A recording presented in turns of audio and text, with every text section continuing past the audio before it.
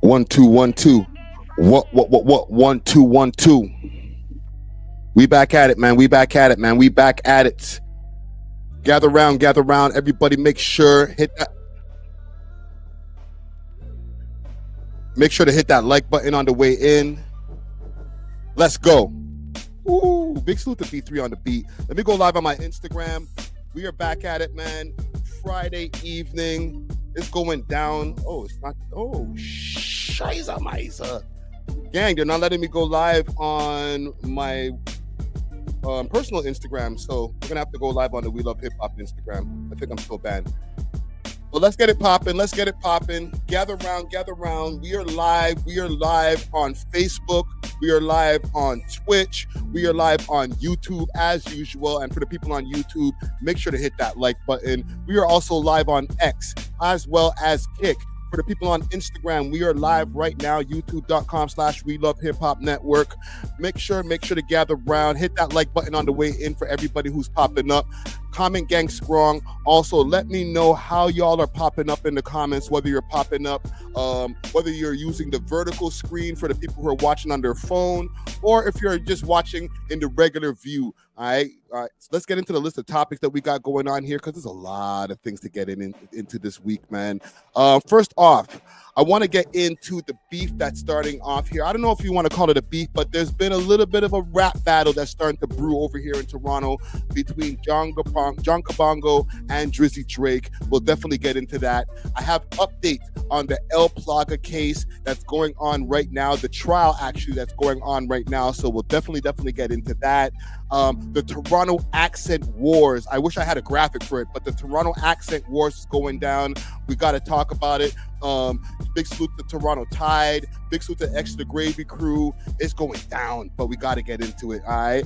Top 5 and the game and the relationship between both of them. We're definitely going to get into that real quick. I also have a segment that I want to get into on why rap is dying. Okay, it's the music industry as a whole, but rap specifically, because we are a hip-hop network. We're going to definitely get into it. I got a video to react to so that we can get into this whole thing. Also, Christmas list went to Barbados. Big salute to all my Bajans out there. Okay, we're going to react to the Christmas list video in Barbados with one of Barbados's biggest artists. So look out for that. And Tim Horton's worker calls out the fraud. All right. We found somebody who's been able to talk about what's really going on over there at Timmy's. So we'll definitely get into that. Big salute to everybody who's popping up in the chat. Comment gang strong. Everybody over here on Instagram. We are live on YouTube. YouTube.com/We Love Hip Hop Network. Nigga. Let's go, man. Big salute to everybody who's popping up in the chat. Comment gang strong. Big salute to Johnny Blix, who I seen in the chat from earlier. Big salute to Brown Skin Dragon, aka Wrench Gang, tapping in. Let yourself be seen. We are out here.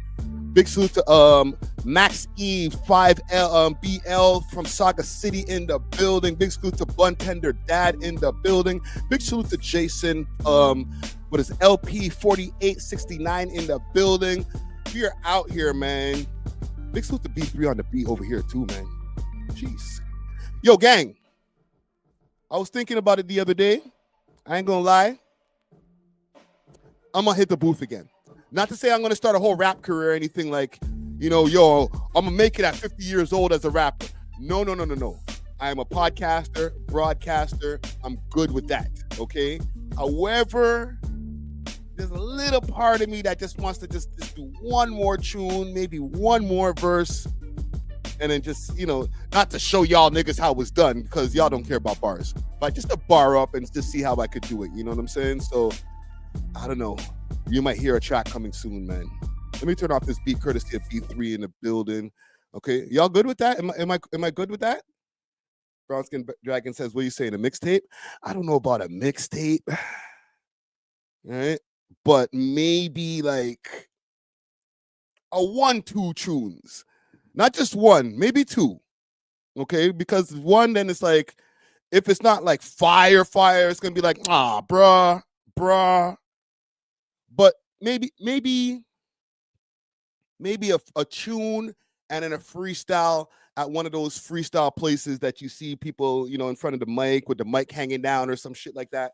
You might see one of those. You know what I'm saying? Big salute to who else is in here? Jennifer 5, love from India. Big salute to you over there in India, yo. See, at least you're letting us know that you're in India. As opposed to some of these Kendrick Lamar fans or super fan stands, because real fans are objective. Stands, let's call them, who are like, nigga, and they're all over the place. You know what I'm saying? I probably demonetized my video. Good evening to Tasha Latina popping up in the building. Yo, Hip Hop Hoops, salute to you, yo. Or salute to the crew. Listen, fam, we spoke about it on the podcast. You got to tap into them. Where are we today? We're Friday. The Thursday episode, we spoke about the bigger picture and the last days of the bigger picture. I think today is when they're premiering their last episode. But salute to Jeremy Heck. If you want me to address it now, I'll address it again real quick. Salute to Jeremy Heck. I ain't gonna jump all over his head top as far as him being a part of that crew, the Hate Drake crew that goes on over there with Elliot Wilson and DJ Dickhead. I'm not gonna bad him for being a part of that crew, because when it comes to being somebody who's from Canada, he's not even from Toronto technically, like he's from Winnipeg, so it's even a more of an uphill battle when you come from a place like that to be able to get any type of notoriety in the game.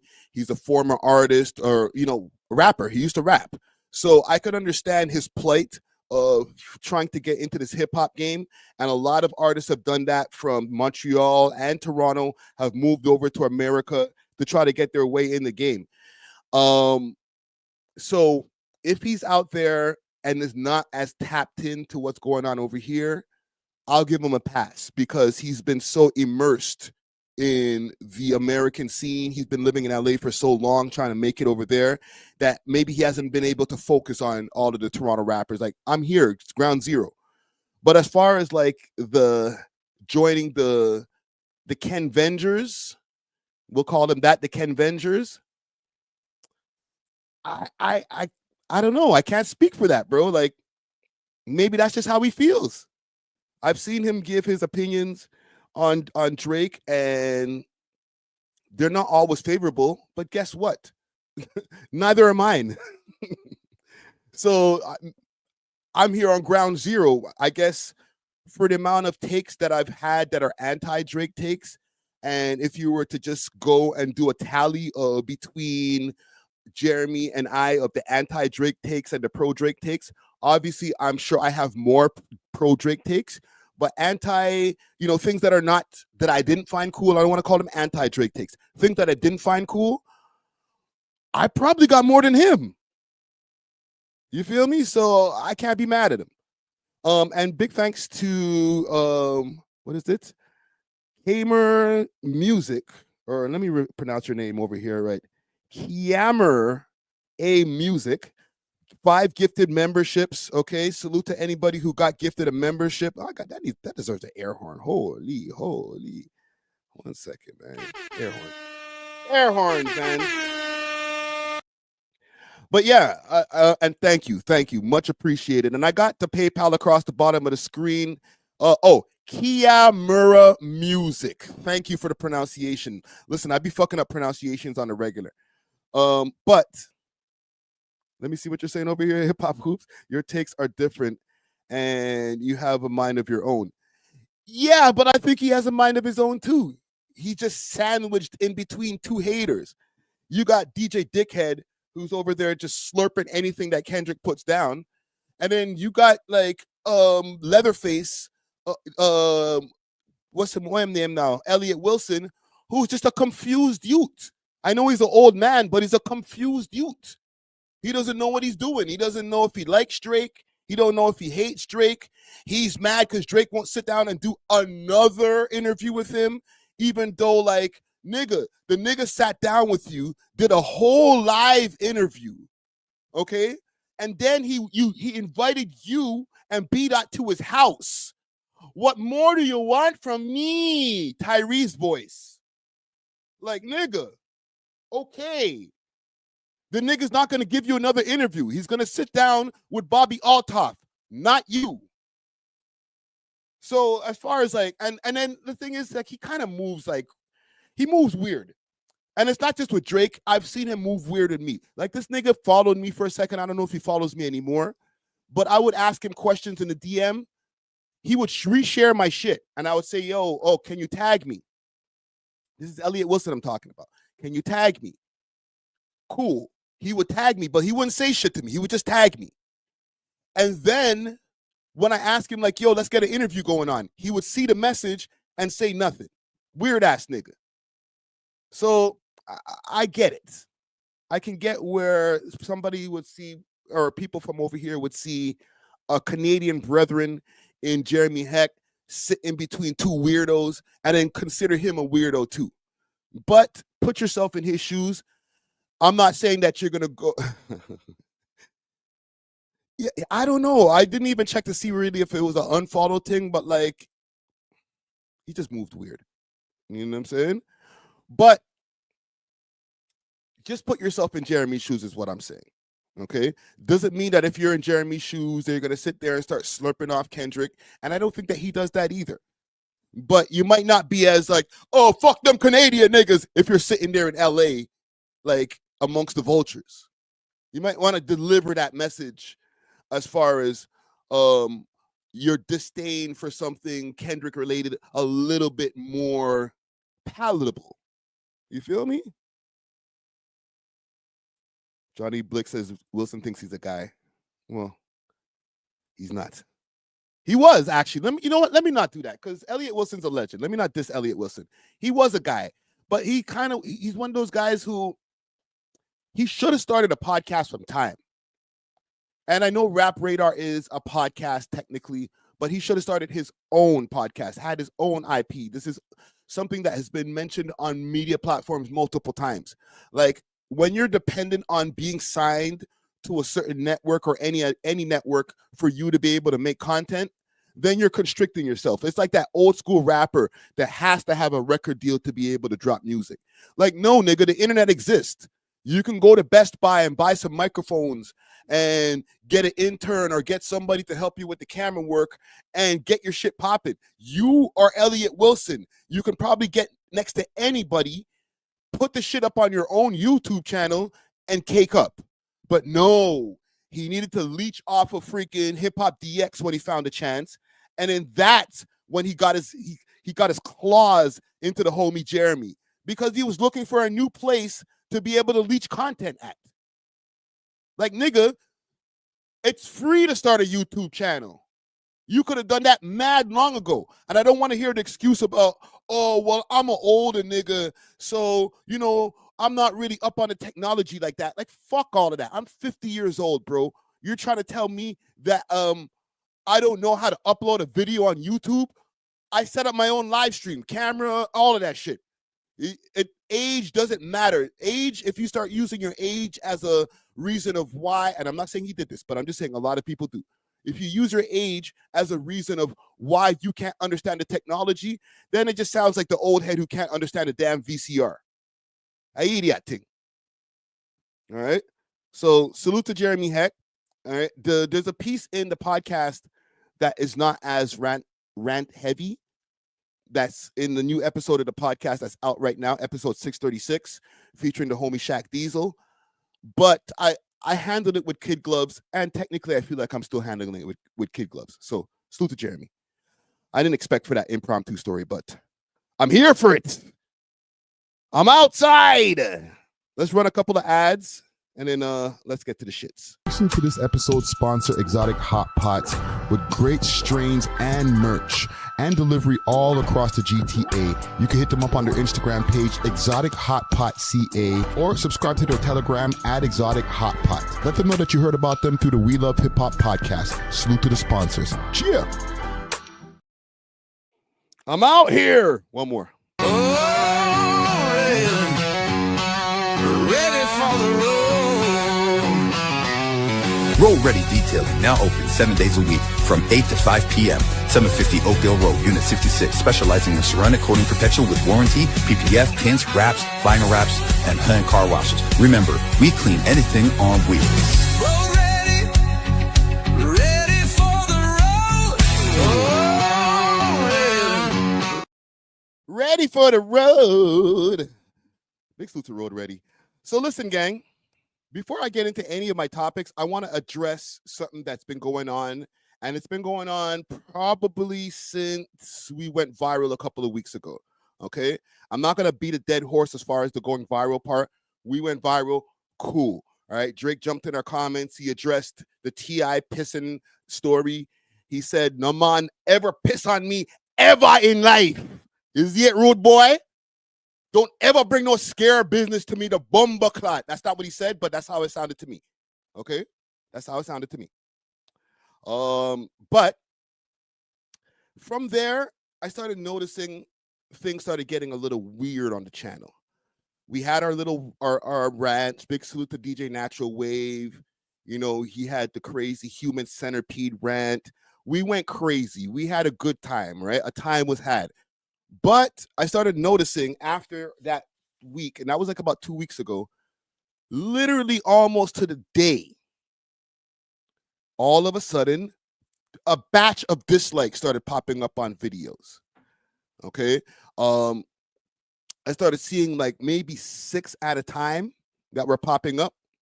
And then it went from 6 to 8. And this has like been frequent over the last 2 weeks. Now, at first, we addressed it over on one of the episodes of the We Love Hip Hop podcast. Like, shit, we be potted, so I don't even remember at this point. But we addressed it. I said, yo, there's a bunch of dislikes happening. I think that they're bots. And I went and I did my inquiries. I hit up YouTube, and to be honest, they're not bots. YouTube responded to me. We did as much analyzing as we can do. And they came back to me after, and I escalated the matter because at first they were trying to be like, nah, bro, we'll help you. If it's bots, we'll just take them out after.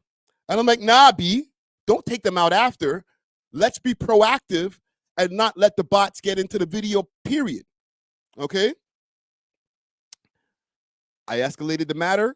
They came back to me and said, no, this is not bots. This is behavior from maybe somebody who's targeting your YouTube channel. So I'll say this. I kind of had a couple of people in mind when it came to the source of where this is coming from, and I'm still not going to try to put anything on anybody's jacket. I will be honest. I did think that it was because we addressed it, keeps it solid in that rant. Okay, we didn't say any names. Actually, we did say some names, and I had a conversation with Keepsakes behind the scenes. There was definitely a misunderstanding between the two of us, and now we're good. That's my brother. Ain't nothing stopping that shit. Okay, anything that's happened, even when it came to like the misunderstanding, and if there's anything that I need to apologize for, I'm doing it. I'll do it publicly. That's my bad. Okay, but it ain't Keepsakes solid. It ain't coming from there. So let's get that clear right here on this live right now. The dislike bots are not coming from Keepsakes solid. Now, I did address more than one major Toronto blog. And and that would be Six Buzz. But to be honest, I don't think it's coming from there either. Okay? And let me see what y'all are saying in the comments over here. Because to be honest, it's some really stupid, petty shit. Because wherever it is coming from, and I've deduced it to maybe it coming from a series of maybe smaller blogs and stuff like that are trying to just dislike the videos. They might have not liked my rhetoric over the years. You know, I've been blamed for getting pages packed, all types of shit. Okay, public enemy number one, Sutga.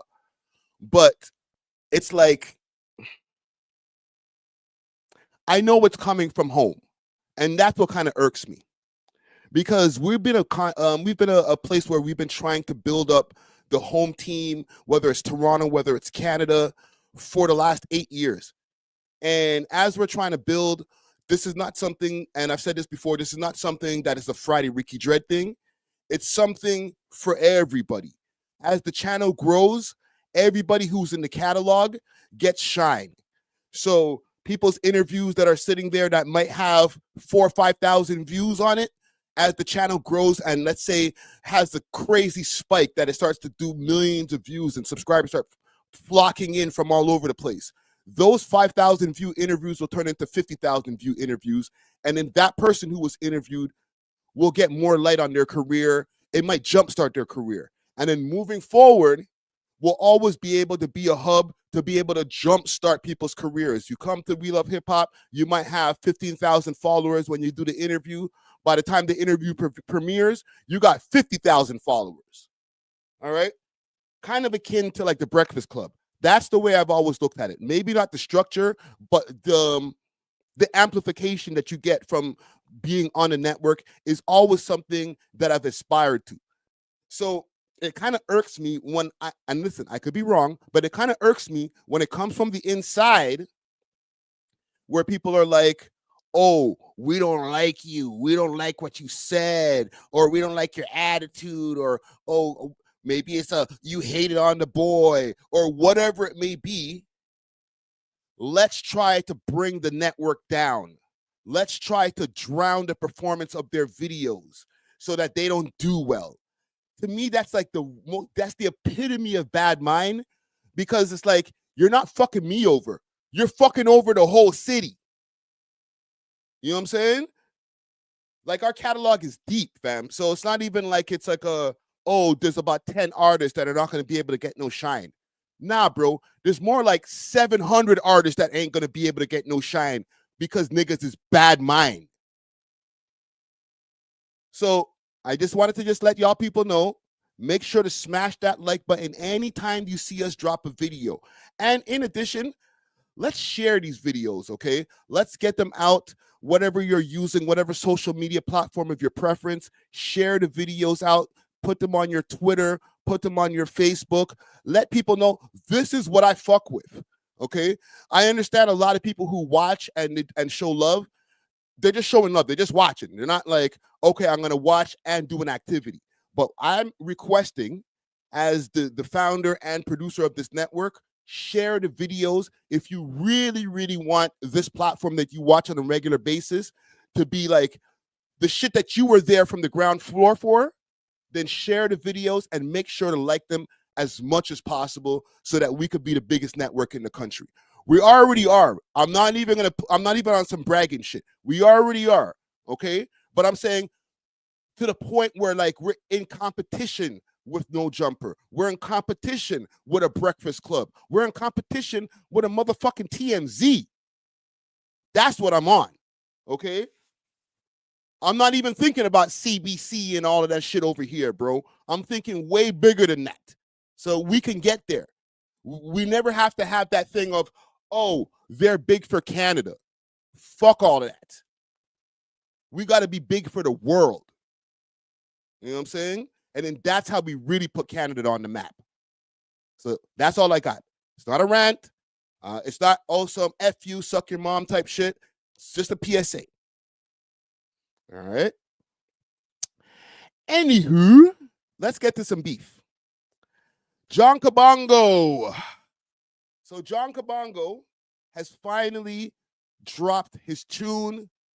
He is ready to set it off on Champagne Poppy.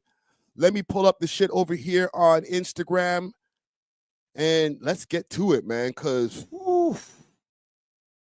I don't know, man. He's getting some mixed opinions on it, though. So let's go to my Instagram page and follow us on Instagram. We Love Hip Hop Network. He sent me the video this morning. We'll do a reverse after this. So I'll play a little bit of this and then we'll play it again at the end of the segment. Salute to John Kabongo. Yeah. I relate to kids going straight to the league. They recognize that you got what it takes to succeed. And that's around the time that your idols become your rivals. Let's go. You make friends with Mike and Yayo for your survival. The new wave for the city is here. I am so far gone, can't be living in fear. This is not a diss song, I'm just making it clear. The doc got a new star that I see in the mirror. Maybe I should start a poll. Really started from the bottom where I stayed in my zone. With my ball, I was through the leg, dribbling home. It's a focus that you had when you know you the one. Boy, when depending on what I do to his drums. Nico saw me smoke the nights for what beat as a youth. Sammy knew since high school, I'm a dog in the booth. Rock saw me rock the stage and history like a pro. A chance at the Apollo, I'm here on my rocky flow. Whoa. And I ain't getting bullied on my confidence. I only fear God, not accomplishments. I'ma catch up like some condiments. Just give it some time. And I don't never need their compliments. They know I can rhyme. Congolese, baby, I'm a... He said he don't need your compliments. He knows he can rhyme. All right, keep them. warrior for real. The comment really made me feel euphoria for real. Oh. He calls himself the sixth guy. He wanna see us kneel. I guess that's how the new Toronto talent gets revealed. So the comment that he's talking about in question. So let's go and do some reverse engineering over here. Right here is it? Yeah. He's like, I can't comment without it becoming a news story. Like, I feel like sometimes he probably just wants to comment and just get his shit off, and everyone's like runs with it because now I'm seeing John Kabongo and him, or not even, it's just John Kabongo trying to fend his boy in a comment section with like maybe like 800 views or so. Like, it's so like local, but at the same time, I was kind of shocked at that, to be honest. What do y'all think about that? Because this happened. I'll pull up the comment, right? And this is courtesy of Toronto Rap Stars. The comment here shows where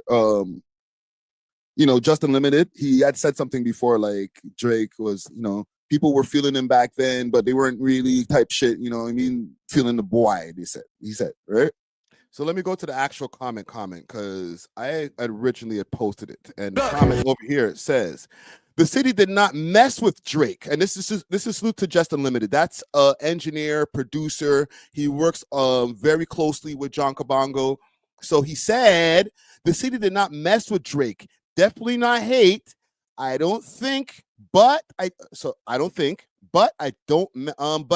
just did not mess with that boy. Okay, so he didn't think it was hate that was happening back then. It's just that, I guess, and let me actually add a little slight bit of defense to him, okay? Slight defense. The city did mess with Drake back then. He was getting played on the radio. He was getting played on Flow 93.5. Big salute to P+, who was the first one to play City Is Mine on Flow 93.5. Okay, he was getting played on Project Bounce. He had the diss track or the beef with Aristo, and that was getting heavy rinse on Project Bounce. He was getting played on college radio, yes. But everybody who was getting those flow opportunities back then were getting looked at a little bit sideways by some of the like more grungier artists in the scene. You know what I mean? They'd be like, oh, you compromised yourself so that you could be on Flow. Or, oh, that's that soft flow type shit. You a flow rapper. You know what I'm saying? And not a flow rapper meaning, oh, they're flow. Meaning Flow 93.5 mainstream radio type of rapper. Okay? So, yes, there was a divide back then. And I think, and I'm shooting a lot of bail. Okay? There's a lot of bail being given right here. I'm thinking that that's what Just Unlimited is talking about. Okay. And then he responded, and then he doubled up again and he said, Friday Ricky Facts.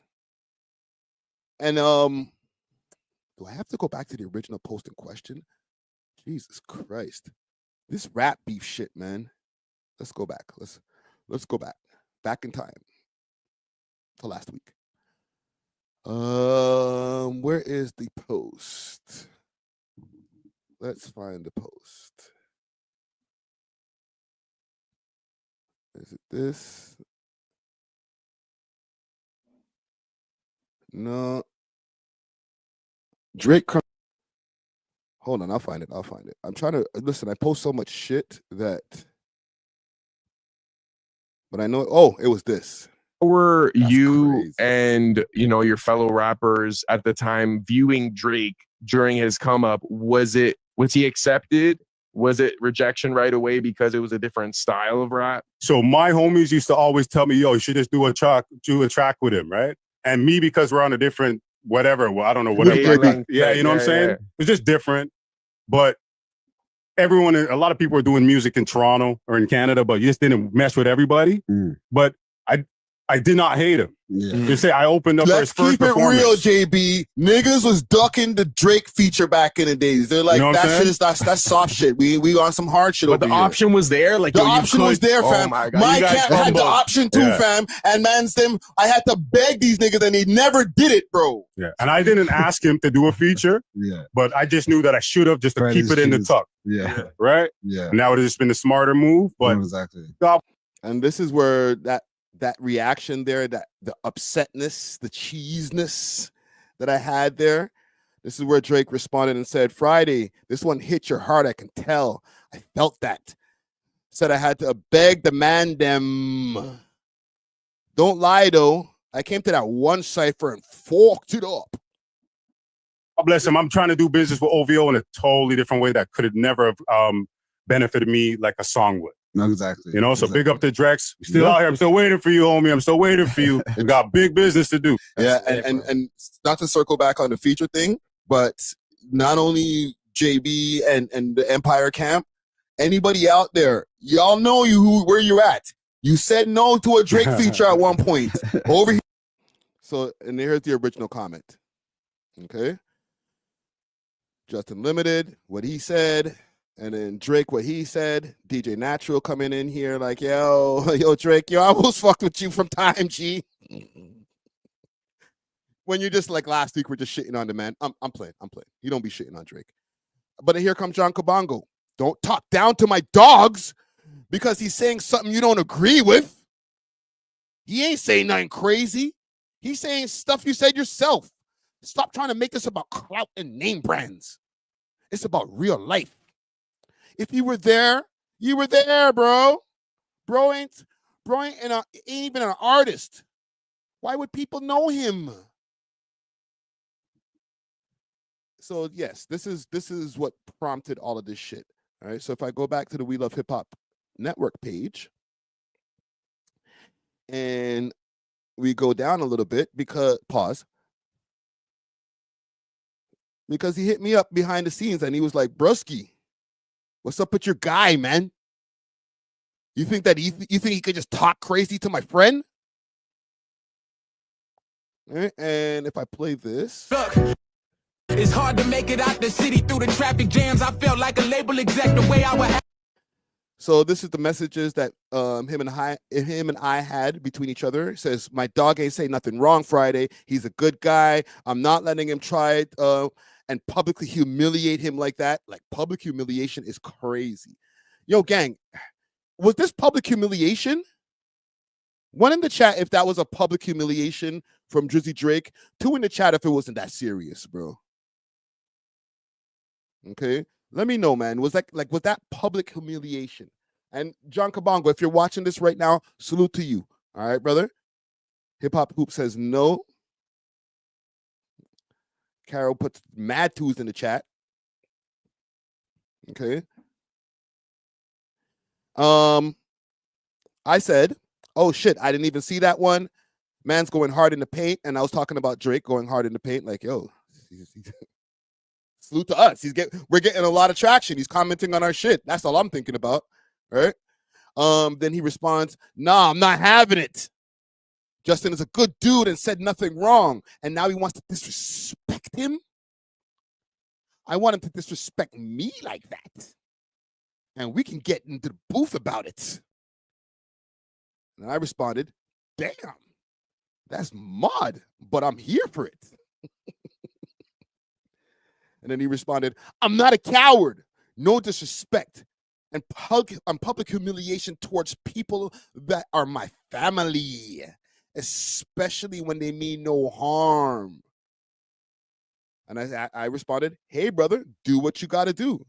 And he said, let your audience know I challenge him to speak to a real rapper like that. Okay?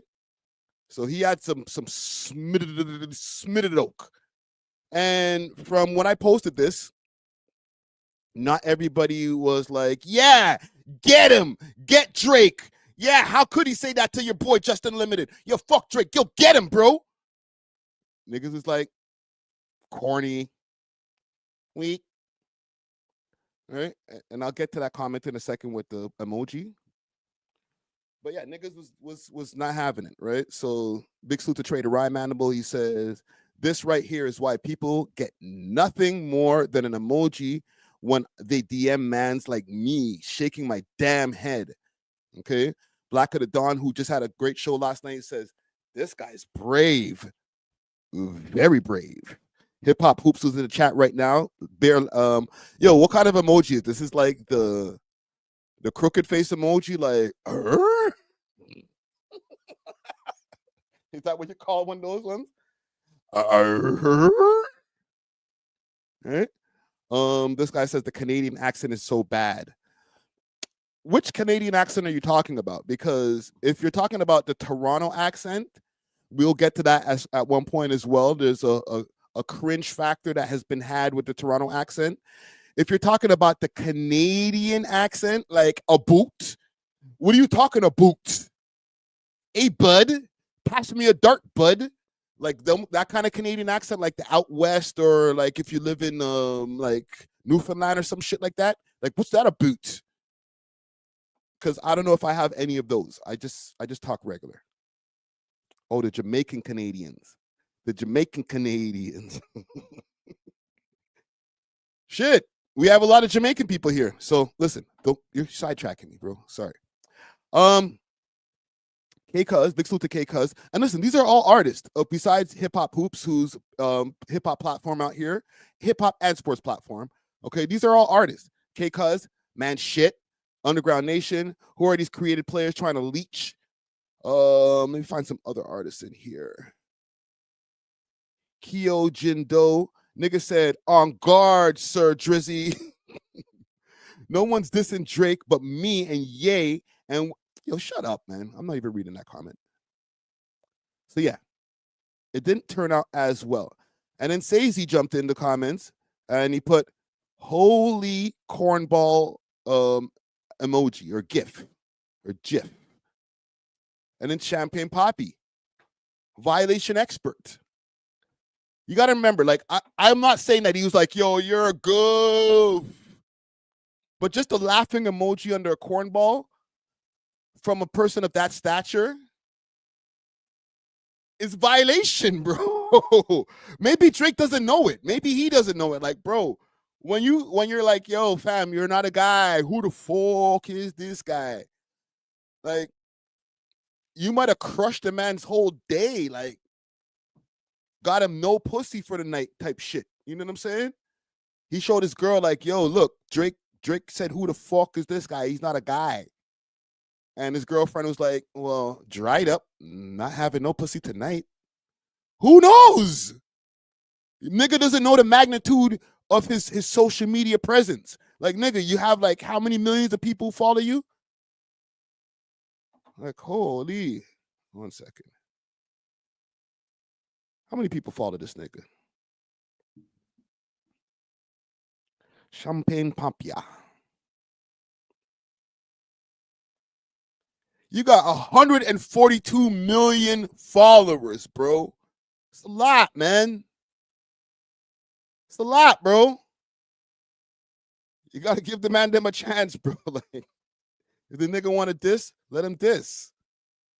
So I can understand how, like, the guy could feel a little bit of pressure, like, yo, bro. And then, you know, John Kabongo, and listen, I'm shooting heavy bail right now, but, like, John Kabongo might have been like, broski, that not make it, dog.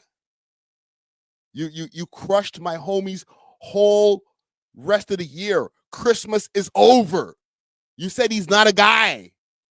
I have to defend his honor. So here we go. Let's run it. Yeah, I relate to kids going straight to the league. You recognize that you got what it takes to succeed. And that's around the time that your idols become your rivals. What else? You make friends with Mike and Yayo for your survival. The new wave for the city is here. I am so far gone, can't be living in fear. This is not a diss song, I'm just making it clear. The doc got a new star that I see in the mirror.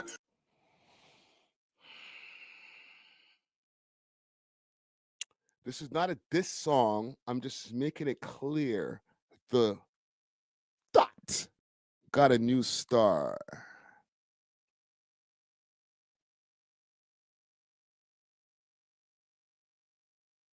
Is that a double entendre, bro? Because we know, or I don't know if we know. I don't know if you guys know. And this is not an indictment on John Kabongo, right? Salute to John Kabongo. Great interview that we have on the channel.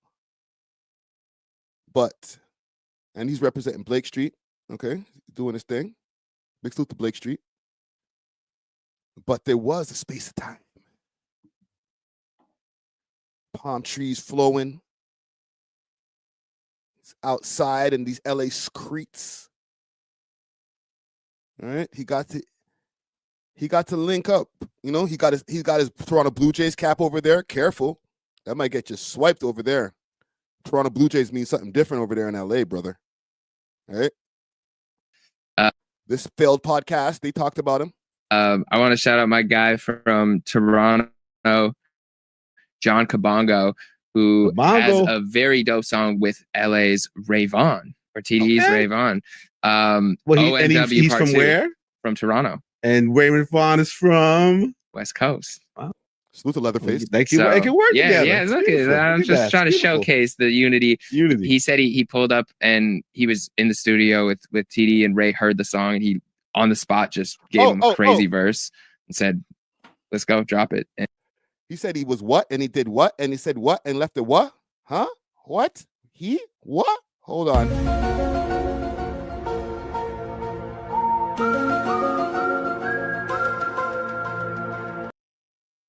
I was late on the sound effect. I was parking my spliff, courtesy of Exotic Hot Pots. Is there something to that there, gang? Am I reaching? Am I searching too deep into the pot for some bullshit? The TDE connection. So, yo, don't worry, bro. And this is just a theory. Don't worry, bro. Get at that nigga. If anything goes down, you got the backing of us. Top Dog Entertainment. All right? Top Dog will hold you down. TDE Punch. They'll hold you down. All right? It's a theory. You know what I should do? Let's run it again. Let's delve a little bit deeper, but I'm gonna call this nigga.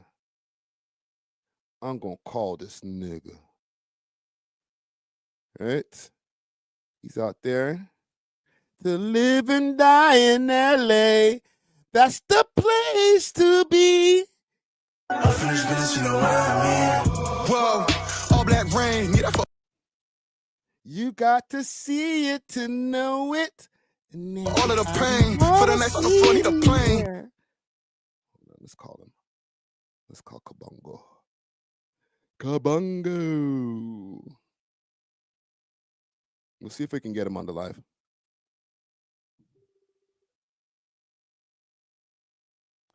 Kabongo. Yo, I'm currently on my live stream right now, bro. If I send you the link, can you join the live? I'm on YouTube on multiple platforms. Okay, so what do? I just I'm gonna DM you the link right now. You don't need to download the app. All right. Bless. All right, gang. We got him. Let's get the link over to him. Instead of just sitting here talking about the man, like shit, may as well talk to him. Like, fuck. Talking behind a man's back. I don't even think he's watching the live. Let's send this over to John Kabongo's. Actually, let me take this off the screen. 1 second, gang. I can't have you all up in my DMs and shit. Shit, man. Let's get John Kabongo on the line. Let me send him a quick DM. Bang. All right. Now, let's get back to the tune. Hold on, let me get DMs off the screen. Let's get back to the tune here.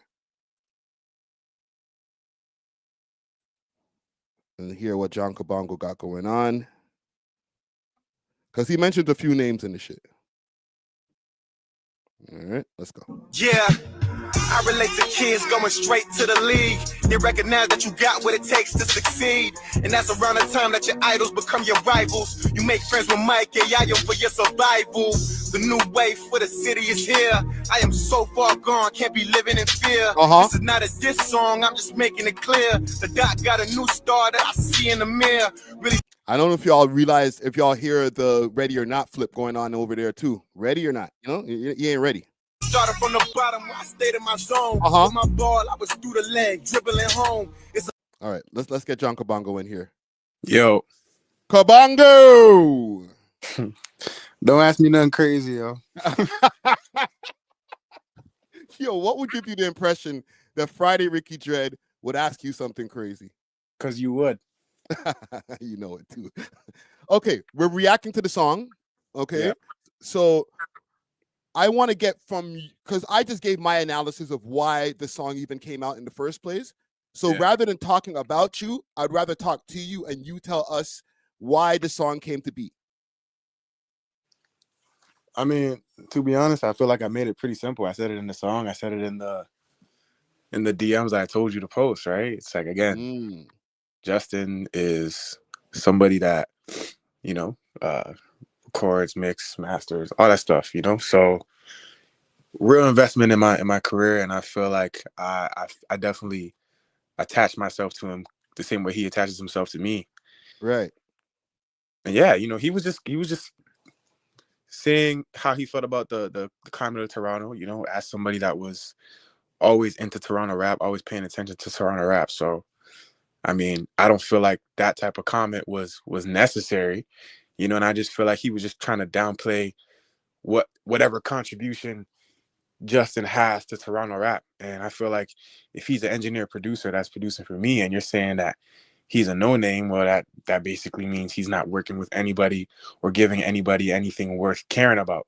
So that's why I was like, all right, cool, like, let's show what we can do, right? And, you know, I saw somebody say, oh, well, the bars aren't his. Yeah, and that's why I used it. I used Drake's lines of, your idols become your rivals, you make friends with Mike, AI, and for your survival, because it's like, you came in the game like that, right? That's what you, your first album. So it's like, I'm just a young generation rapper, just, you know, trying to hoop with the best of them, you know, kind of like the analogy he made. So again, no one's gonna think that I'm that good or that I'm deserving to do that. And that's fine. Like, you know what I mean? Like, especially the people that are super fans of his, you know what I mean? But hold on. Because in the comments, and I want to know how you feel about this, because I feel like you got a lot of backlash in the comments from artists, bro. And I was actually surprised by that. Yeah. Why do you think that happened? That's what people do. I mean, to be honest, I don't care. Like, I don't really care about the backlash, you know, like that. Like, I don't, people are going to say I'm doing it for attention. It's like, just do your homework. Like, watch my career. Like, I rap. I've been rapping. Like, I rap about how I feel. Remember we did the interview at the City News? Like, I rap about the things that, like, I see, that I notice. Like, this is what I do, right? I comment on everything in my music. So it's, people can say whatever they want, but I don't, like, I really don't care. Like, I just know I'm making people upset because they're like, who does this guy think he is? You know, like, who's this guy think he is to step to the plate and rap against, you know, the sixth god? And it's like, you know, again, bro, there's no other way I feel like I should go about it. It's not like I'm trying to shoot Drake. You know what I mean? Like, you know what I mean? Like, this is not violent. This is just me saying, like, okay, you feel like people aren't contributing anything worth paying attention to. Let me just show again, because I feel like we've been doing that. No, bro, I fuck with that, because like you felt a way about something, and a lot of guys would just go and just pick up their phone, talk a bunch of shit on live, and not and they're actual rappers. I'm like, why are you on the phone? Go in the goddamn studio and say how you're feeling there. So the fact that you did that, I fuck with it. You know what I'm saying? And that's what it leads to at the end of the day. Like, people are gonna be like, oh, it's trash. I know it's good. You know what I mean? I know it's fire. Like, I know I proved that I could rap. Whether it's the best song you heard of your life or not, like, I know you hear that and you say, okay, this is a rapper that's 26 from the generation younger that could hold his own in that way. I know I proved that. You know what I mean? So, damn, bro, you're only 26 still. I freaking Yeah, like Drake's not my peer. Like he's way older than me. I grew up listening to your music. Like I grew up a fan. I made that song where I talk about how I grew up on his music. Like this is not somebody that I came up with and I'm hating because he made it before. Like, bro, like, you know what I mean? Like I grew up listening to your music. Like that's what I told 40. It's like, bro, I grew up on your guys' music. What else am I gonna grow up listening to if I live in Toronto at like 9 to 14 years old? No, that's a fact. You know what I mean? I'm gonna ask you, and I'm not gonna ask you a messy question, but I'm just gonna it's a little bit delve a little messy. All right. You were in LA. Yeah. It was earlier this year. It wasn't last year, it was earlier this year. Okay. You have a song with Rayvon. Yeah. Are you anyway a TDE affiliate at this point? Nah, I was just paying my respects. You know what I mean? Like again, like I was over there, have some relationships with some people, went there and made music. It's not like we made a Drake diss. You know what I mean? Like we made a regular song, you know? And I always been a Kendrick fan. Like I've been a Kendrick fan probably more than I was a Drake fan growing up, just because, like, you know, I'm a kid from the hood. My primary goal from 8th grade was to not go to jail. Good kid kind of gave me that roadmap. You know, I'm really a kid from the hood that just used to get in trouble a lot, principal meetings, and I'm like, okay, I can't go to jail. Like that's not happening. And Kendrick was the soundtrack to that for me. You know what I mean? Like that's real life. That's why I love rap so much, because it's like, you know, I'm what 2012. My options are Kendrick or Chief Keef. You know what I mean? Like, those are Drake. And I chose Kendrick. You know? I'm playing. You're funny.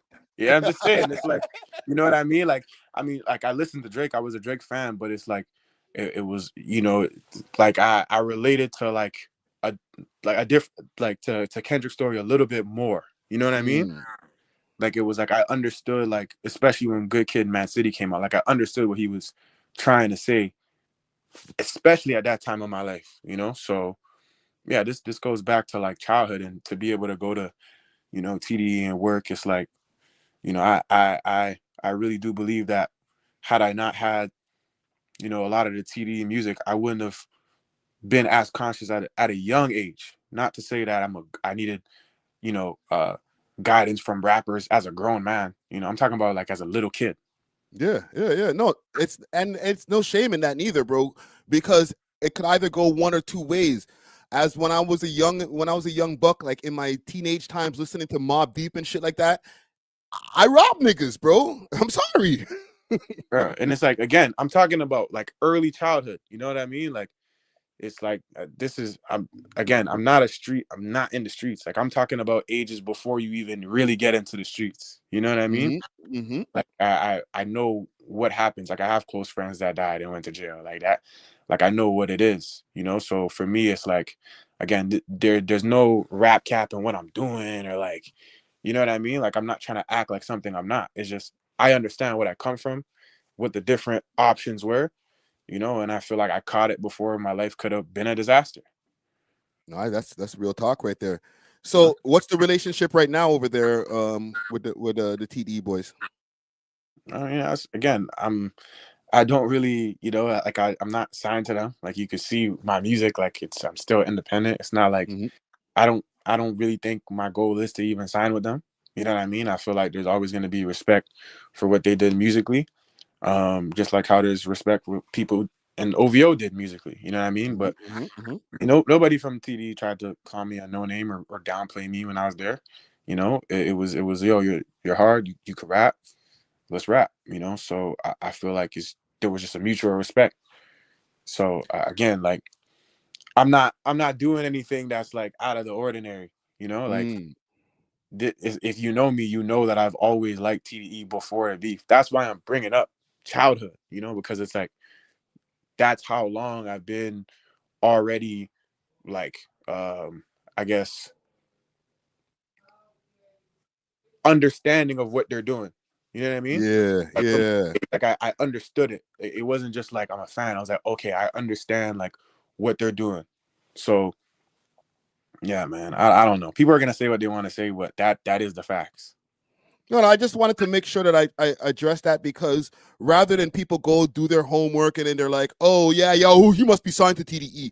Speak to you directly and then get the actual information. You know what I'm saying? Because I even speculated. Like, I was like, yo, shit, he might be low-key signed to Top Dog in them. Nah. So, okay, full circle. Yeah. You got the song. It's only a snippet that you have out right now. Where can the full song be found? No, the full song's on YouTube. Okay. And SoundCloud. Yeah. You said it's not a diss song. No, it's not. I mean, you can hear it. I'm not dissing. You can hear that it's not a diss song. I said it in the song. So what if Drake responds? What happens next? We'll see. I mean, I would love for him to respond. You know, again, I would just love to compete at a high level. You know, if he like, that's all this is about. You know, like, even if I'm not that good now, like, that's the goal. Like, even if somebody doesn't feel like I deserve to even be, like, the goal is to get to that point. Like, I dedicate every single day to getting better at the craft. You know what I mean? So it's like, if you're hating on that, like, you probably just don't want, you know, young artists to be great. That's facts. That is facts still. No, brother, listen, I wanted to, I'm glad that you came through and was able to clear this up. I'm going to run the tune as soon as I get you off of the live here so that we can get the full, and it's 4 minutes and 19 seconds from what I see here. So we're going to run through the full tune, and big up to you, bro. Keep doing your thing, fam. Nah, for sure. I might have said John listened to Kendrick and she listened to Drake. That's funny. I feel like the comments are funny because it's like people don't even know my story. You know what I mean? And it's like, this is good though. I think it's good because, like, it's gonna give people an opportunity to dive in, you know? And I'm somebody that, like, I embrace both sides. I embrace the love and the hate. You know what I mean? Because I'm not naive. Like, I don't feel like everybody's gonna like me, but I know that I'm still gonna make myself known. So, and a little bit of hate is, I don't want to sound crazy, but a little bit of hate is always necessary. You know what I'm saying? It helps to drive the engagement. It's inevitable. You know, there's always going to be people that look at me like, yo, who is this guy? Like, this guy sucks. Like, this guy's not nice. This guy can't rap. This guy's not that guy. Like, that's going to happen forever. Like, I don't know what else I'm supposed to expect. Like, I'm not an idiot, you know? The greatest, nobody's ever satisfied with one artist universally. Like, the world's never satisfied with just one artist and everybody agrees. Like, there's always, like, polarization. You know, people like it, people don't like it. Yeah. Let the people know where to find you, where to find your music. And yeah, man. What else you got going on for the rest of the year? Yeah, man, it's just good music, bro. You know, John Kabongo, Instagram, Spotify, you know, all that. You know, I know you guys don't know me and I'm a no name, all that stuff, but I'm telling you that this is, you know, only a continuation of me continuing to rise. I think that's all I could say. You know, like, I'm just going to keep getting better at music. I'm just going to keep being the type of artist I am. I'm not the Drake type artist, as you can see. I'm a different type of artist. So I feel like I'm gonna continue to make the type of music I'm making, whether people like it or not. And, you know, we're doing that till my time's up. That's it. Listen, and I'm gonna keep on supporting it, brother. Nah, it's Love Friday. Always love, man. Yo, salute to you, brother. All right, fam. Bless. Yep. Big salute to John Kabongo, man. Listen, gang, I had to, you know, go straight to the source. We can't just be here just chatting about the man over here on the live stream. All right, numbers are there accumulating and shit, and then, you know, he watches it later and he's like, Friday, you got something wrong. Like, nah. We get it straight from the horse's mouth. Pause. No pause. There's no pause on horse's mouth. Let's play the whole tune. This 7 I'm about to roll is for the 27 years Mandela spent in that prison and couldn't get no justice and took all that crap. That's why I ain't gonna crap out. No! I might have to cut this out later because this might get copyright, but fuck it. Let's go. Yeah,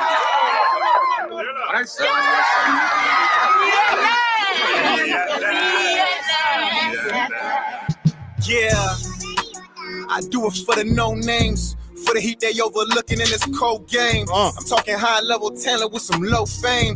I got a brother named Justin that they won't shame. Pure hearted magic wrist when it's time to mix. Back when I used to hoop and spit, living in the sticks. Coming home to free. Hold on. Name drop. Justin that they won't share. They overlooking in this cold game. I'm talking high level talent with some low fame. I got a brother named Justin that they won't shame. Pure. He's talking to you, Drake. Hearted magic wrist when it's time to mix. Back when I used to hoop and spit, living in the sticks. Coming home to free sessions, we was working quick. Only had a few days when I made. He's floating on this still, man. His flow, the way his cadence and his flow on this, nice. The trip, crossed the border trying to get my mother out the jets. My big brother came close and I was coming next. I came back to the block, mother caught cancer. Just to let me in a booth so I could find answers. City news was really deeper than music. Didn't have the funds for the stool, he let me use it. I see what he's doing here. I fuck with it. It's not just okay.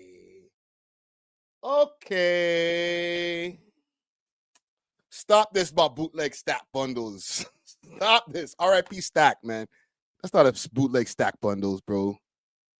Niggas his own self, bro. Stop this. That I was one of the best. I really proved it. Had to get it off of my chest so I would lose it. Oh, my bad. I got sidetracked. Yeah. It's not just it's not a Drake diss, but it's not a song addressing Drake and all of that stuff. You know what I'm saying? Like, it's a song. He's talking about his life. Okay. The fact that, he had to, address a few people, chat to a boy. Salute to Drake. Don't get mad at me, bro. You have to chat to a boy, say, yo, listen, mind your speech, brethren. Watch how you talk to my friends. Just a little quick addressing. You know what I'm saying? But the song wasn't about Drake. Just mind your speech, brethren. A year later, Justin about to be a dad. Dealing with some pressure that he never had. Meanwhile, I'm working at A.W.O.L, helping out my moms with rent, selling their clothes. Oh!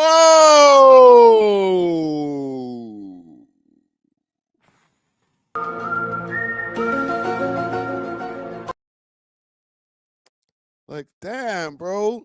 The niggas, friggin' John the Judas is crazy. He just worked at the store, dog. It's just a store, fam. You don't get the OVO chain for working at one of the retail outlets.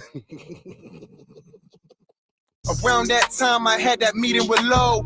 Looked him in the eyes and knew that I had to go. It wasn't what I wanted. I peeped it and chose my path. Showed him all my singles and doubled down on my craft. Who's low? Yo, who's low? Who's low, gang?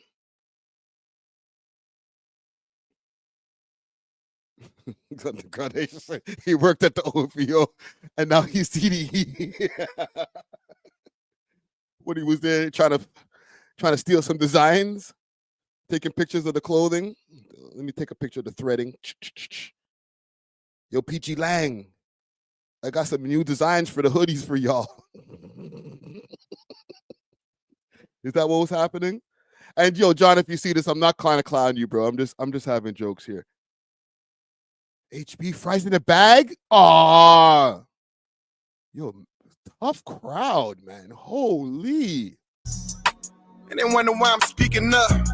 A man gotta stand when things is heating up. Justin low key never looks for trouble. Now I gotta burst the bubble. It ain't leading us. Oh. Yeah, the best bit out. Yo, listen, bro. He's defending his brethren, yo. Justin got mad name drops on this, yo. Justin, you need to get John Kabongo an extra nice Christmas gift this year, okay? He's putting his neck on the line for you, my nigga. Now I gotta burst the bubble. Dubs might crash for this nigga, bro. I don't know, bro. So, like, I'm playing. Chubbs ain't crashing nothing for this rap, bro. Maybe he might. You never know. Man can get sensitive sometimes. It ain't leading us. Yeah, the best bit out the city that could throw stones will rock with me. I could be a writer for the camp and just beg for them to pick me. Can't take the bait or let them trick me. I gotta. Nigga, I thought you said this wasn't a diss song. You said you could be a writer for the camp? What writers? You said that wasn't a diss song, brother. What writers are you speaking of there, sir? bright. You're bright. Chance. We do that. Now I gotta burst the bubble. It ain't leading us. Yeah, the best spit out the city that could throw stones, real rock with me. I could be a writer for the camp and just beg for them to pick me. Can't take the bait or let them trick me. I could be a writer for the camp and just beg for them to pick me. Oh, O.W.O. sweatshop bar for your head top, bro. Oh. No, listen. That is one of the hardest O.W.O. sweatshop bars I heard in a minute. I ain't even trying to hype the set or anything like that right now. That is a hard O.W.O. bar sweatshop right there. Right? Shiesty's butts got him. Right? That's a headshot right there, brother. That's, I don't know, man. You might be, I got to call your cap on this, man. I don't even got to flag on the play, bro. Justin low key never looks for trouble. Now I gotta burst the bubble. It ain't leading us. Yeah, the best spit out the city that could throw stones, real rock with me. I could be a writer for the camp and just beg for them to pick me. Can't take the bait or let them trick me. I got a chance. We do this at a high level, man. Never fold under pressure. Huh. We love the spotlight. Cause we gonna shine every time. Shout out my guy Just.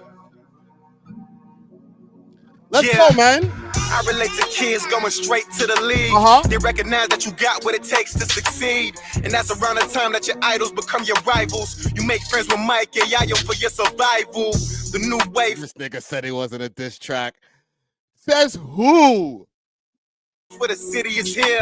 I am so far gone, can't be living in fear. This is not a diss song, I'm just making it clear. The doc got a new star that I see in the mirror. What else? Really started from the bottom when I stayed in my zone. With my ball, He said he really started from the bottom, nigga, not you. I'm playing. Yo. I am hyping the set. But I really started from the bottom. Who didn't then? Okay, if you're saying that you really did, then who didn't? If I'm Mans, okay, if I'm Mans like Drake, and I'm there sitting there listening to this, like, okay, you really started for the bottom. I'd say, you know what? I think this nigga's dissing me. He said maybe 4 bars before that it's not a diss, but that sounds like a diss. I'm not trying to stir up some shit. I'm just calling it how I see it, my nigga. New star that I see in the mirror. Really started from the bottom when I stayed in my zone. With my ball, I was through the leg, dribbling home. Let's go. It's a focus that you have when you know you the one. Boy Wonder been known what I do to his drums. Ooh, Boy Wonder been knowing what he do to his drums. Smoke the nights for what beat as a youth. Sammy knew since high school, I'm a dog in the booth. Imagine just bringing up bare names. Says Sammy knew from high school he's a dog in the booth. And on the court. Sammy knew since high school, I'm a dog in the booth. Rock saw me rock the stage and history like a pro. A chance at the Apollo, I'm here on my rocky flow. Big salute to Johnny Rocks, yo. That's my guy from back in the day. Saga strong, yo. Chase this busted. Yo, listen, leave the man alone, okay? Big salute to Shiesty's bud. He says, John don't want no OVO smoke. I get it. He doesn't. Okay? Because, like, mans will, like, just be like, yo, well, fuck this guy, man. Yo, who's he talking to? No, bro, get in the booth. Do something about it. Don't crash on him. Chubbs, don't crash nothing. Okay? Fall back. Listen, I can't tell you what to do, obviously. But, nigga, if you see this, Chubbs, don't crash nothing. All right? Just chill. All right? TV Gucci. You don't have to have his back. Just chill. Let that nigga Aubrey get in the booth and respond to this shit. Let him fight his own battles. That's all I'm saying. I fuck with the boy, okay? Y'all seen he's been showing a lot of love in the comments. I'm not hearing about to say, yo, fuck Drake, blah, blah, blah. No, bro. The niggas addressing you, bro. Even a sub. Send a sub. But send him a sub that we can understand. Actually, nah, man. Call his name out, bro. Iceman that, bro. Yo, Drizzy. Iceman that, bro. All right? What are you saying over here? Calvin, he said, let's really say how an OVO can flow nobody. Carol said, this is why Friday you didn't get the club roll or the Chubbs roll. I can't crash niggas like Chubbs, bro. I'm not a fighter like that, bro. I might end up just shooting niggas and catching a charge. You know what I'm saying? But yeah, sidetracked again. And I ain't getting bullied on my confidence. I only fear God, not accomplishments. I'ma catch up like some He said, he only fears God, not your little platinum plaques and friggin' Billboard charting and all that bullshit. All right? He only fears God. And I ain't getting bullied on my confidence. I only fear God, not accomplishments. I'ma catch up like some condiments. Just give it some time. And I don't never need their compliments. They know I can rhyme. Congolese baby, I'm a warrior for real. The comment really made me feel euphoria for real. He called himself the warrior for real. That comment really made me feel euphoria for real. Oh, nigga, somebody said something about Meek in this. Meek could never. Meek Millie could never. And especially in that short space of time. You didn't hear how he flipped the euphoria bar in there? This nigga's gifted. I'm not even like playing them for the cameras or whatever. I'm really saying this. Like, if it was a trash rhyme, I wouldn't be able to break it down. Put it that way. Okay? We would have been through it already. It would have been like come and gone because it's like I can't break down rhymes that are garbage. But when there's like double entendres and metaphors and punchlines, like now we got action. Six guy, he wanna see us kneel. I guess that's how the new he called himself the sixth guy. He wanna see us kneel. I guess that's how the new Toronto talent gets revealed. Yeah. Oh, nigga. That's a diss song. What? What are you saying, fam? Mans have to get on their knees to get on, bro? Lord, clap. Fire. Fire. Where's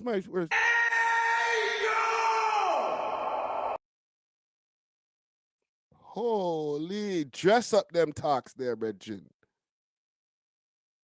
Let me hear that again. I'm a warrior for real. The comment really made me feel euphoria for real. He called himself the sixth guy. He wanna see us kneel. I guess that's how the new Toronto talent gets revealed. Yeah. Oh, you can.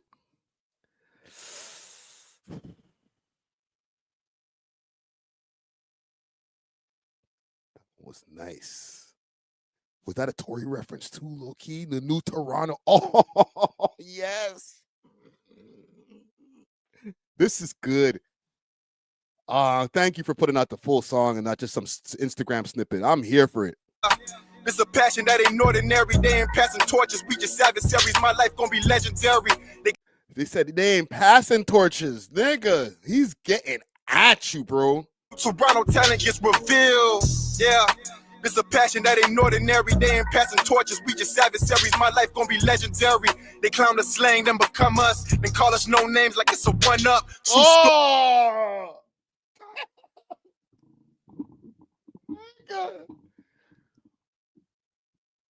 Drake, you gotta respond, bro. I know niggas is gonna be like, oh, it didn't even get any views or whatever. Well, guess what? It's on We Love Hip Hop now. It gonna get some views. Hit that like button, man. All right. Even if they don't see the music video or the song itself, they're gonna see the We Love Hip Hop reaction.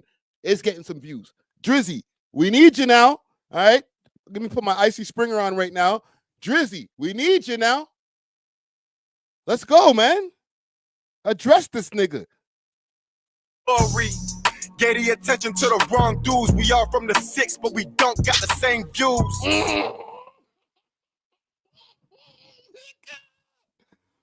He's chomping food right now. Keep 6 Archive says no one cares about this. Why the fuck would he respond? I give a fuck. I'm here for it, bro. And bro, he jumped all over the nigga in the comment section. Nigga, he has 142 million followers. You go crazy on a nigga in the comment section, says, who the fuck's this guy? He's not a guy. Somebody's gonna know about this shit. You know what I'm saying? And guess what? This is what I'm here for. Maybe everybody didn't know about it. I didn't see a lot of views on the Instagram clips. I didn't see a bunch of people doing mad collabos. It didn't get posted all over the blogs. John Kabongo drops Drake this song. I'm here for it. Come on, man. Left to all my brothers on the drill scene. I pray we all beat the system for some real green. Let's go, man. They gonna say it's hate. It's not hate. Talk it's to them. Love, because the truth is love. I only hate the people that I lied to. 40 knows. It's always been respect. I told him in his face. I just know what to chase. Let's go.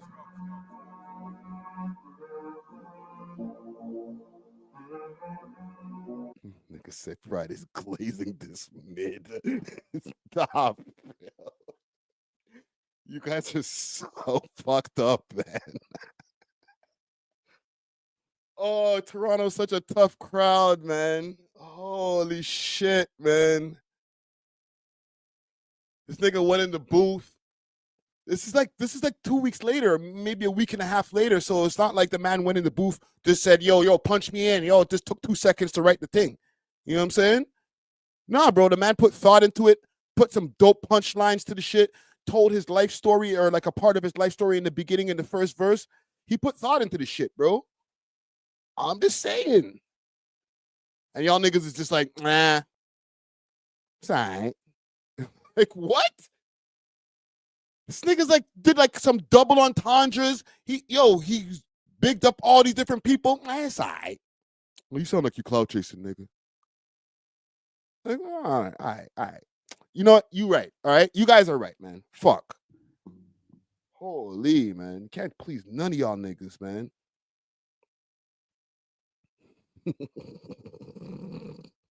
Says on God, I'm glazing it. Glazing hot hip hop over here. Big salute to David Torres. He says, big up from NYC Friday. Keep doing your thing. Big salute, bro. Big salute, man. But yeah, that's what's happening. Okay, this is what's going on. Go check out the tune right now. It's available on his YouTube channel. Go run up the views. Let me go throw a like on this shit, man. Let me throw a like on this. Boom. Go run up the views, man. Because it'll be one of those things too, and we'll get it to later on in one of these other videos. All right. I almost had a freaking tongue twist over there. We'll get to it later on in one of these other videos where people see the perception of view counts and they're like, oh, that shit must be trash. That don't always be true. There's a lot of fire music that don't have 1 million views on it or doesn't have multiple hundreds of thousands of views on it. All right. There's a lot of fire content of people who got amazing podcasts, amazing production, great points of view. And it might got just a few hundred views on it. Might not even got 100 views on it. But it don't mean that the shit is whack. All right. Sometimes the algorithm doesn't pick it up. This is what we here for. We got to support the ting, bro. We have to support the ting. So yeah, salute to John Kabongo, man. Keep doing your thing, bro. And I'm glad he was able to jump on that call also. All right. What else do I got on my list here? Ooh, let's get to this Plaga case. So, I don't know. I was gonna say salute to Plaga, but he's currently dealing with an issue, a legal issue. He's on trial right now. There's about 2 more weeks left in the trial, they're saying, for the murder of 2 women in a Fort Erie home. There was a party that went down back in 2022, if I'm not mistaken. And in the December time, around these times here, party was going down, Airbnb rental home or something like that. Bunch of people in the house. Plaga attended. Plaga is a Toronto rapper via Scarborough. And he went to the party with a few other of his peoples. And after the party, or at some point in the party, they found 2 women that were dead one woman on a bed and one woman on a chair. Okay, gunshot wounds. They said that after everybody left the party and stuff like that, that there was evidence that clued in that said that El Plaga was the trigger man of this. But to be honest, when I go through this trial and all the different times that I've been seeing different clips from the trial, it's still not adding up to me. So I'm going to pull up a couple of the newest news clip, and then maybe we can do a little bit of reverse engineering on this one too, to see if we could find some other previous news clips from this right here. Okay. So, and I see Tristan over there, Tristan Holder in the chat saying the boy's coming home. He might, man. So in this one over here, they're talking about forensic scientist testifies on DNA evidence in Fort Erie double homicide trial. Okay, and you know, RIP to both young ladies. Condolences to their family. A.W.O.L in court today. The Crown continued its case against 27-year-old Christopher Lucas, accused in the shooting death of two young women at a house party in Fort Erie almost 5 years ago. Today, the court heard how Lucas's DNA was found on marijuana joints at the scene. Emily Taylor was in court and has the details. Good evening. The court heard from a forensic scientist this afternoon who tested several pieces of evidence found at the short-term rental in Fort Erie where the alleged crime took place in 2021. 27-year-old Toronto rapper Christopher Lucas has pled not guilty in the shooting deaths of 18-year-old Christine Crooks and 20-year-old Juliana Panunzio. The two friends were killed at a birthday party at the Fort Erie rental in January 2021. Crooks had been invited by Lucas, while Crooks was Panunzio's only connection to the gathering. Today, the court heard about 13 different biology reports conducted on various pieces of evidence found at the crime scene, looking to see if DNA or blood was present. That includes a blood pattern analysis on the front foyer where Christine Crooks' blood was found. The forensic scientist testified that what he believed to be Lucas's DNA was found on several marijuana butts from the scene. In their opening remarks, the Crown had said a key piece of evidence in their case are the marijuana joints found next to the bodies of the two young women who were killed. The court has already heard testimony from the Niagara police detectives on the case, as well as from several partygoers. Two of them, the birthday boy and party host, have pleaded guilty to obstruction in this case. As the Crown expected, none of the people who attended the party said they saw the shooting take place or could identify the shooter. The Crown is expected to wrap up their case in the next couple of weeks before the defense can present their case. The entire trial is expected to last around 9 weeks, and the verdict will be decided by a jury. So, yeah, so from you can see right there, they're talking about how they found, and I'm putting up a poll right now. I'm asking, will El Plaga beat the case? Because they had some uncooperative witnesses, or not witnesses, but people that were at the party.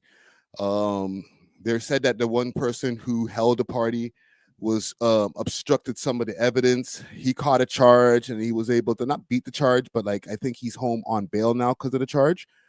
But what they're saying in this video here about marijuana joints being found on the scene, like of 18-year-old Christine Crooks and 20-year-old Juliana Panunzio. Yeah, RIP to Juliana Panunzio and Christine Crooks. Let me find the screen save right here. And like we were mentioning in other segments when we were talking about this on the podcast, that they found like the craziest picture. Not to say that he didn't take the picture, so like what the hell? But they used the craziest picture when they're talking about this guy, and then it's like, okay, so we found some joints near the scene. That still doesn't add up to me, man. Okay, a lot of stuff, as you can hear, has already been moved around in the scene. For all we know, the bodies could have been moved around when it comes to this whole thing. You know what I'm saying? Let me see if I can find some other news clips over here on this, because this has been a very sordid issue here. Let me see. We'll put in Fort Erie.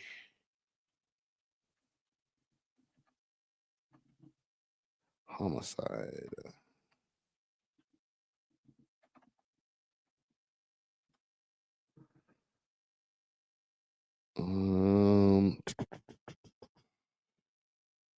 This is the one from the same news clip. 1 second, gang. Fort Erie murders 2 years ago. Fatal shooting. I think that's one of the original news reports. We'll find something on this because I know that they probably covered this in a couple of other news reports. My bad, gang. I'm usually a little bit more prepared when it comes to these things here, but I kind of did this on the fly today. Let's pull up some Googles. Accused phone signing after. Okay, so this is something from the Niagara Review, Toronto Sun. Let's see what this one says over here. Please don't make me have to freaking get a membership. Fuck off. I'm so not doing that, man. $1 today until May. I'm not doing it. I'm just not going to be able to do it. Sorry, gang. I'm not going to be able to go over on that article right there because I'm not paying for that site. We'll find something. Okay, accused phone went silent after shooting death at. So yeah, this is just another article probably talking about the phone stuff, and that was also mentioned in other articles as well. Forensic 20 hours ago. Did we watch this? Yeah, we just watched this.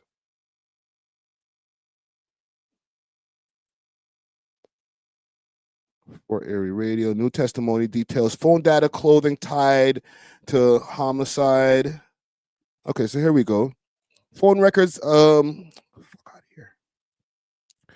records and seized clothing linked to the accused in the 2021 Niagara Park Way double homicide formed the core. New testimony heard in this week's trial resumed in Superior Court in Welland. The new evidence focused on hours around the shooting and on items that police said were recovered months later. A jury heard the information from a Niagara Regional Police detective and the Crown outlined that the investigators found after the death of 18-year-old Christine Crooks and of Toronto and 20-year-old Juliana Pananzio of Windsor, a short-term rental property in Fort Erie on January 20. Okay, let me find something here.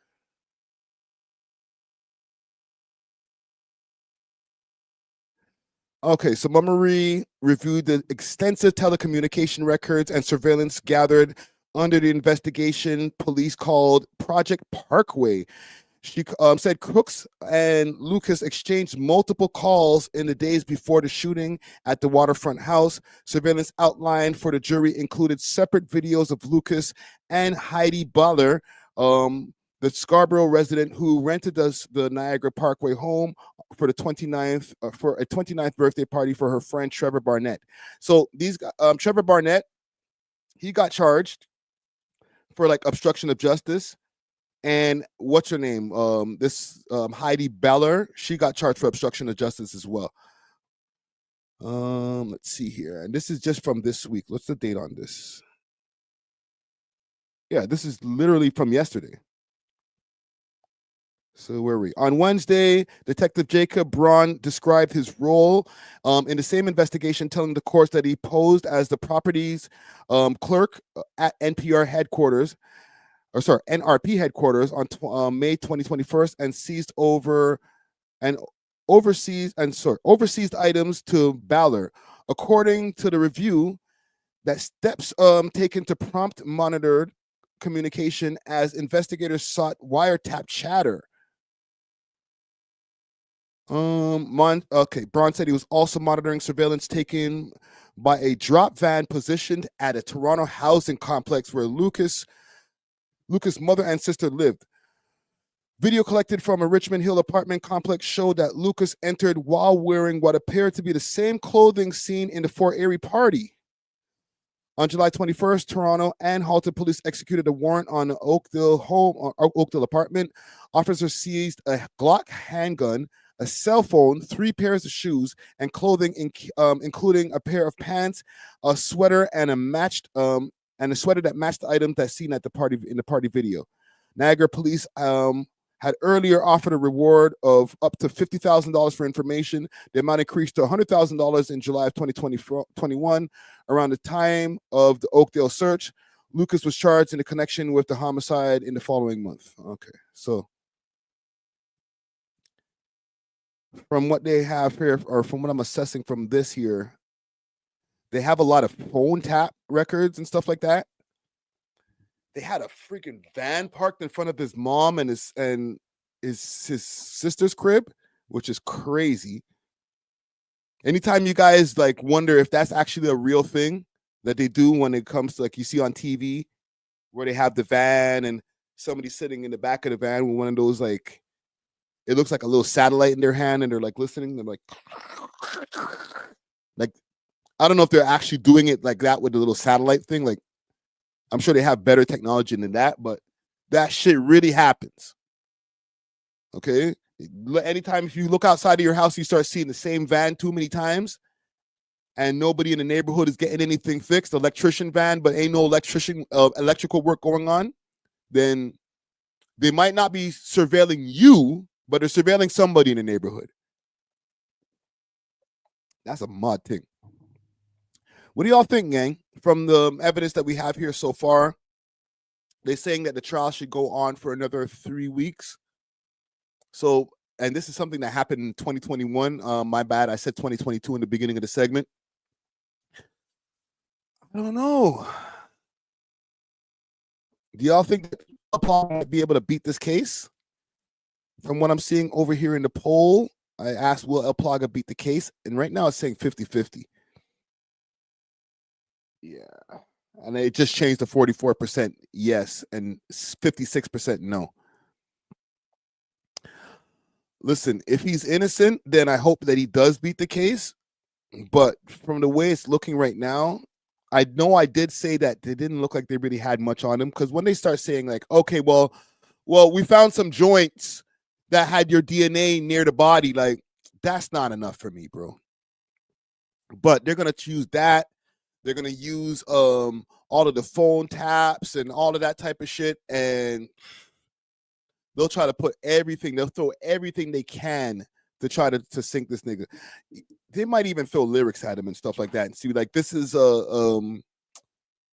he has a history of violence, or what it is, a case study, or what do they call it? Something that they do to build a character, like to show how the character of the person is. Y'all know what it is, man. Let me know in the comments what I'm talking about right there.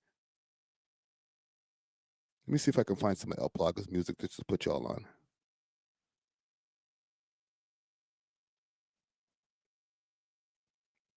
Salute to Plaga. That shit on TNT. Taj money. Turn me up on the speakers now. I just whipped the chicken, had the kitchen looking wavy. He was getting a lot of views too. The projects really raised me. Metro house and baby. I picked up this trap and told my mom it's for my safety. Liho, not defamation. It's like character building. Like, they're gonna use like his music videos and be like, see the type of stuff that he talks about in his music video. Well, of course he has the inclination to be violent. You know, he's talking about all this drugs and gangster stuff. They'll try to use all of this type of shit against man then when it comes to stuff, right? So, you know, if man is innocent, they're gonna try everything that they can. Character assassination. Thank you. All right. They'll try to assassinate his character through the music as well, because he doesn't have new music. So they're not going to be able to say, oh, these new songs can be used in court. But they'll take the old songs and be like, this is the type of person that we're dealing with. Trust me, it's a wild, it's a nasty system. We was in the field, shooting shit, let the Navy. Shop live, GG in the air, we smoke your Cody. You started for that dead, you can't be a body. Right, it's talking about dead ops and I'll smoke your crody and stuff like that. So we'll see what happens, man. We'll see what happens, man. Okay, I'll definitely keep y'all tuned into what's going on with this. Like I said, there's going to be another, and I don't know if it's another 2 weeks of the case exactly. I think it's just another 2 weeks of the Crown's testimony and then the defense is going to be able to give their response. So we might not be able to find out what the status of El Plaga's case is or his freedom until January, maybe February. Okay. But I'll definitely keep you guys posted if like something else like big happens in this case. All right. Nothing small like this anymore. I want to talk about the Toronto accent. All right. I've been speaking here for about how long now? About an hour and a half. I feel like as somebody who's come from Montreal, I can speak on the Toronto accent. But yeah, real shit, I can. Because I moved here back in 1997, and I noticed something that a lot of people noticed too when I first moved here. Okay, and somebody mentioned in the chat earlier, they're like, yo, why is everybody, all that Jamaican shit, why everybody sound like they're Jamaican? I said the same thing when I first moved to the city. I said, yo, why is the white girls all trying to talk patois? Like everybody had a heavy Jamaican influence.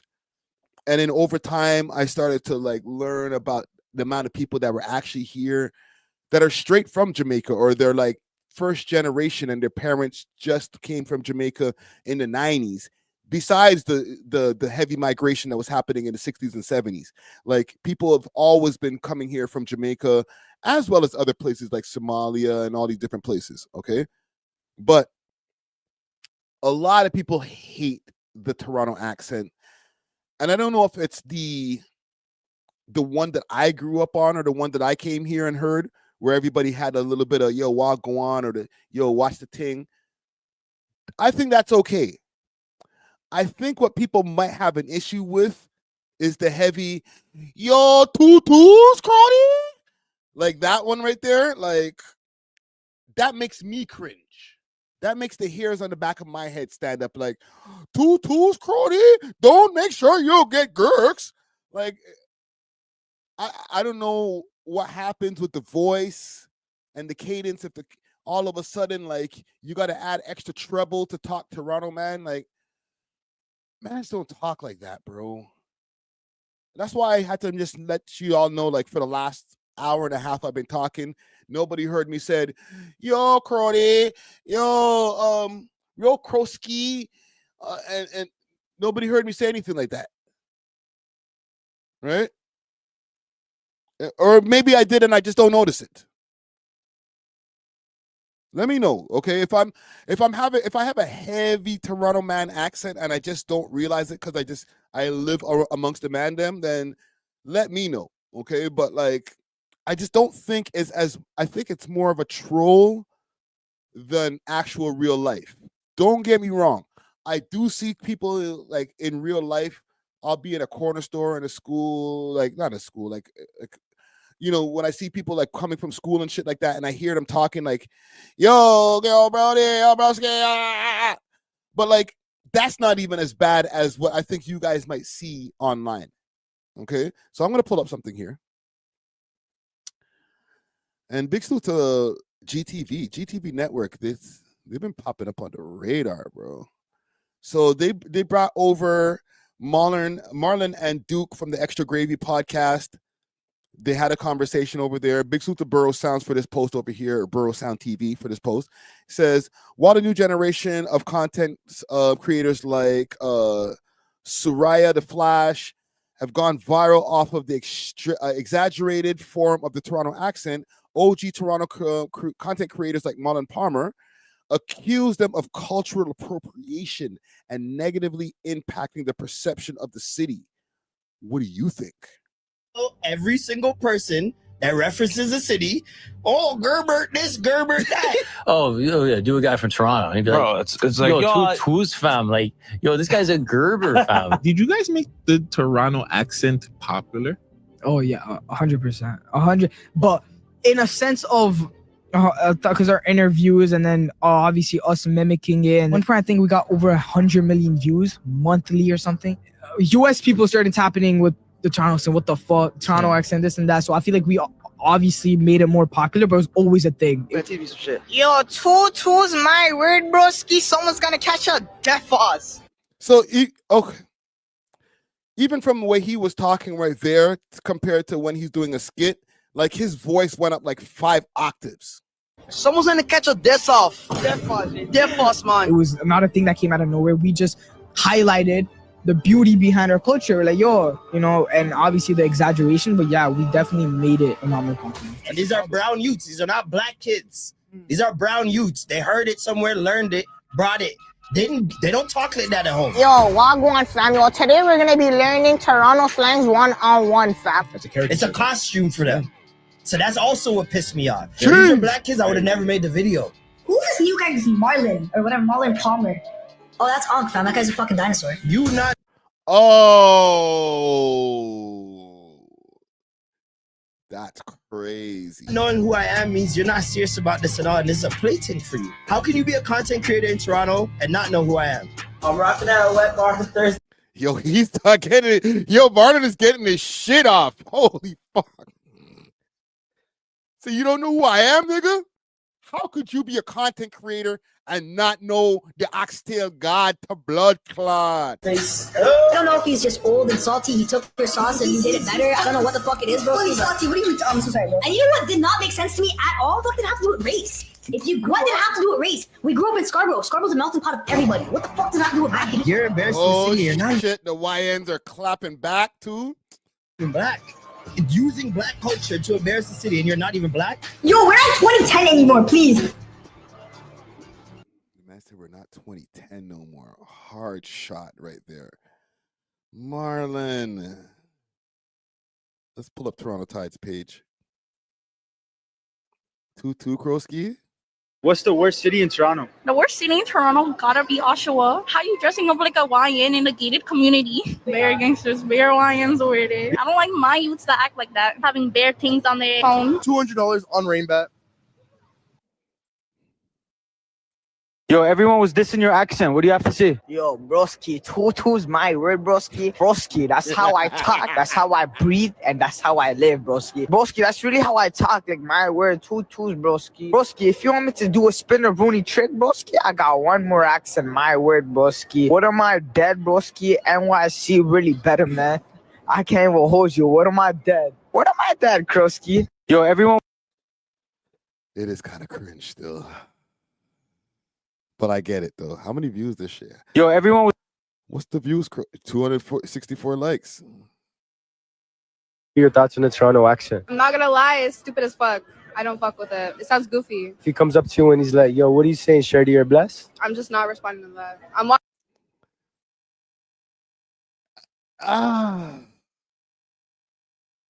I'm trying to figure out whether I'm cringe, if I feel cringe or if I don't, because like, what are you saying, Shorty? You're blessed?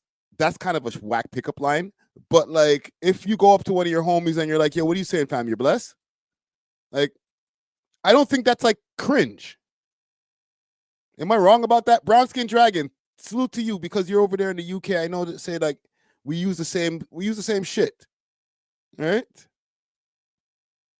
But like, is that something out of the ordinary? Or is that getting into cringe land? What are you saying, fam? You're blessed? I don't know. Now I'm confused. I'm walking away the other direction. Your thoughts on it? Like, she talks like that. The Toronto accent. I'm not gonna lie, it's stupid as fuck. I don't fuck. What are your thoughts on the Toronto accent? Yeah, I'm saying the Toronto accent. Oh, fam, it's the best accent, you know? Like, that Baltimore shit, like, what the fuck is that? Fuck a Latugan? Like, that's just fucking ass, fam. Toronto ass is on top, fam, a lot. All men with the Toronto accent are death. Nobody speaks like that. Like, they're not on shit. They're all bitches. This nigga's fucking retarded. What are your thoughts on the Toronto accent? Yeah, I'm saying the Toronto accent. Oh, fam, it's the best accent, you know? Like, that Baltimore shit, like, what the fuck is that? Fuck a Latugan? Like, that's just fucking ass, fam. Toronto ass is on top, fam, a lot. All men with the Toronto accent are death. Nobody speaks like that. Like, they're not on shit. They're all bitches. This nigga's fucking retarded. Okay, I looked away from this for a second. I thought it was the white youth that said niggas is fucking retarded, but like, yeah. So, and just to give you guys some history on the Oxtail God himself, let's see what that Ludovic Fly is going on this page over here. Salute to Marlon. Go tap into his podcast, Extra Gravy. That's my podcast brother right there. Jamaican men will tell you like it is right away. Sex is supposed to be pleasurable, romantic, soothing. Jamaican man comes up to you.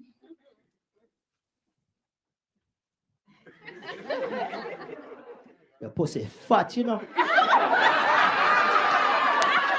Are your pussy so fat, my girl? Beg you a piece of pussy. Give me a piece of pussy, please. It's unhinged. But he used to do multiple skits back in the days. I wonder if he has any of these on his page here. I might have to go like way back into man's history, or maybe he might have thrown up a throwback. This is what he got popular for. And I think this is where the point of contention comes in. And I do agree with Marlon to a degree as far as the cultural appropriation. But then at the same time, it's hard to say that. It kind of sounds unkish, Marlon. All right. I will have to give the YNs a little bit of a pass. It kind of sounds unkish because if that's the case, then Norm is culturally appropriating. And salute to Big Norm, okay? Popular comedian in the city here. But if them youths are culturally appropriating, then all of the man them who use the old school Toronto slang are culturally appropriating then, because none of them niggas is Jamaican. I'm culturally appropriating. I'm Bajan. I'm not Jamaican. Or I have a Bajan descent. I'm not Jamaican. So when I'm like, yo, Wagwan, brethren, what a blood clot. Like, I'm not Jamaican. I'm appropriating. Right? I'm just saying. Let's see things. I'm just trying to give you just different sides of the coin to look at. You feel me? Let's see if we can find one from back in the day. 14 things Jamaicans never say. The coffee expensive and take Victoria, tell nobody. Yeah, what do you mean? I just came back from the liquor store. I need food. I don't want no minute rice. We need real rice. You know, real rice you have to boil and cook and eat. Yeah, man, because last time when you boiled that other rice, I don't know what that's dealing with.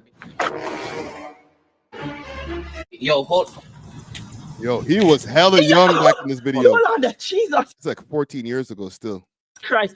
You really just step on my shoes? Oh, my bad, dog. I didn't really. It's all right. You have a good day here. All right. I didn't know you were going to take that so easy. All right, brother. So even like he just did a full Jamaican, but this guy's doing the Toronto man, right? Have a good day here. Last time when you boiled that other rice, I don't know what that's dealing with. Right? Last time you boiled the other rice, I don't know what that's dealing with, right? Like this is 14 years ago. Right?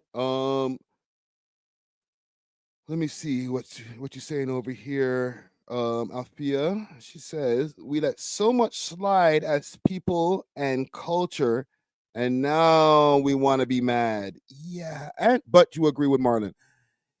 Yeah. Like, don't get me wrong. I have been asked in the past, are you Jamaican? And when I say no, nobody's like, so what, Mansky, you got to stop saying blood clot or bomba clot. Like, you can't say that no more. Like, no, nobody's ever checked me. And I understand I'm black, so I might get the pass because, okay, they'll just let me just say whatever because I'm black. But like I said, I'm not Jamaican. So go use your own Bajan slang there, flying fish, man. Right? But no, I'm here in Toronto. The slang that I've picked up over time of the 30 years plus of living in Toronto is bare Jamaican slang. Even just saying bear is part of my Jamaican slang. I'm just saying, we all might be appropriating a little bit. Yo, hold on there, Jesus Christ. You really just step on my shoes? Yo, my bad, dog. I didn't really. It's all right. You have a good day here. All right. I didn't know you were going to take that so easy. All right, brother. All right. Yeah, man. Step on my shoes. All right, come now. Keep ups. Come now. Jesus Christ. All right. Boy. See it now? Jesus Christ.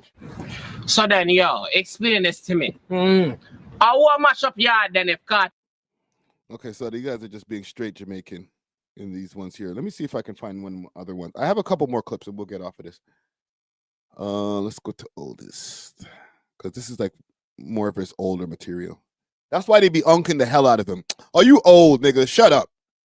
Whatever, unk. Relax, unk. They be unking the hell out of Marlon, and Marlon is younger than me, so I guess I must be granddaddy. Look at this. Shit people Jamaicans say. 838,000 views. Shit Toronto people say 1.5 million views. So he is right. If you're a content creator, especially if you're a Toronto slang content creator and you don't know who the Oxtail God, aka Marlon Palmer is, the man he's on the radio, even though niggas don't care about the radio like that, but he's on the radio. The nigga put shit in his title. Like, bro, I love Marlon, but he pisses me off sometimes too, though. Why the fuck do you have shit in your title, bro, on a video that has 1.5 million views on it? Like, you don't like money, nigga? Yes. Oh, me. And you're playing copyrightable music in the beginning. Like, just cut it out the video, bro, and make your money. Niggas just be like, I don't care about YouTube. Like, bro, like, make your money for real. Out here, cold, bro. I'm rocking out a wet bar on Thursdays. Oh, this can go on a lie. A joke thing. That's soft. Yo, it's exactly the same thing as now. What are we saying here, bro? And I fuck with Marlon, but Marlon, you guys literally sound like Toronto Tide. Didn't I just drop a bill 50 yesterday, bro? That's something like a proper thing. Minus the extra exaggeration, okay? Don't get it twisted. You don't sound exactly like Toronto Tide, but you guys are the young version of Toronto Tide in this video right here. Still, eh? Dog, you look like a catty. Take that off. Well, where's your phone, B? Dog, you look like a catty, bro. This is... Listen, I know that they're rage baiting people, okay? And I didn't even think I was going to defend them. I didn't know that I was going to go in defending the YNs on this one, okay? The culturally appropriating YNs. I didn't know I was going to go in there and be defending these youths. But low-key, man, them are doing the same thing. Just how many years ago was this? 13 years ago. With shit in the title. Yeah, eh? Yo, I go first, though. I done drop my chain. I've been here. Yo, hold on. Spot. I even missed that one. The yeah, that's 13 years ago.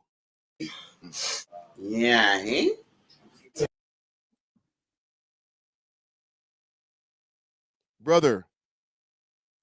Brother, loud youths them.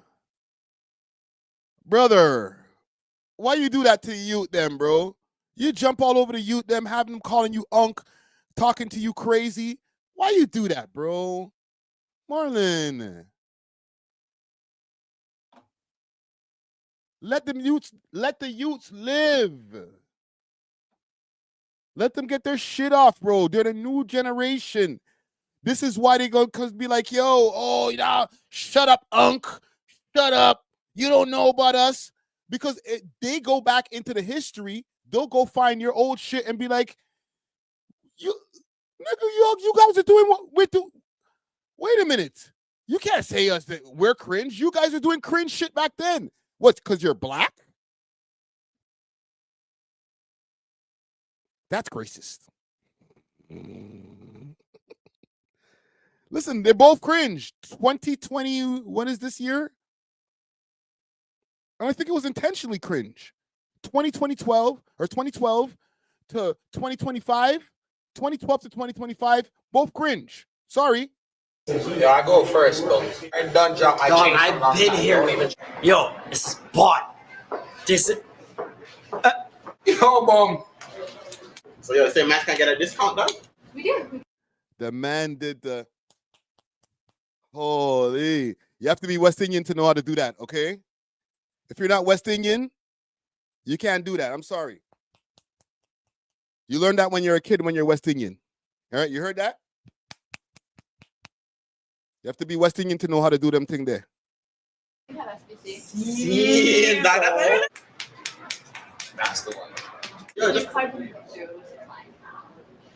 Yo, dog. Yeah, eh? Yeah, eh? Yo, I didn't even realize the yeah, which is, yo, it makes the hairs on the back of my head stand up, yo. That is the max level cringe Toronto to me, bro. The yeah. They made a whole song about it.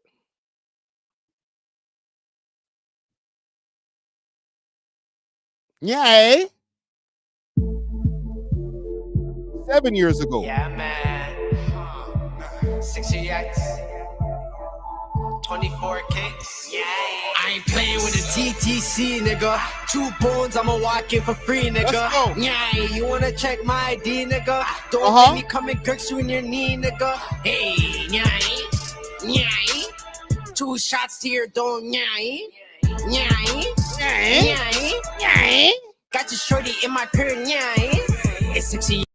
All right, Big Salute to 6 Reacts. Where you at, brother? We need 6 Reacts back on the scene. Y'all remember this oldie but goodie? Right, when he took over the TTC. Watch a man like Joseph. You wanna check my ID, nigga? Don't make me come and girk you in your knee, nigga. Hey. Don't make me come and girks you in your knee, nigga. Yeah. 2 shots to your dome, yeah. Got your shorty in my crib, yeah. Let's go. Yeah. Yo, she's kind of cute. Let me get your number. You're a waste, you. They don't know about the real Toronto slang lore right there. That was a bar. Again. Got your shorty in my crib, Yeah. Yo, she's kind of cute. Let me get your number. You're a waste, you. You're a waste. Get the Metro Pass for the law. Oh, wait, she got a Mac? That's a no. Big salute to a man like Joseph. But yeah, I don't know what everybody's so up in arms about when it comes to this Toronto slang thing, bro. Like, loud man them, bro. Let the youths live. There was a video that I was watching. We covered this like months back when it came to the whole origin to the Toronto slang and stuff, but we never really got deep into it. And I'll play a little bit of this before we end the segment here. Let me check on the poll. I'll check on the poll in a second, but it's I don't know. I think it's always been kind of cringe. It's not a new thing. So look, Toronto 2001. So let's be real. And this is the Toronto accent and dialect from 1980s to mid 2000s. Okay, people who know, like, this video got a lot of views, so people saw this video. Man just went up, bury it, and let it go. Ask these kids here if they want to play 4-on-4 basketball.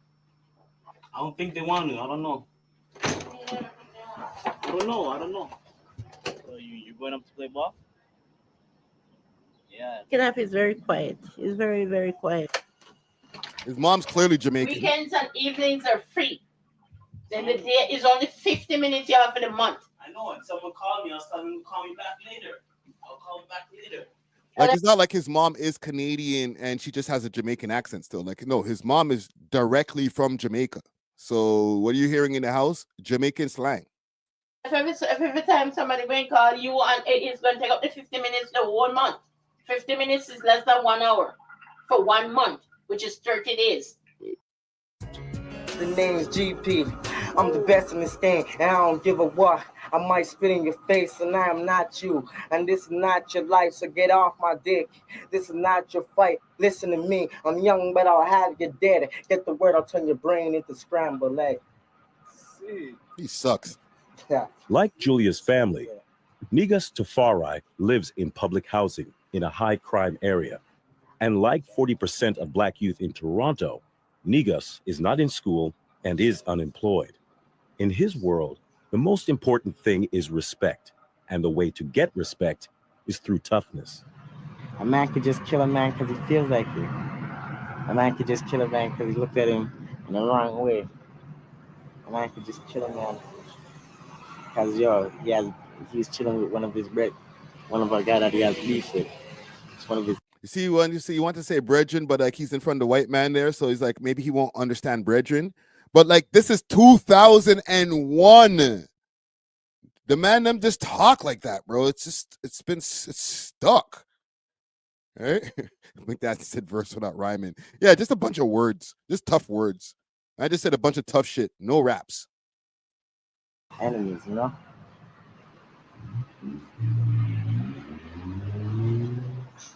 I don't think it will hold. And broski, if you see this with your 40-something-year-old ass, just chill. All right. Yes, I said your raps are crap. You know they were crap back then too. I never did think about hope. Yeah.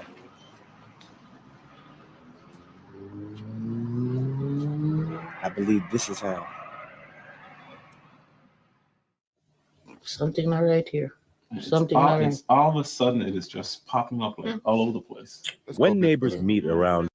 How does the north side distinguish itself from the south side? Dundas Street. Dundas Street. What makes it Okay, so look, some lore, some old Point Blank over there in Regent Park.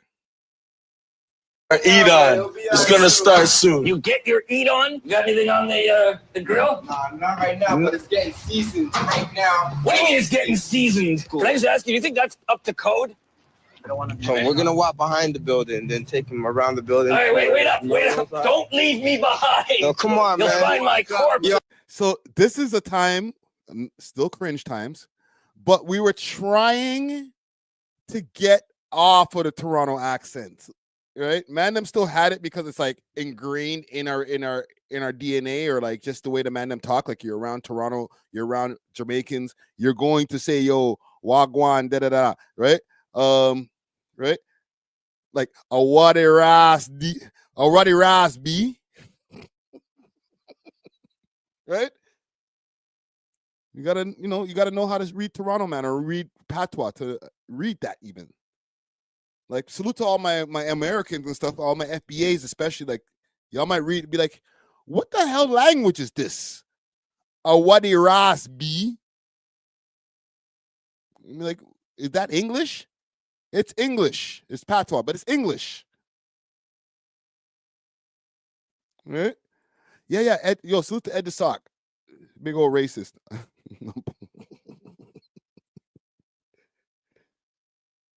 Yeah, they tried that for a second. It worked. The Ed the Sock thing worked for a while, but that's back in the days. Like it could only work in the TV times. Now Ed the Sock ain't popping like that. I'm gonna show you what we did all the video shoot stuff. You know what I'm saying? Can one of you talk at a time? I can't keep track. So this person here has some trust issues. Who's that? I'm guessing here by the windows. Oh, this? There's some trust issues. This is where the old age people, you know, all the people that we grew up. They helped us grow up and help us be, you know, the people that we are today. They come out here and, you know, they play bingo. Why do they have like... So when I hear that accent, I hear the Toronto man in there, right? A little bit. I hear a little American influence in there, but it's not the same. Yeah, it's not as exaggerated as you hear now, or what you were hearing back then in that video with Marlon and them. Let's go past the Ed the Sock times. Up top, Jane and Finch, Driftwood. Yeah. Watch this now. Yeah. Yo, it's my nigga right here. This is me right here. See how we stay, dog. This is when we were really wanted to be American so bad. Conventions.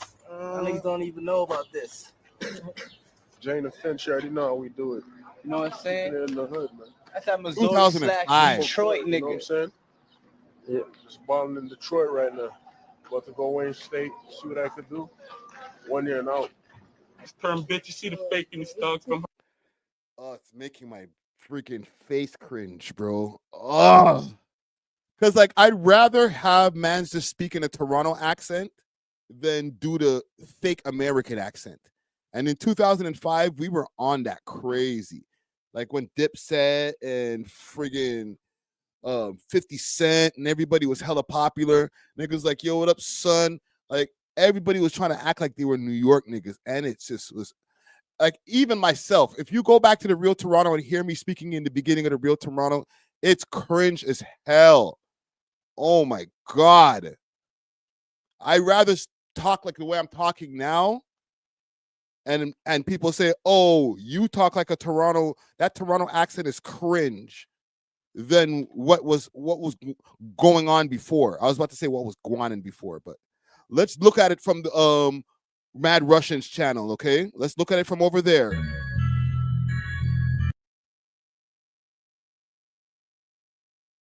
So he don't get cheesed. All right? Toronto man, cheesed. They're coming in. Listen to the cringe. Ready? Hold on. So now cats can't even go inside the park, the coffee house to sit and drink. They have to take stuff to go now. After 12 o'clock.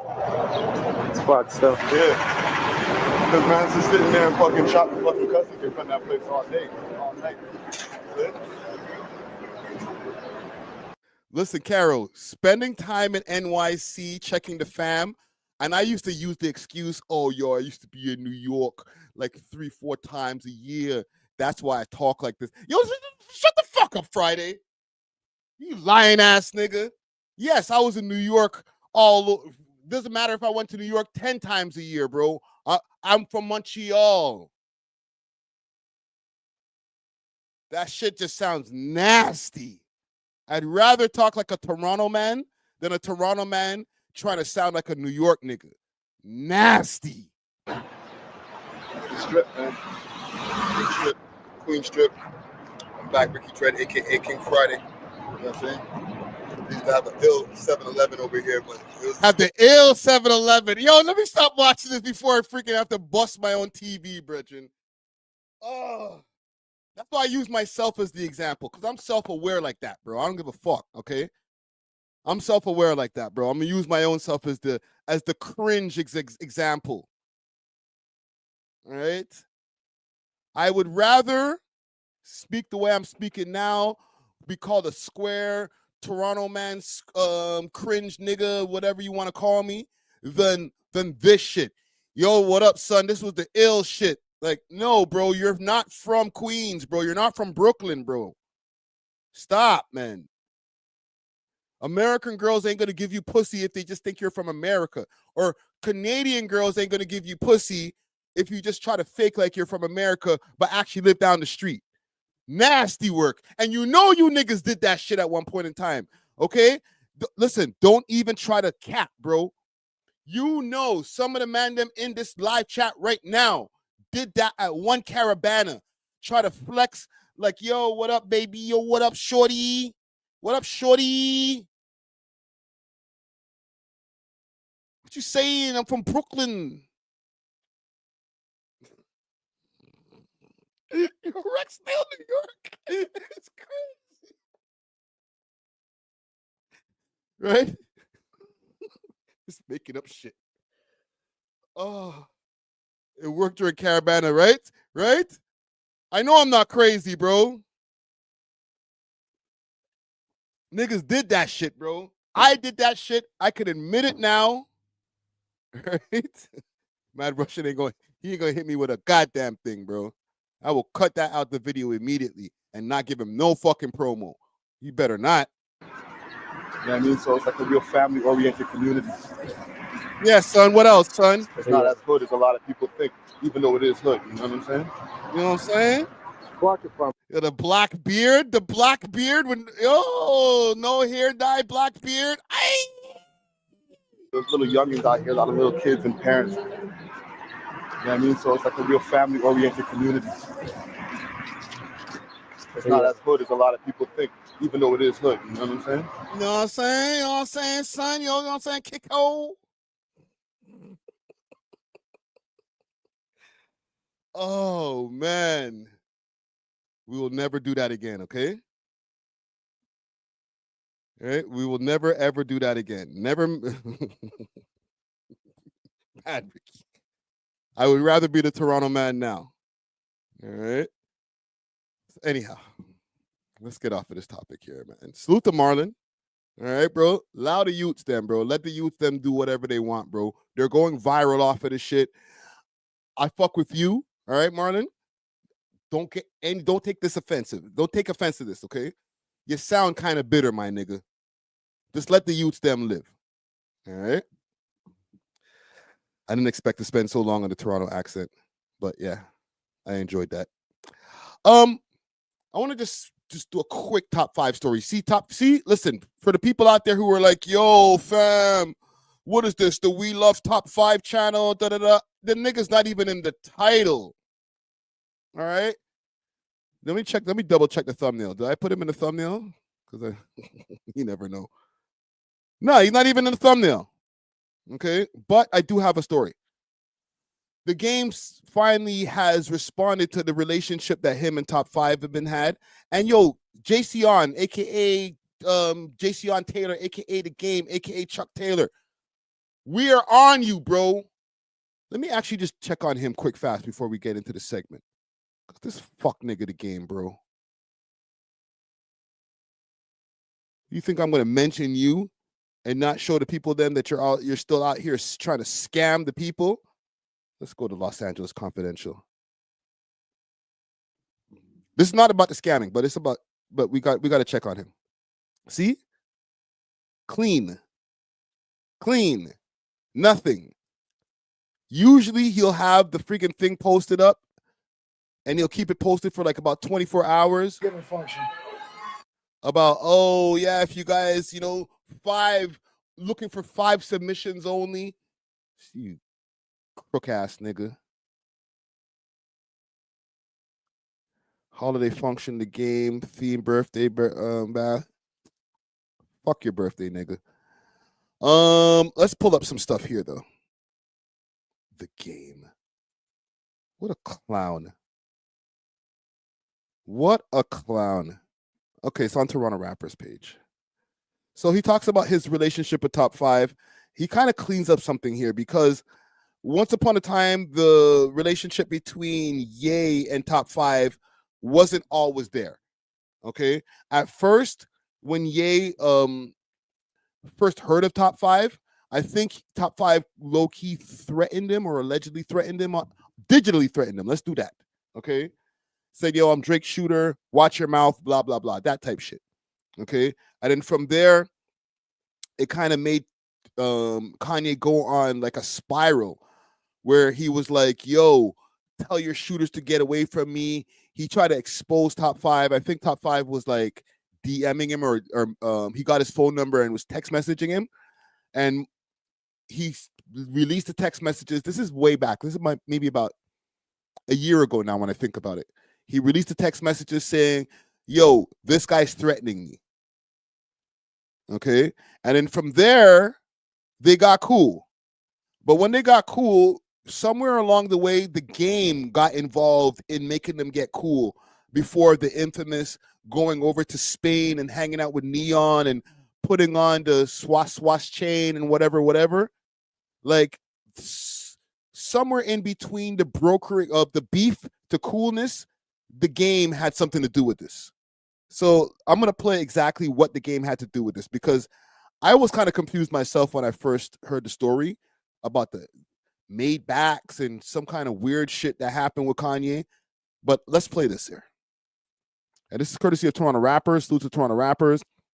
They said, thoughts, Los Angeles Confidential, a.k.a. fuck nigga named The Game, breaks down how his problems with Ye began after he followed Top 5 on Instagram during their beef, which they eventually squashed. Okay, and salute the Big Boys neighborhood. What happened with you and Ye? What was the crash out from him? Was it after the Maybach? No, so Ye asked me to reach out to Top 5. I do remember this a little bit. And so I reached out to Top 5. He said, yo, Game, I need this dude to stop bringing me up on the internet. So I reached out to Top 5 and I'm like, yo, Top 5 was like, big bro, you know what's up? I'm like, yo, I need this to stop. And he like, I got love, I respect you. I won't say his name no more. I hit Ye. I'm like, yo, I talked to Top 5, it's gonna stop.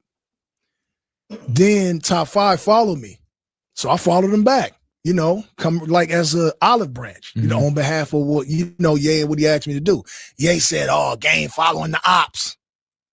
I said, yeah, my boy, it's one of White Rose, red ceiling. Them slapped the mans off the table day or something. Mm-hmm. But yeah, he what crashed did you out. Say? Huh? What did you say? In return? You said slap the meds? Yeah. Okay. All right. Yeah, man. What happened with you and Ye? What was the crash out from him? Hey, that's my boy. Hey man, there's new Game and there's still some old game. Hey, look. Yeah, is my brother, man. Yeah, man. And so he knows that to be his best self, he just gotta, make sure that he pop his meds. It's like we all get, and by the way, he's he's diagnosed with a bipolar disorder. Mm-hmm. I'm probably bipolar, but I haven't one got diagnosed. If I go get diagnosed, No, JC, you're not diagnosed with bipolar disorder. You're diagnosed with bipolar disorder. Okay? We found out what was wrong with you. then I'll probably have to pop a med or two to Right. control it. Because sometimes I'll be 50, Why 50. you won't go check? I'll be 40, 49, 49. Right. Why you won't go check? Or I'm getting to that point. Right. He can't. He lies so much he can't even tell you what his real age is in the interview. He's like, I'll be 40. White rose, red ceiling. Right. Where time. I'm getting up there, so it's time for Therapy. colonoscopy, and all of that. Like R.I.P. to Chadwick Boseman. When that happened, it got serious. I was like, wait, he 40? How old? And, that's my boy. Hey man, there's new game and it's still some old. So yeah, he cleared it up. I kind of basically what I told you right here. Top 5. He got, Kanye got him on the phone, said, yo, get the guy off of me, bro. Get him off of me. And then when the game followed him, the story goes on, and he doesn't tell this part over here, that Kanye went and took back 2 Bentleys from his crib. My bad, gang.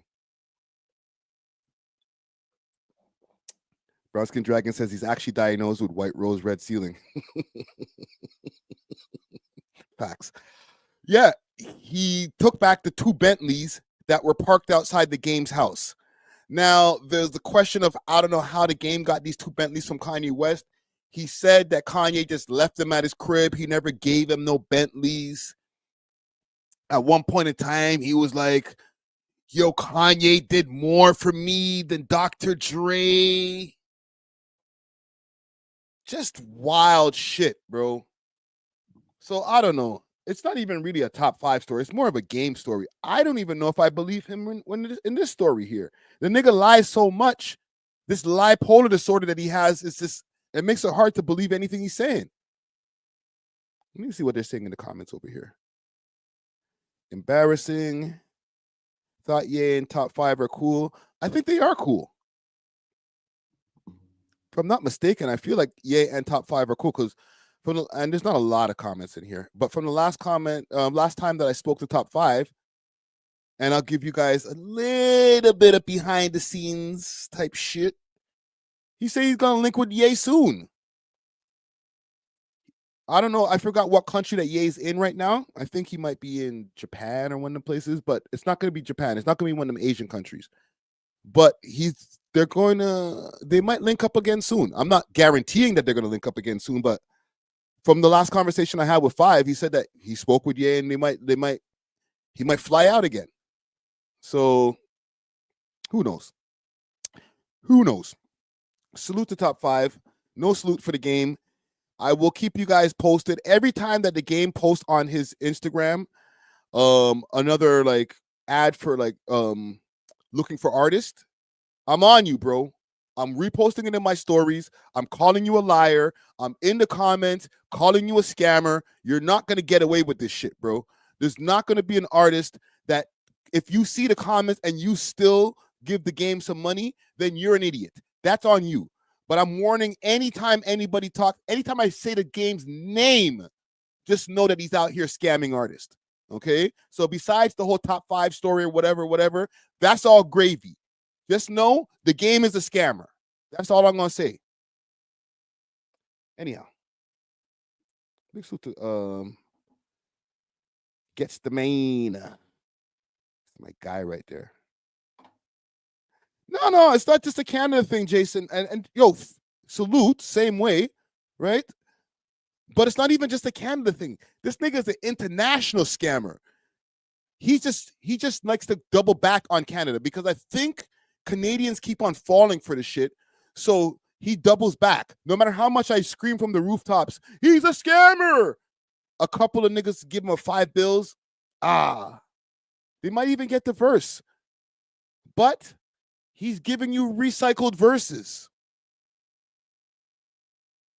Scarborough 85 says game squashed it before Ye and 5 met up.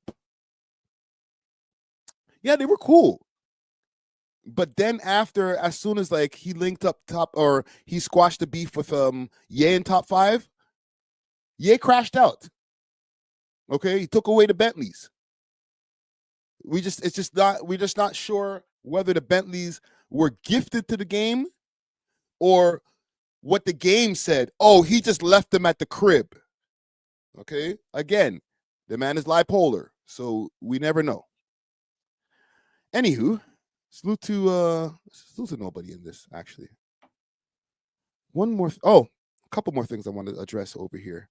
Yo, low key, I had a story about the homie Pillar B in here, but I'm gonna leave it alone. Okay, I had it on the list and then I pushed it to the back of the list for just a maybe. But salute to Pillar B. I see you out here, brother, and I'm not gonna do the story on the girl trying to mash up your shit. Okay, if you guys want to go and do your own homework and see this, go to Six Trench, and there's a post on there. But a lot of times people will say, yo, Friday, you're a fuckery guy, you're a big shit disturber, blah, blah, blah, blah, blah. I don't cover every story, okay? So y'all can go to Six Trench. There's a story over there with some mudhead gal and the homie Pillar B. I'm going to leave it alone. But it's crazy. I want to talk about the rap game, though, because rap is drying up right now. You know, I always have stories for these live streams for the podcast. We podcast twice a week. And I don't know if you guys have noticed over the years, we do definitely talk about rap. We talk about music, but we talk about more stories about the music than the actual music. And maybe that's a testament to us or content creators also for the way that music has kind of taken a back seat. All right. I was watching a video by homie Matty Balls, earlier today. And he was really breaking down how even the Billboard charts and how there was no songs in the top 40, no rap songs in the top 40. A lot of that shit is attributed to the internet and how there's so much things that have been added to the mix and just different ways of creating the music to cater to the internet that is taken away from the art form itself. And now people don't care about music as much as they used to. Okay, so I'm going to pull up the video here. And I guess we could react to the whole thing. It's not a long video. And you guys can let me know what you think as far as if Matty Balls is spitting facts on the music game here. Because it's kind of sad. I can't lie. I got kind of depressed after watching this shit. Because I'm like, damn, bro. If you're a musician these days, you have a lot to fight against. I don't know about you guys, but... And my bad. The video is called Why Modern Music Doesn't Feel Exciting Anymore. All right. I should subscribe to Matty Balls.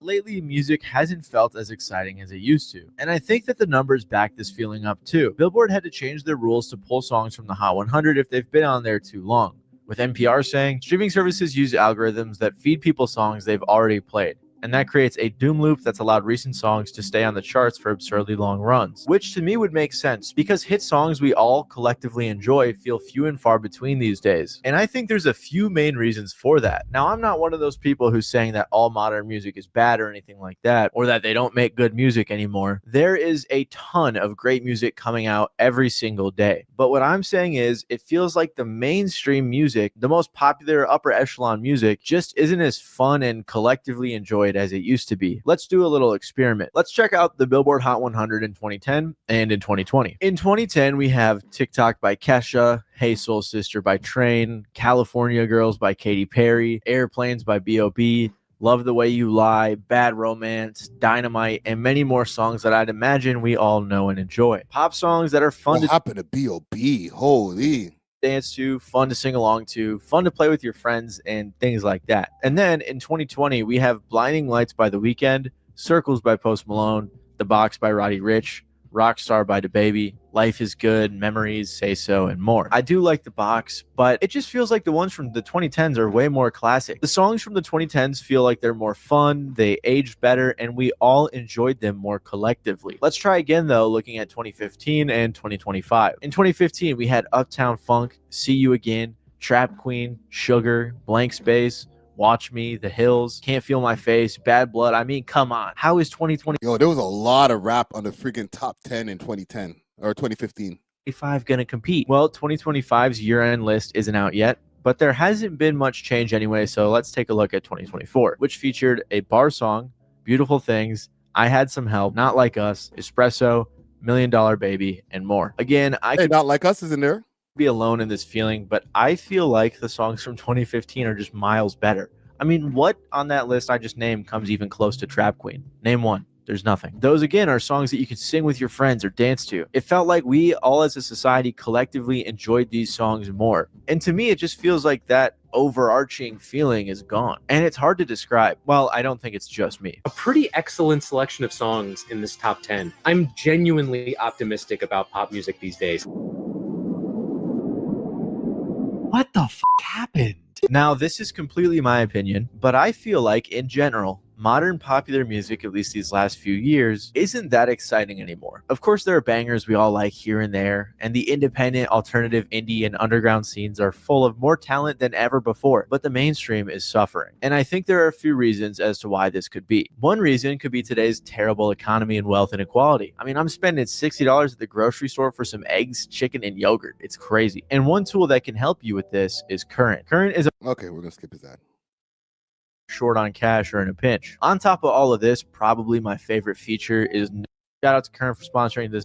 For example, melodies in pop music have gotten a lot simpler over time, according to studies. So this is where he gets into the meat and potatoes of everything. Okay, it gets kind of crazy because, and also he mentioned something later on in this video, and I'll mention it now, is monoculture. We're living in an individual culture now where everybody could just individually go to whatever you want in your phone. Okay, there's no appointment viewing. There's not one thing that we're all doing at the same time. There's no events or live shows that everybody unilaterally has to watch on TV. Maybe the Super Bowl, and not even everybody watches the Super Bowl all at once. Like it doesn't take over your television. When the president has to address something, it's not like a State of the Union, for example, where they take over all the television channels and stuff like that. That shit don't happen no more. You know what I'm saying? So everybody's kind of just doing their own thing. Monoculture has definitely helped to destroy the excitement of music. Music is getting simplified. For example, melodies in pop music have gotten a lot simpler over time, according to studies. A study looked at the top 5 Billboard songs from 1950 to 2023 and found that both rhythm and pitch became steadily less complex over that period. Conservatively, they have both decreased by 30%. This isn't inherently a bad thing, but it's just one of many studies that goes to show that pop music has been getting simpler. A study in 2012 showed that diversity of note combinations has consistently diminished in the last 50 years. Melodies are becoming more and more similar, and songs are relying on a smaller range of timbres than before. And I think the biggest driver of this is the streaming era and record labels. First of all, think about platforms like Spotify or TikTok. When Spotify took off, their unique playlist system was the standard for finding new music. To make it to the top Spotify playlist, your song has to work its way through the lower and mid-tier playlists first. And if your song is skipped a lot, it won't graduate, making it so artists might not be inclined to have a slow intro or too crazy of an intro. And when people are listening to playlists in the background, they don't want super crazy songs. So the focus isn't on giving people reasons to listen to your music, but avoiding giving them reasons to turn it off, which is why that one hit me in the chest right there. Okay, so it's not even about getting people to like having a song that stands out. You want a song that blends in. And I'm not saying that that's the right thing. I'm saying this is what's happening now. Like, they don't want a song that has a super long intro on it, and the intro is crazy with all of these chord progressions and wild things of songs that we used to listen to back in the days. Sometimes, like, it took like a minute before the singing started because, like, the band is getting their shit off. Guitar solo? Oh, hell no. You want a guitar solo? Wrap it up, bro. We only got about 90 seconds to 2 minutes to do this song. A guitar solo is going to take a whole 30 seconds, maybe a minute. You feel me? What about the poll? I asked in the poll here, will there be a replacement for the big three? And this is going to be a part that comes up in the video eventually when they start talking about rap a little bit more. Because right now, we got J. Cole, we got Drake, and we got Kendrick, biggest rappers in the world. You know, they had their battle, but besides that, all three of them are lyrical rappers. Okay, no matter what you say about Drake, he's a melody guy, but he's also a lyrical guy. Same thing with Kendrick, same thing with Cole. Now, the big three of the future, no pun intended, might not be lyrical. So are you guys ready for that? It's going to be a different type of big three. It might be a combination of Youngboy and Big X the Plug and Rod Wave. That's the new big three. Are you guys ready for that? Because that's a way different type of big three than what we were used to over the last 15 years. Are you guys ready for that? Because for us to be able to actually have a big three, and I'll get back to this video in a second, for us to really be able to have a big three, we have to be open and our ears have to be open to hearing rap in a different way. You feel me? So just some food for thought.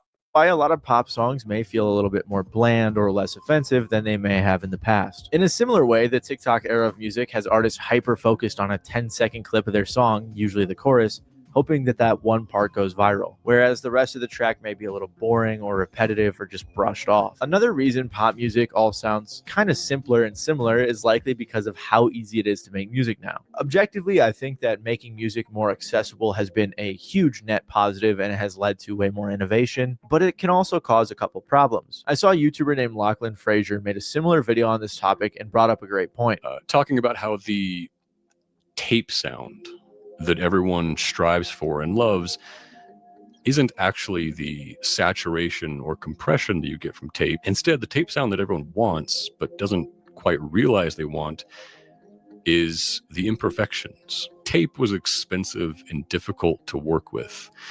You really needed to be good at what you were doing, and if you were distortion when the audio is too high for the system to handle, so it just cuts off, and usually it sounds terrible. Basically, this is what clipping is: me talking really loud into the mic, see the audio clipped. And okay, let's get past all of this technical shit here. And I think there's more diversity in rap than ever before, but I do think that rap right here, same flows, the same beats, the same subject matter, the same styles, everything is the same. And even though I disagree with that take, it's sort of an old head argument, and I think there's more diversity in rap than ever before. But I do think that rap is a big component of this dry spout we've been seeing lately. In fact, I just saw a headline that said, for the first time since February 1990, there are no rap songs charting inside the top 40 of the Billboard Hot 100. And apart from the Kendrick-Drake beef, there hasn't really been much exciting music in the mainstream rap. Remember, is that facts? Besides the Kendrick and Drake beef, has there not been exciting music? Name me some albums in the chat that you guys have been listening to like this year for 2025. Only 2025 albums. Give me a list of 2025 albums that you've been listening to this year.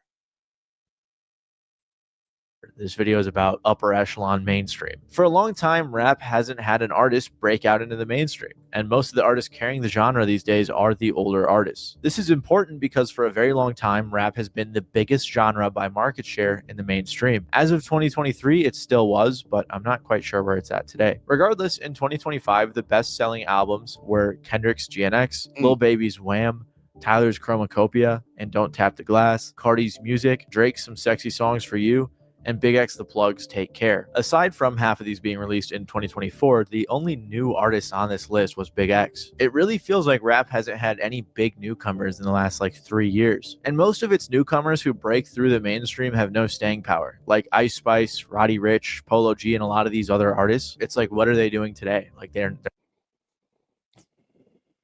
the grim reality right there. You know what I'm saying?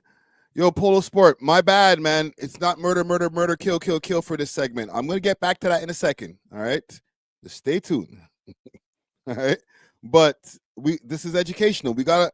I gotta go through this, man. I gotta let the people know, because this game is kind of fucked up right now, bro.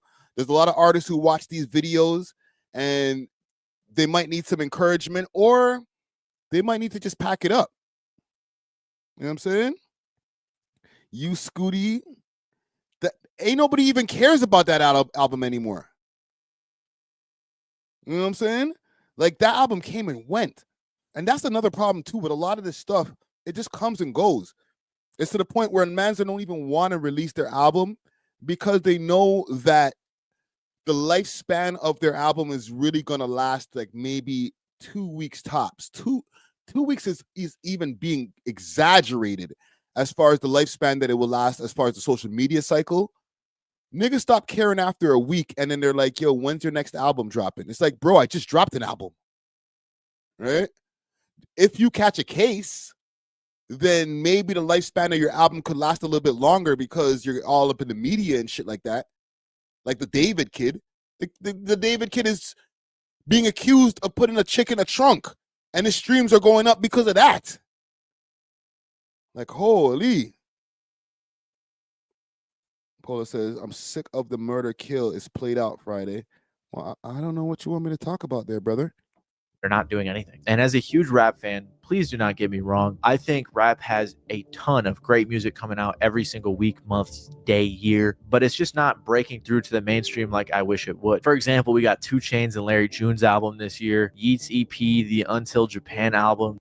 Yeat dropped the EP. I didn't even hear anybody talking about it. And I know that the YNs are into Yeat heavy. Okay? That Larry June and 2 Chainz album, ain't nobody talked about that shit. Both of those guys crazy. Chainz and Larry June's album this year, Yeat's EP, the Until Japan album, Jid dropped, Earl Sweatshirt, Freddie Gibbs put out a phenomenal project, and multiple others. But none of these are going super big in the mainstream like they may have a decade or so ago. So no, I don't think that people think lyrics in rap are cringe. I think there are different styles and scenes that are enjoyable for their own reasons, and both of which I believe can have longevity so long as the quality of the music is good. I think one of the biggest artists number-wise who blew up these past couple of years is Yeat, and even he hasn't had a big hit song or become a huge mainstream artist. And think about the big three: Kendrick, Drake, and Cole. Like, there is nobody that comes to mind that can replace those three in terms of quality music as well as mainstream staying power. So of course, I'm not one of those old heads saying hip hop is dead, but it feels like it's just kind of in a dry period waiting for its next big era to come out, like maybe the SoundCloud era. And this has a big impact on the overall music industry as the biggest genre right now. With rap. Okay, so let me ask you guys, and we're gonna get off this video in a second. Who's the big three right now? Or who would be the replacement for the big three? All right. Give me 3 young up-and-coming rappers who are running shit right now, who are getting crazy numbers, whose music is good, that you see that will be running shit 10 years from now. And I'm not talking about running shit like a little bit. I'm talking about top of the charts running shit, being able to do stadiums. All right. All 3 of the men that are in the big 3 right now, Drake, Kendrick, and Cole, can do stadiums. So give me 3 people that 10 years from now, in 2035, because all 3 of them mans have been running shit since like 2000 and let's not even be generous. Let's say 2013, 2012, because I know they came out before then, but they were running shit, like really running shit. Drake, Kendrick, and Cole really having the game on smash. Let's give it 2012, 2013, when the man's really, they arrived, that they say. That's a long run. We're in 2025 right now. So who is going to be 3 people who are the big 3 who in 2035 will still be killing shit like them? Who will be at the point where now they're in their stadium stride? I need to see this. So I see Young Boy's name pop up a few times. Salute to Johnny Blick. He says, Young Boy, Young Boy, Young Boy. Carol says, nobody. No 2-piece, no biscuit says none. Uzi's trash. Gets the main says, Ice Spice is a good rapper. She got a nice ass. Right?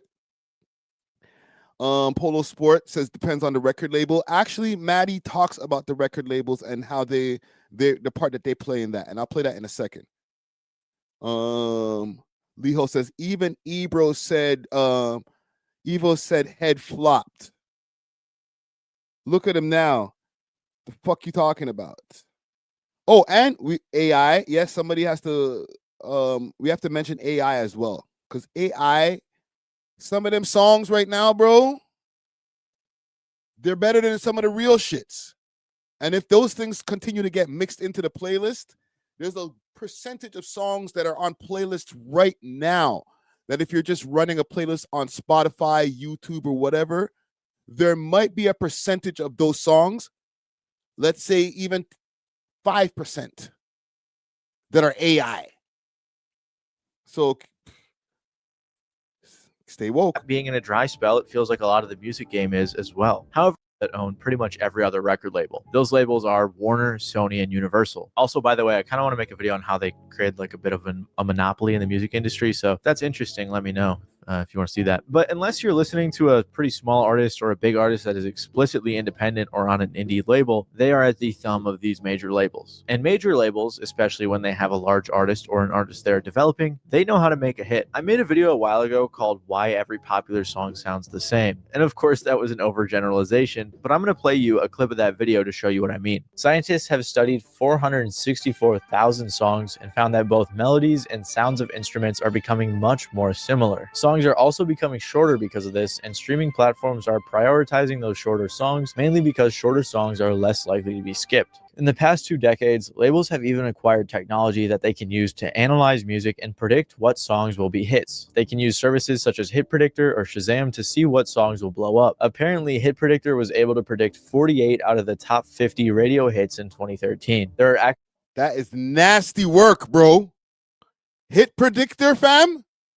Oh my God. And I was wondering over time, like I felt like an old head and I kept on repeating it over and over again. Like, yo, why are these songs so short? Yo, you young nigga. And this is not like 2020 something. I'm talking about 2017 when I started the podcast.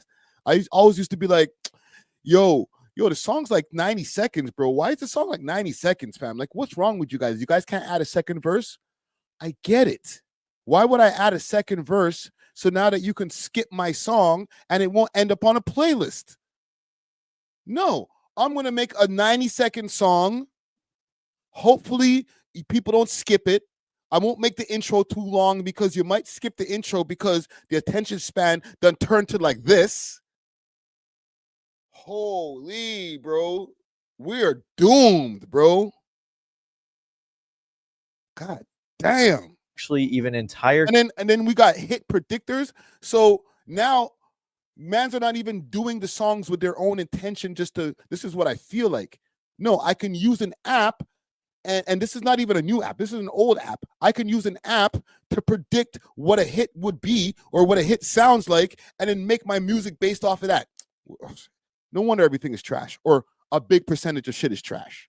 Companies such as Next Big Sound, which are dedicated to analyzing music and finding the next big sound. And you're probably thinking that if labels keep pumping out this generic music, people will eventually get tired of it. And while that may be true for some people, science says it actually isn't for the majority. In a study done by Columbia University in 2006, they showed some people music websites with a bunch of songs and told them to download their favorites. Some sites had rankings of the most popular songs and some didn't. It showed that people who saw the rankings were more likely to download the popular songs. They then did a second experiment where they did the same thing, but this time they sent out websites with the actual download statistics and then some websites with fake download statistics. The experiment proved again that believing that a song is more popular made people more likely to download it. Another study done in 2011 shows that the brain produces dopamine when people hear songs that they have played and heard before. This video is almost 3 years. That's nasty work right there. And that's also attributes to these YouTube videos and stuff like that. It's not just music, but it's definitely with music. I see it on Reddit all the time. Oh, this guy's death. Man only has like 5,000 views. They dissed the nigga that I was talking to earlier, John Kabongo. oh, why is this John Kabongo kid even trying to diss Drake? Oh, you only get 300 views. Salute to Underground Nation. He might be in the chat still, but I seen his video and he was like, yo, why are you dissing Drake? You only get 300 views. What the fuck does that have to do with the way he feels about Drake? It has nothing to do with that. The man could have 20 views and have a way and feel a way about Drake. Does it mean that he can't go to the booth because the view count on his music videos or his Spotify doesn't have 10 million streams on it? Does that take away from the quality of the music that he's making? And that's the thing. Now we're listening to music with our eyes. And then not looking at the music video. I'm talking about looking at the view counts, looking at the engagement in the comments. We're doing all of these different things instead of just pressing play, closing our eyes, and listening to the fucking song. And I've heard, I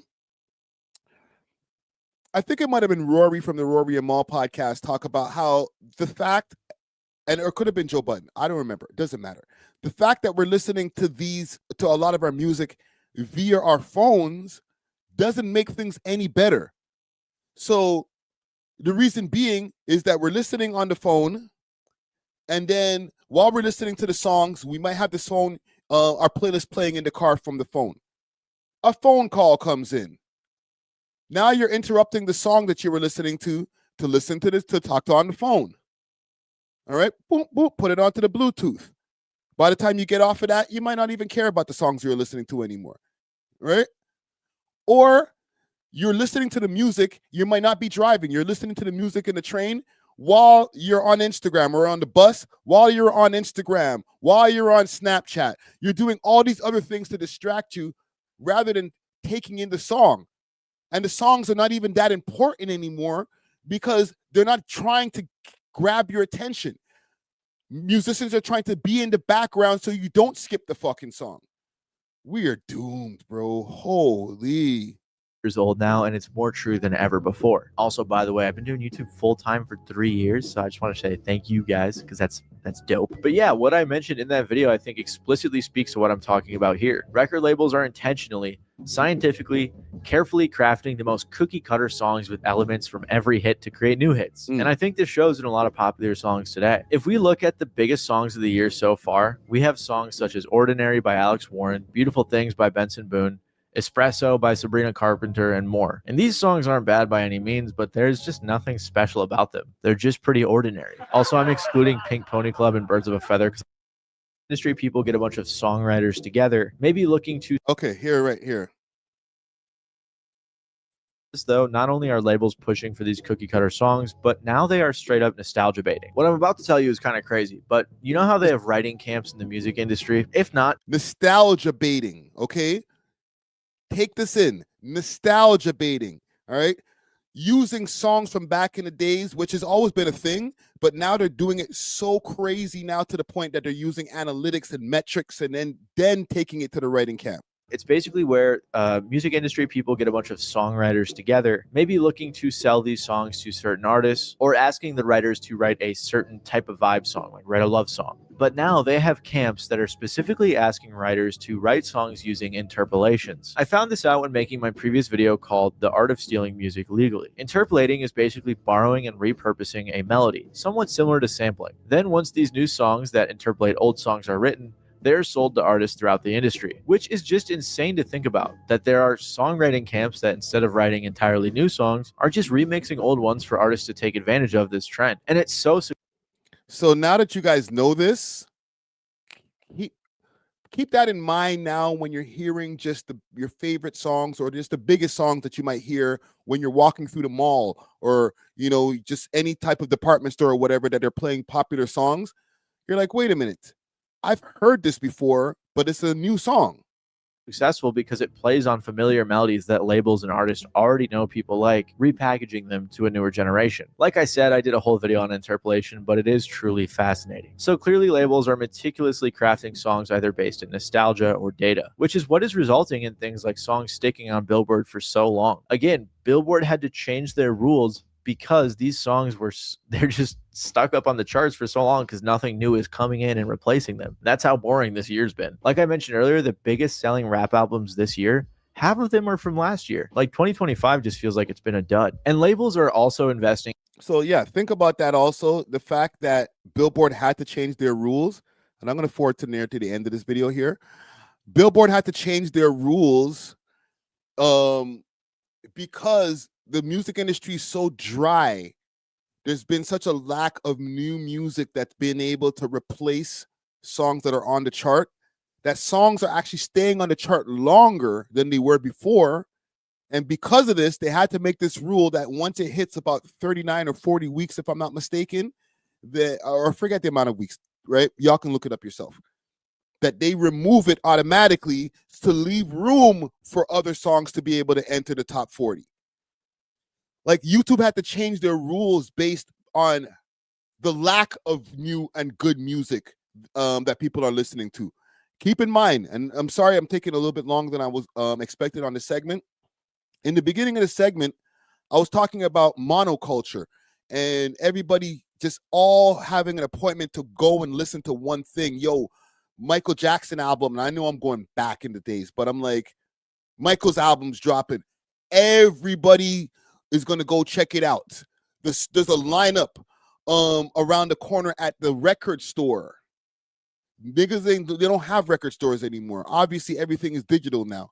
So when an album drops, you can go download it whenever you want, stream it whenever you want.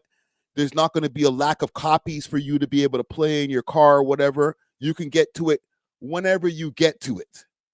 But back in the days, back in my day, you used to be able to go, you had to go to HMV or Sam the Record Man or wherever to go buy that album if you wanted to be able to play it in your whip.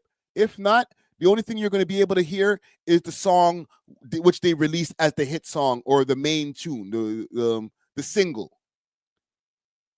Other than that, if you want to hear the whole EPMD album or LL Cool J or whatever, you better get your ass to the store, and you better get there early because the shit is hot right now. That artist is on fire, and everybody's lined up around the corner.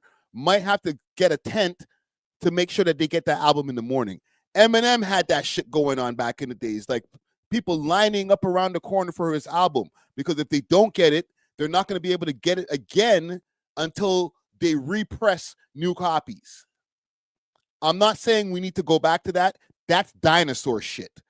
But the lack of that monoculture feeling, you know, everybody tuning in to the MTV Music Awards or everybody tuning into the American Music Awards at the same time to see Michael Jackson do the moonwalk on the American Music Awards, like millions of people seeing all of that at one time.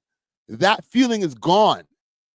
So when that feeling is gone, you're not going to have the same feeling towards music. Music's not going to have the same value. Now, music and moments are an afterthought. If you ain't go viral, we don't give a fuck about you.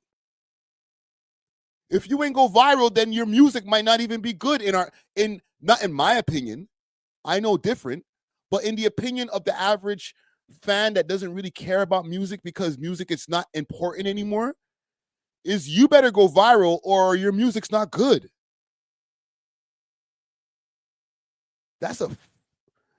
Just keep that in mind. Just think that there's people who think that way right now. I know in the chat, we're a lot of intelligent people out here. We don't feel that way. But there's a lot of people who are like, if you ain't lit on the gram, or if your videos don't have at least 50,000 views on it, you must be trash. And that's not the case. All right. But yeah, we'll leave this alone. I won't belabor you guys with any more of this dry music industry talk. Okay. But I just feel like it's important shit sometimes that we cover some of this stuff here, man. Couple more things I wanted to react to here. I seen they released a behind the scenes video of Casper TNG and 100 Band Plan's The Market song. Salute to those guys right now. They're doing crazy. I shouldn't have closed my YouTube. I should reopen my YouTube. Let's see. Let's take a look at their music video, see where it's at right now. Casper TNG. Yeah, market as, oh shit. I can't play it too much because more times I'll probably get a copyright. They're trying to tell me stop it. I'm just fucking up the market. All right. The last time I checked, which was earlier today, it had 374,000 views on it. Now it has, what, 416,000 views? See? No pun intended. Got 416 views on it. 416,000 views on it. Song's hot, okay? The view count doesn't make it hotter, but the people are speaking. And I don't give a fuck if anybody says this shit is bots or whatever. Cap. Look at these comments. All right? Crook even there. Toronto heavyweights. Yeah, the Crook's in there. There's a behind-the-scenes video I didn't even know. And salute to King B, a.k.a. Reading the Streets on this video right here. Dope video. I haven't witnessed this type of motion my whole career. Okay, and this nigga shot a lot of videos, bro. Yo, these comments are real as fuck. Yo, I can't lie. This is some of the most organic shit I've ever seen in a while. I'm trying to find a bot comment in here. All right, look at it. Produced by me. Still to what is it? Heatstone. This is a classic. The video makes the song even better. Yeah, none of these are botted. Sorry, guys. For any of the haters out there that were like, yo, there's no way these mans could have 416,000 views in 8 days. Sorry to bust your bubble. Them niggas is popular. Let me pull up a video over here. Here's the behind the scenes. They actually linked up with, and I'll pull it up on the screen so y'all can see. They actually linked up with K Showtime. You know who I am? Get familiar. I bet you Real take you off the dish, your ass. I'll be right back.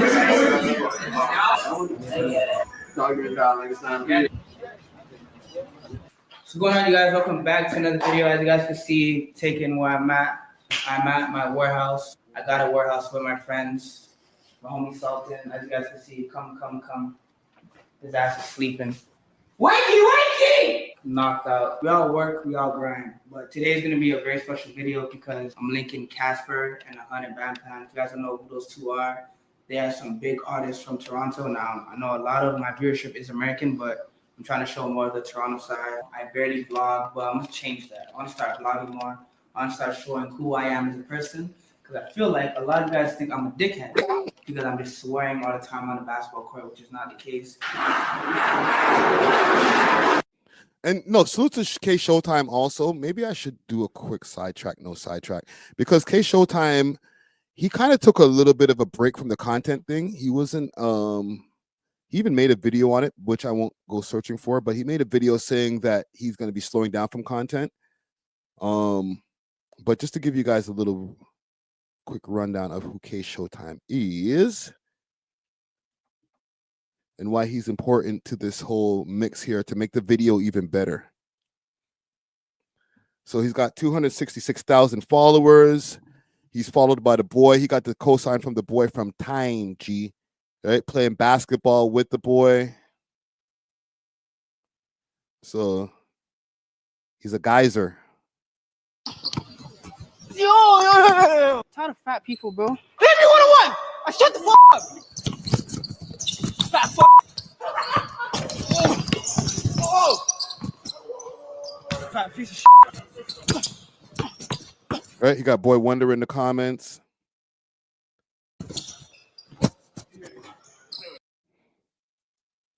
Basically, he does that, right? He does a lot of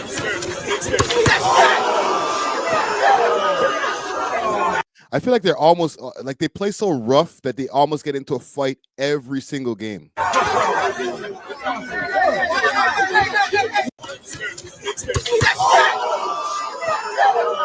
So yeah, that's just a quick rundown of who K Showtime is. Let me get back to the video over here.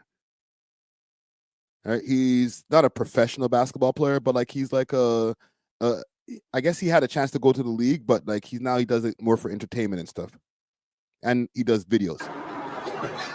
I'm sure you guys some drip, man. All right, boom. No U-turns. Those guys don't have a clothing brand. No U-turns. Rhinestone, corduroy. I don't know how to pronounce it. Corduroy, whatever the material is. On the hat, no turning back. You feel me?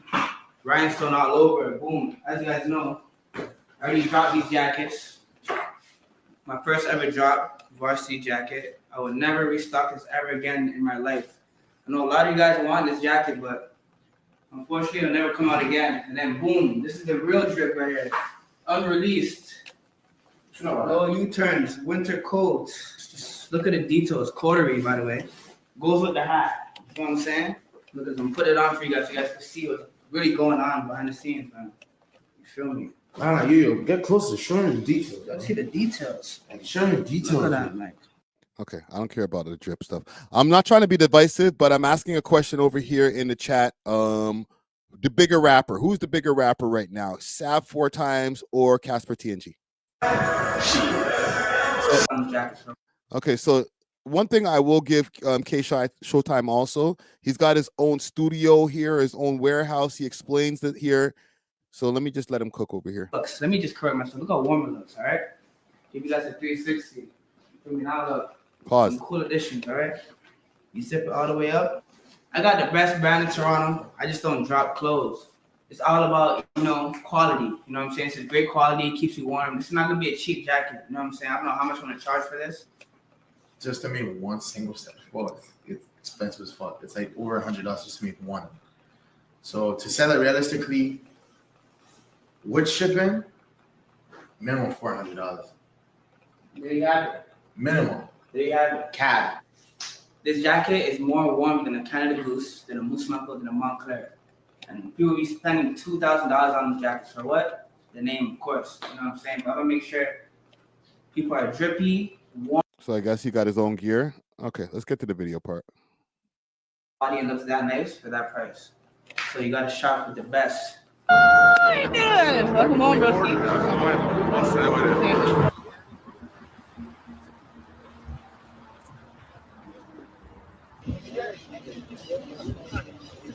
You guys got strippers? I didn't get anything. I left it to the fucking guys using this cash for a girl. There'll be a lot of strippers working things coming. Shit. Man, I'm dealing with, dog. That's your fault.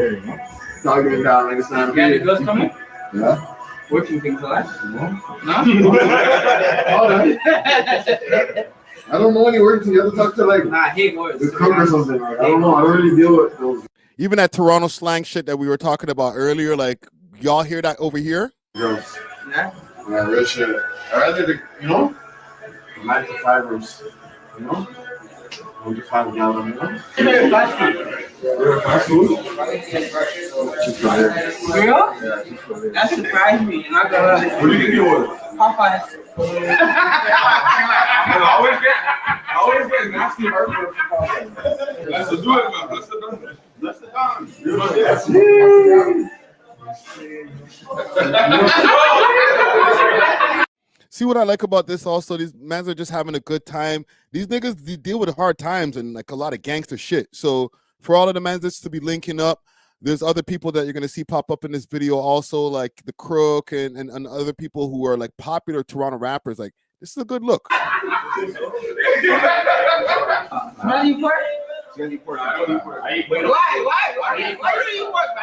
So for the gentleman who just popped in, Rubio Season wants to know, I'm from LA, he wants to know what's going on here. So this is behind the scenes of the Casper TNG and 100 Band Plan music video, Market. Okay, I don't know if you got a chance to see that music video. Music video is hard, song is crazy. All right, and yeah, this is just the behind the scenes. with K Showtime. K Showtime, big time streamer, basketball player, content creator. Sometimes, bro. I want to like sometimes. So I shouldn't. No, but why should it? Why not? I'm cooking my Rasta. You know what I'm saying? Like I shouldn't. I really shouldn't. I'm not Rasta. I am. Let's have dreads. These fucking shit. That's kind of like to know me. We're see a behind the scenes of seeing the Toronto Goons. Them.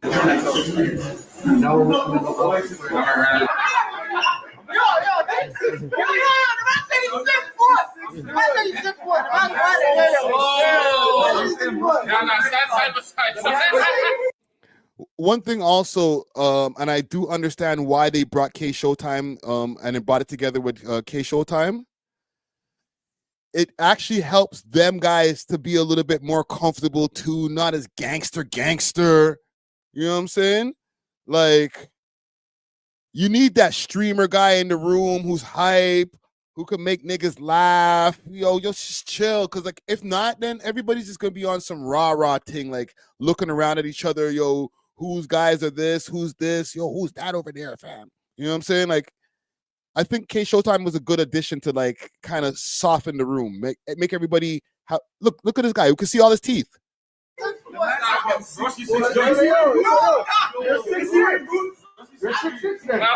If you're 6'4", you're 6'6". He's 6'4". He's 6'4" when he's wearing the rig. Small bap. Someone's wearing boots right now, man said. The man said someone's wearing.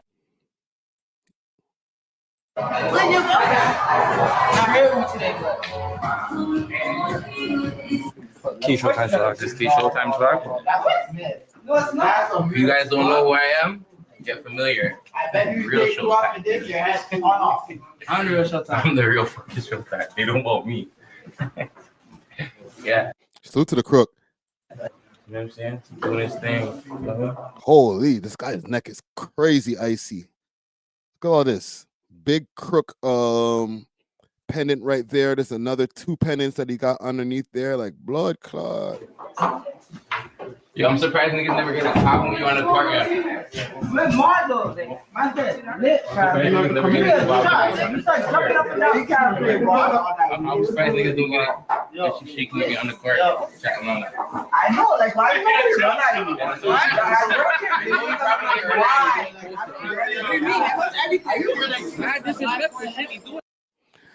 You know, low key, these guys right here, they're fucking up this Airbnb bad, yo. You can't be in there smoking up the Airbnb like that, bro. Not the BNB, fam. Hey, I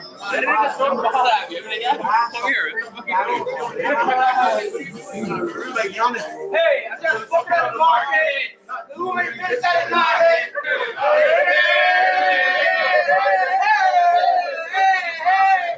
Also, the card is a target. Hold up, smoke in the air right now. Cause give me the word of the market. All my shit.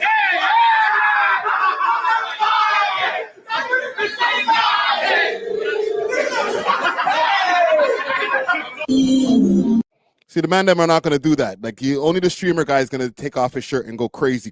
You know what I'm saying? But yeah, salute to the man them. I just wanted to give you guys a little behind the scenes look. I seen this posted up on the Torontology Reddit. I'm not gonna give the name of the Reddit person. Who fucking cares? But yeah, salute to Torontology Reddit for the post over here. All right. Let me see what y'all saying in the chat over here. They got the smoking fee. It's bless. Yeah, but whoever rented the Airbnb, fam, like, their name is Mud now. You ain't getting another one for a long time. Like, the last one that you rented, you invited, like, because they probably got it in a girl's name or something like that. You got like 20 niggas up in the spot, maybe 30, 40 of them. Bare backwoods are smoking in there. So it's not even just like spliffs with raw papers and shit. Backwoods and grabber.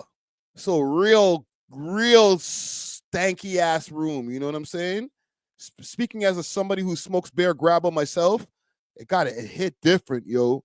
That shit ain't coming out the furniture, fam. I'm sorry. But salute to the man them. I got a couple more stories over here. Let me see here. What do I want to address? Should I do this? Let's go to Barbados for a quick second. Salute the Christmas list. All right, Christmas list. We did a video covering a Christmas list interview that he did the other day when he went over and interviewed a man from the Satan's Choice crew or gang or whatever. I don't want to even say it, okay? But he travels all over the place. He's been to Haiti to interview Barbecue. He's been to mad different places. I think he went to Afghanistan too. He's been all over. But one thing I saw, which hit close to home for me, is that he went back to Barbados. Not the first time he went to Barbados, but he went back to Barbados to go see what's going on. And he went to one of the hoods over there with an artist from over there.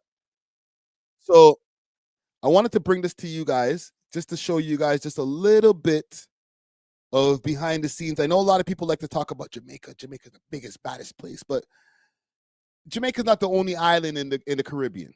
You know what I'm saying? So let me pull this up here. Maybe put you all onto a little bit of game. And then I got one more story, maybe two more.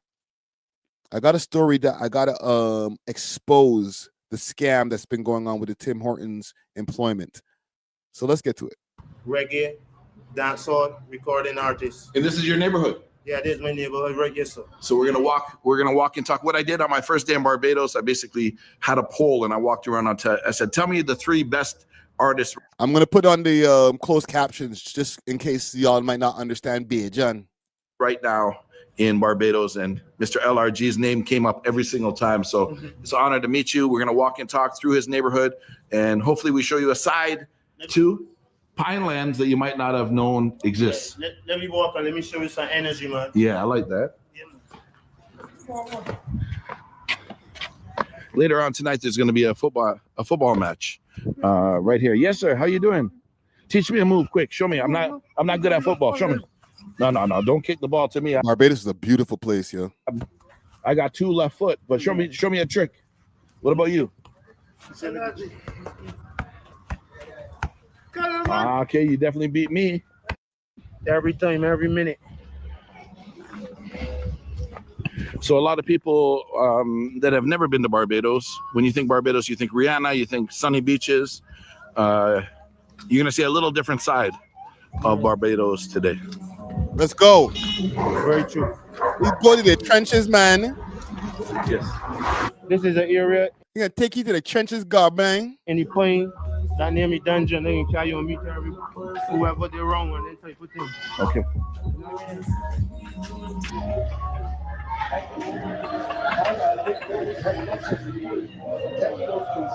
This is one of the realest man I know. See this man all over the world in the Catos of Barbados. This is in the world. This man a big man. Yeah. We love this man shows, man. Tell me, for the people that have never seen this side of Barbados, what do you say about your community? My community is one of the most airy communities in Barbados. The best community in Barbados. Be a community minded, community love from top to bottom. Yeah. All around. But why do you think it has such? This nigga got no bottom teeth. Holy shit. Yes, Carol, he's fresh as hell, fresh to death, fresh as I mean is, but he ain't got no bottom teeth. I don't know if y'all caught that, B. Like, the dental care in Barbados is mosh up. Season said I'll be in Barbados in 1 week. Yo, you know, have some flying fish for me, yo. It's a bad stigma. I'm trying to think of some other Bajan dishes. I don't like cuckoo. I'm not a big fan of that cuckoo. That shit is nasty to me. But no disrespect, but that shit is nasty to me. Some coconut bread.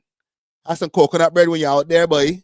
If I went to a different community and said your community, they're scared. Outsiders don't know the love. They don't know the love. It's like wherever you go in the world, you know, people say, man, that area is a bad area, but the area is a loving area. Yeah. Because if you come in the area and looking for trouble, you're gonna find trouble. You're gonna find trouble. You're gonna but find if you come with peace and love, you want to get peace and love. That's how I feel in most places in the world. They ask me, they say, Chris, how do you go in these crazy communities? I said, I'm not coming with a gun. I'm not coming to harm anybody. Right. There's no reason for people to get the negative energy. Real thing, brother. Enough love, brother. Enough love. Any message for the world? For the world, you must come to Barbados. Yes. And when you come to Barbados, come into the Pine and Wildy area and see the love that Chris getting. Yes. Hit up the Pine and see the love that Chris getting in the Pine. Yeah. Check this out. He didn't know I was coming. He's got, look at this. Look at that clean in Barbados. Holy. Man, yo, fresh out the box shit.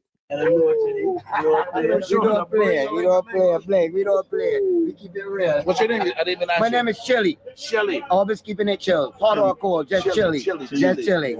Chili. You gotta watch out for Chili on the corner. Say what's up. Yeah, hi, Foster. I mean, it's the theory.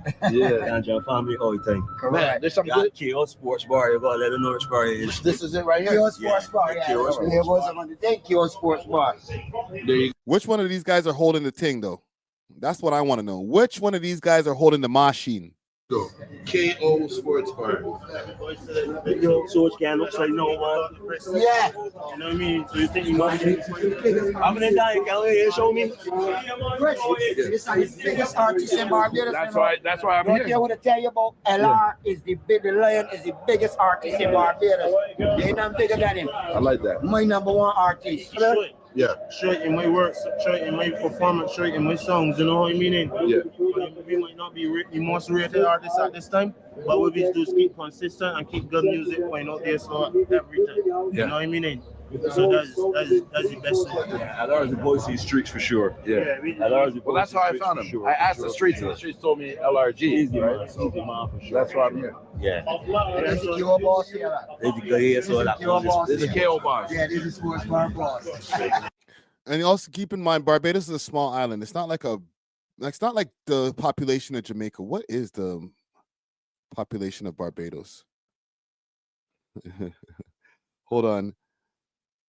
The Don with no teeth. Yo, listen, a lot of people, and I don't think it's just a Barbados thing. I think it just might be an island thing. Dental care is not up like that, you know. It's like living in England or something. I feel like in England you see people with a lot of people with fucked up teeth, but like missing teeth and shit over there in Barbados is what you see a lot of people there. Like when I used to go back in the days to check my family over there, I had a lot of family that were like rocking dentures from like in their 40s and shit. It's crazy. Let me look something up here quick fast. Barbados population 2025. So, right. Oh, shit. This is the population of Barbados, 286,623.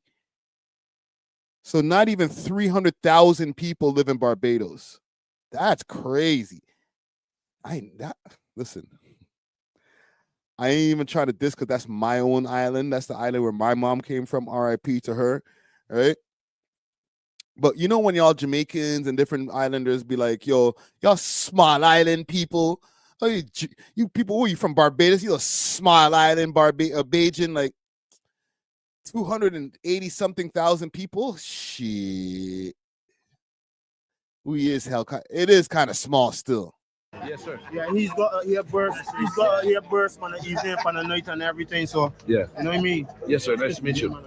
I know it's the boss with all this gold flashy. You didn't know I was coming. Nah, no, you're just ready all the time. Normal day. Yeah, private sex. Every girl come and say they like it. Come on. It's a sample. Giving us a sample. Recall. Someone's got to pull the stat down below. Do a Google search. Tell me, how often do you see a double rainbow? Rare. Yeah, it's not something you see often. It's a special day here in Barbados. So Mother Nature hit us with a little special gift. And it's all the way, you see, from start to finish. Come here, brother. Yeah, man. Yeah, it looks like it's going to rain. It's a beautiful place. I want to find some hood shit. Let me see if we can find the hood. On boat and them like these things that you don't even reason, but you can reason. The man that was step forward and deal with it. Real dread. They didn't know where you always. I know why. That just used to be a drawing to me. I know that he wasn't a good person because he always used to help and things. I just used to like the rough crowd. You know what I mean? All my life, I did a man that did a shooter all my life. You know what I mean? Somebody asked me today on the radio, they said, Chris, you met a lot of gangsters and gang bosses. What's like the common denominator? What makes a good, it just sounds weird, but what makes a good gang boss? And I said leadership. Yeah. You have to be a leader. Yeah, you go be a leader. Right? Because people are not going to follow you if you're not a leader. It's unfortunate that they're using that skill in the wrong, but the truth is a gang leader does have certain qualities. Because, let me say this here, Chris, when they did actually connected real hard in crime and on front page and middle page, and I can't limp on my block, or I can't go home, or you know, you can't go nowhere because the police gonna turn in. We always used to have be put up and stuff like I had a lefty island on boat and them like these things that you don't even reason, but you can reason right now because these things need to be reasoned still. Yeah. When people see me singing songs like Chargy, freestyling out my head, not even writing down anything, like singing just from my heart. You know what I mean? And songs like Serial and all them, you know, why people in the pain and think we relate to that real easy, and people from ghetto because they know we been there. You know what I mean? So different to LR, they singing positive music, something they still join me that I had to let out that music there. But I didn't let music, that type of music stand there. Still got so songs like, from me know myself, say me a leader. Tell them say we rumble, yeah.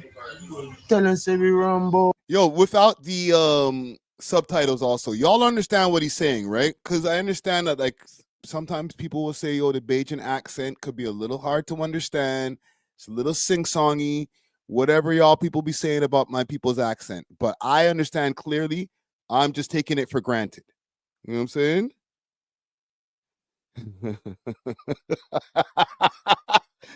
Said YouTube's closed captions is fighting for its life. He's just trying to the AI is trying to figure out what the fuck this guy's saying. Like, yo, okay, all right, I think I got it. Oh yeah, don't bring your negativity wrong. Yeah, from an home, say me a winner. You know what I mean? Leadership doesn't mean domination. The world is well supplied with those people who wish to rule and dominate others. They will even diss them own mothers. But true leaders are a different sort. A whole heap of soul and a bigger heart. They seek effective ways of activities. True leaders who create on a reality.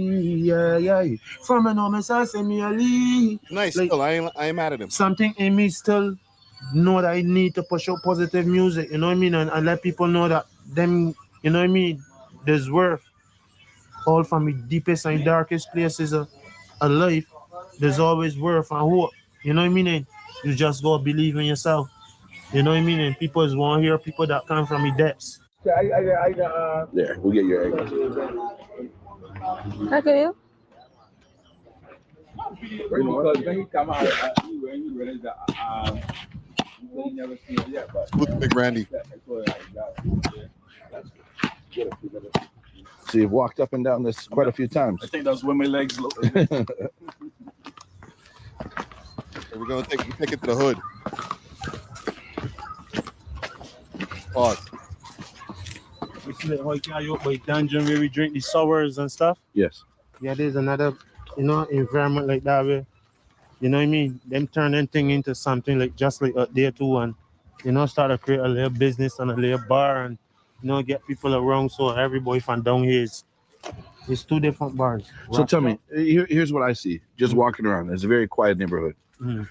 Are you saying the looks could be deceiving? Does it get different at nighttime? It just seems so peaceful to me. Yeah.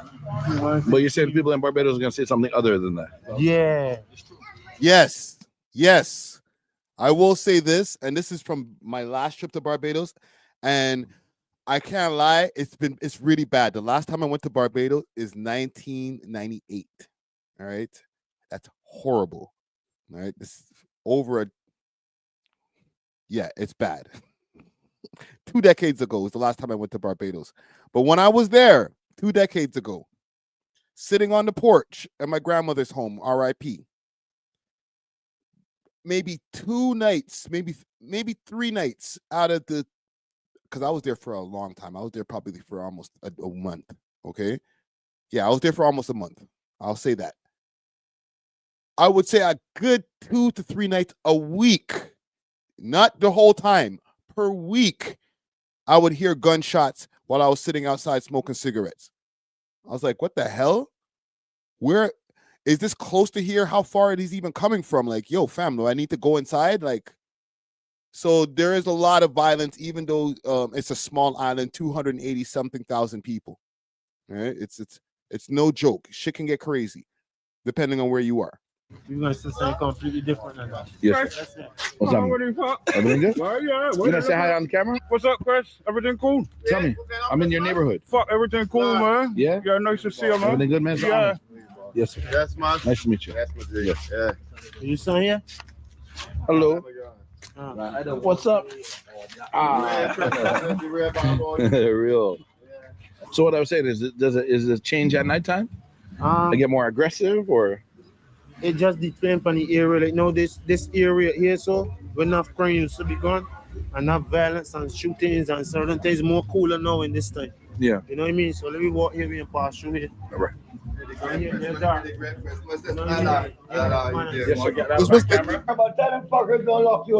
Christmas gets a lot of love, and it's because I'll mention again, because it's a small island. A lot of people are probably like, "Alai, you're back."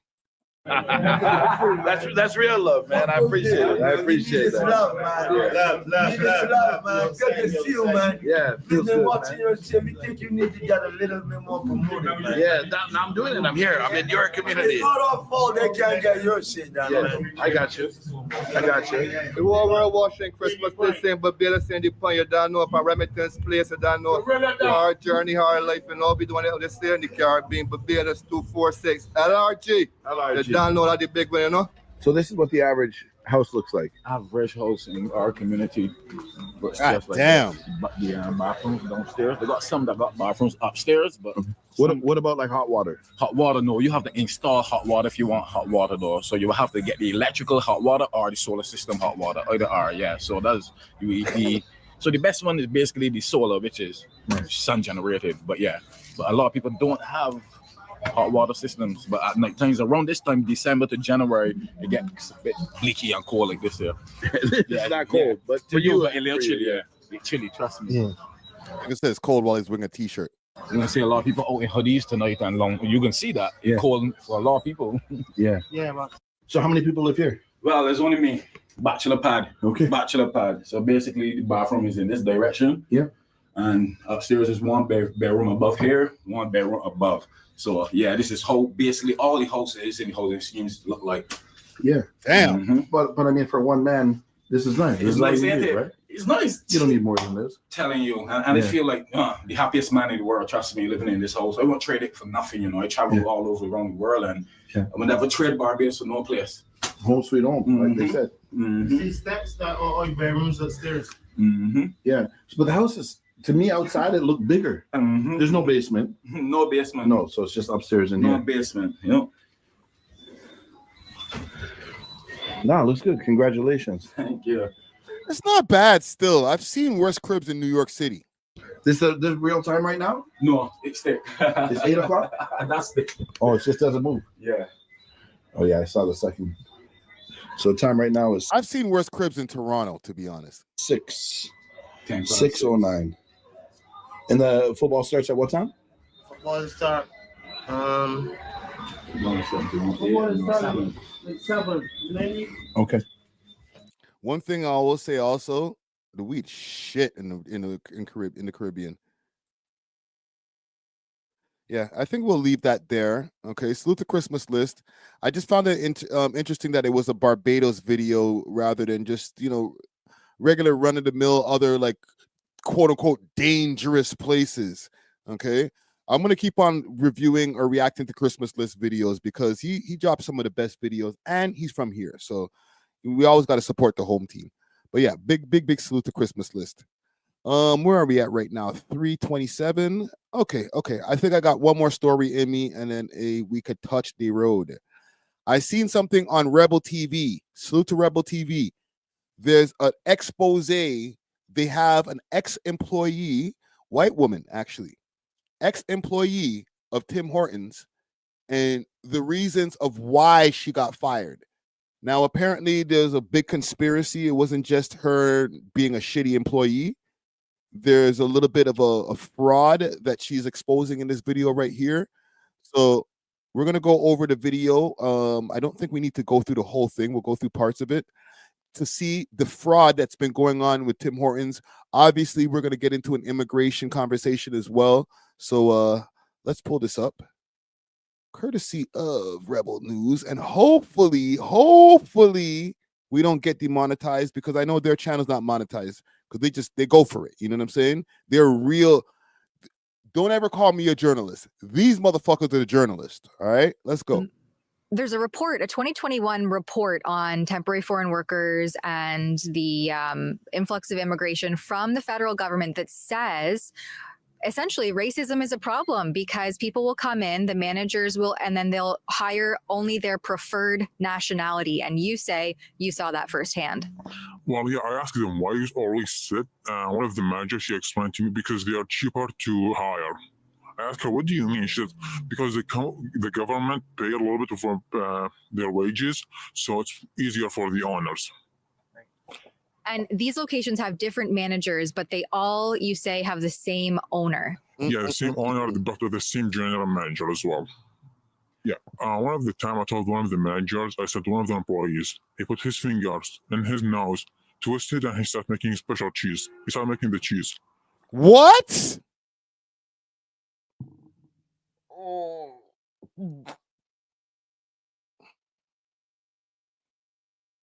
Say that again? One of the time I told one of the managers, I said to one of the employees, he put his fingers in his nose, twisted, and he started making special cheese. He started making the cheese. So congrats to all the 100 customers. You are eating the special cheese. Oh! Cheesy. Cheesy. For Rebel News, I'm Tamara Ugolini here in Cobourg, Ontario, in front of one of the Tim Hortons locations on the east end of town. And I'm joined by I would call you a disgruntled former Tim Hortons employee who wishes to remain anonymous for this report. But you ultimately saw some very concerning things over your 4-year employment at this location and a few others that are under the same ownership. Can you tell us about where things went wrong? In the last year and a half, the first 2 years and a half was amazing. There was nothing wrong about this place, but in the past 2 years everything was going wrong. Everything was going to the abyss. Everything, all the staff, in the beginning they were nice, the new employees, but at some point they started treating us differently. Some people they treating like specials, and some people treating like a garbage. By all the managers and some of the supervisors. They're all treated different. I'm going to say one of the managers' name. I'm not going to say their name, apologies. I'm going to call them SpongeBob, and the other one I'm going to call them Patrick. What was a factor in that shift that you noticed a year and a half ago? New employees coming in, and they always speak different language, and they don't speak English at all. When the manager's on the floor, they speak English. But when the managers off the floor, they always speak different language. And the first time I complained about that was 2023. No. Damn, this guy's spilling the beans right here. So these guys over here running a major scam over here too, because multiple locations being owned by one owner. That sounds like obviously it's entrepreneurship, but it could cause for a conflict of interest when it comes to hiring practices, right? November. And I complained about that my last month, but there is nothing going on. And they're the same staff, not the new staff. I'm not the only one. There's different staff. They don't like working with them anymore because they always speak different language. What would you say is the main language spoken? Hindi. They always speak it. English was second option. And not they don't speak it, they just don't want to. They told her you have to stop it, so she makes sure that all the other stuff, they don't do it anymore, but just for a while. She doesn't speak it anymore, but all this stuff, they always speak it. As soon as the manager off the floor, they always different language. And we always hear our names in different language and have no idea what they were saying about us. That's the worst. Oh, man, I'm sorry. I don't want to sound racist. The way I say this right now, but it'll be like ticky Friday, ticky Ricky, ticky Friday, ha ha ha ha ha, ticky ha ha ha ha nigga. What? Excuse me? Are y'all talking about me? I know those ones. When I used to go get the manis, the mani pedis and shit at the nail shop, the Asian ladies used to do the same thing. And they kind of look, give you a kind of look too. It's the worst, bro. You better go learn some Punjabi, brother. Yeah, like that's not respectful. Even and one time I asked them to speak English, they yelled in my face. They told me it's none of your business, so I didn't feel safe. So I went to the other side of the store. They started speaking. They said, "Shut up, Whitey. We ain't speaking English for you." Louder, so just I'm making sure I can hear them. And I was the only one who did not speak their language. And that was at the small store, the one beside the gas station. And when I told the general manager, she said she would talk with the other manager. She did, but nothing happened. And What did they say? When did they speak Hindi? It's a small store. They always speak it there, and they're not supposed to. I'm not scheduling you there to punish you. I'm trying to give you a full-time out. I'm trying to give you the full-time hours you wanted. And Bar booked those days off for her birthday, and you used to do those shifts before. So I knew that you would. So I knew that you know. I knew that you know what's going on, what you were doing. I don't have favorite people, KD. I just have to make sure that the full-time staff have their hours. I will give you shifts at the big store next schedule. I just need you at the small store. Sean doesn't want to be up there either. Oh, shit. Ain't nobody want to be over there. Sean neither? Damn, Sean. You don't want to be over there neither? What's up with that spot? Yo, thank you for the membership. Gets Maine, Judah Israel. He says, money coming. I deal in cash. Some down for now. All right. Salute, man. Salute. Thank you. Thank you. All right. Welcome to Quebec. Listen, in Quebec, they'll hit you with the French for that type shit. But yeah, these guys ain't playing over here. I texted one of the manager. She admitted they always speak different language. Now, out of all the employees at the locations that you've worked, how many would you say are either Canadian born or English as their first language employees? Like it depends on the shift, but sometimes you can't find any. Like sometimes only one or two, except the managers. But the regular employees or supervisors, none. Like only one or two, three, like 4 at best, 4 of 10. There's not necessarily anything wrong with that. That just might be a choice thing. Hey, we found a better worker, the better man for the job, or the better woman for the job. They just happen to be from the same country as me. Are English speaking as their first language or Canadian born? Yes. You had expressed to some of your fellow coworkers and you shared with me the text messages that you felt as though you were being treated like a slave. What was the response to that? This. That's we had the board name, like make sure of the taxes. Every time I came, I see. Yo, whatever KD, whatever your initials stand for, they're doing you dirty. And it sounds like you got a Russian accent. So they're just like, oh, you're not even just like the Canadian whites. We're going to treat you different. So fill the sugar machine, dish and dishwasher, clean stocks, ice bin, ice caps. Okay, you got to clean those ice cap machines. All right, Friday's coming in for his ice cap. Hot caps, sinks, garbage, bathroom and back alley. Damn, Katie. All of that for you? None for Sarah Pritt, eh? My name like that. And all the none for anybody else in the restaurant. That's all you, Katie. That's all you, white man. other supervisors, like it's me and other 3 of the employees. Every time one of us work, the other supervisor, they feel like they're on vacation on the afternoon shift. They don't do anything else except customer serving, but cleaning, serving, anything else, no, all of us. All me and other 3 of my previous co-workers. And another thing that you mentioned to me when we spoke off camera was about kind of the scheming and the scams and the fraud that seems to be happening at these locations. What was one instance specifically that you thought, this isn't right? So the Google reviews, they start like paying us free meals, not money, free meals to make a fake Google reviews. It's not just me, like for all the employees. And for every, like, even if your friend made a such Google review, you will get like free meal. And some employees did it. One of them, like, he asked 4 or 7 of his friends to do it, and they did it.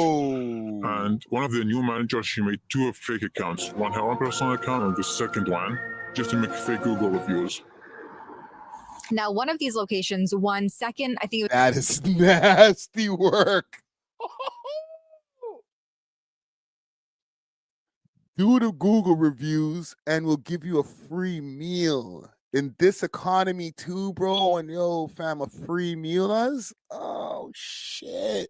How many accounts I gotta make, broski? I'll make 10 accounts, bro. Give me 10 free meals. across Ontario or across Canada for their drive-through speeds. How did they scheme their way into that designation? I'm not sure it's Canada or Ontario, but we have a competition, all the Tim Hortons in, like, let's say in Ontario. Who's the fastest one? We used to drive our own cars and push it driving around the drive-through just to make sure our times get down. And when we went to second place. And I asked them, why we don't go for first? They said, don't go for first. Because if you went for first, the head office will send people just to see other people how you do the things. Oh, these guys are sick.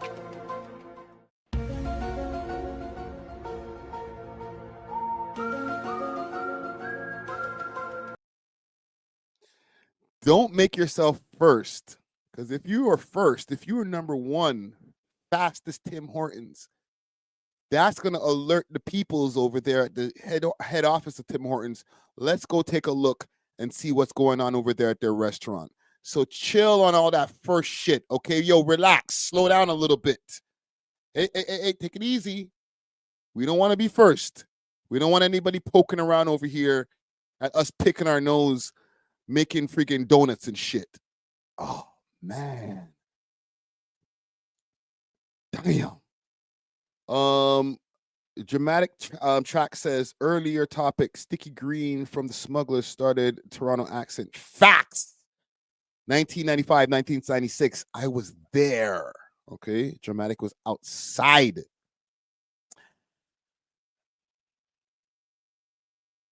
Let me put that back up on the screen. Let me think about that for a second. Sidetrack, no sidetrack, gang. 95, 96, the Toronto accent. I kind of feel like it existed before that. I do understand how they would have made it popular because they were actually, and salute to the Smugglers, all right? They were actually a group that when you would hear their music, they sounded like Toronto niggas. They wasn't trying to sound like, and correct me if I'm wrong, I haven't listened to their the old tunes in a while, but they wasn't trying to sound like American niggas, all right? Guess who's coming with that 4/5 bumping? Big tune. But yeah, salute to the Smugglers. It's a good sidetrack though. And then they won because they were sending their own employees through the drive-through to push those speeds and get those times down. And one of the customers got us, that's why she stopped it. He did a Google review about it. I think she did it. She did a Google review about us, and she did a very big one. And who's replied to her? The manager husband. He's the one who replied to her. Like he said, this place is perfect and there is nothing happening out. And no, they attacked her. Damn. They told her, son. if you don't like it here, don't come here. And you say that the managers, they don't care. No, they only care about the specific people. And everyone else they don't care about. Like I've been requesting to work for one location only, and they never gave me that. And if I did schedule in one location, they always put me on the same thing on the front, customer service. When I ask why you don't put someone else, I don't mind doing it, but I don't want to do it every day. They told me, oh, they don't like doing it. They just don't know how to do it. And every time we meet the job done, one day I told my managers, I'm not supervisor. He said, I know you're not, but it depends on you to get the jobs done. So wait a minute. And let me know if y'all think, or maybe thinking some of the same things, okay? Because I want to give the benefit of the doubt to everybody in the situation. This gentleman here, KD, who's complaining around about the job, as well as maybe the management. I know there's a conflict of interest that he's explained here, and Rebel News, they do their thing. But is it a possibility that KD might just be a disgruntled worker? All right. One in the chat, let me know. Is KD just a disgruntled worker who is getting the same duties as everybody else, but because he's complaining? Like, what are you making me do all these things? Or does he have a leg to stand on? Like, is he really in the right? Okay. One in the chat, if KD is a disgruntled worker, he's just capping on that Tim Hortons location. Or two in the chat, if he's doing his thing, he's being marginalized. Right? They're making him take out the garbage because he's not one of the South Asian people in the store. Just let me know. Because they know they don't get anything done. I'm not a supervisor, and I always treat me like one. And one time I said, I don't want to go to that location. Like, I had a big fight with the managers. They sent me for a whole week. So I texted them because they said, I don't want to go. Are you guys punishing me by sending me for 1 week? They told me, yeah, no, we just wanted to show the other stuff and how to do the things right. I'm not even like, with all due respect, I understand like a job is a job, and the man's gonna be like, yo, well, I don't want to go to that location. I want to go to this location. Again, with all due respect, I'll say this before I say what I'm gonna say. Nigga, you work at Tim Hortons. I don't know how much choices you have right now in life if you're working at Tim Hortons. You ain't the boss, nigga. You can't tell them, I don't want to work at this location. I want to work over here. Brother, do you want to work? Period. Okay? It's not like you're at some corporate job and you're like, oh, I don't think that this is going right for me and I might have to go to HR and Ray Tay. We're talking about Tim Hortons, my nigga. You might just have to eat that shit, bro. Pause. Right? Just be like, listen, bro, okay, you want me to work at the location with all the Indian people who treat me bad? Well, guess what?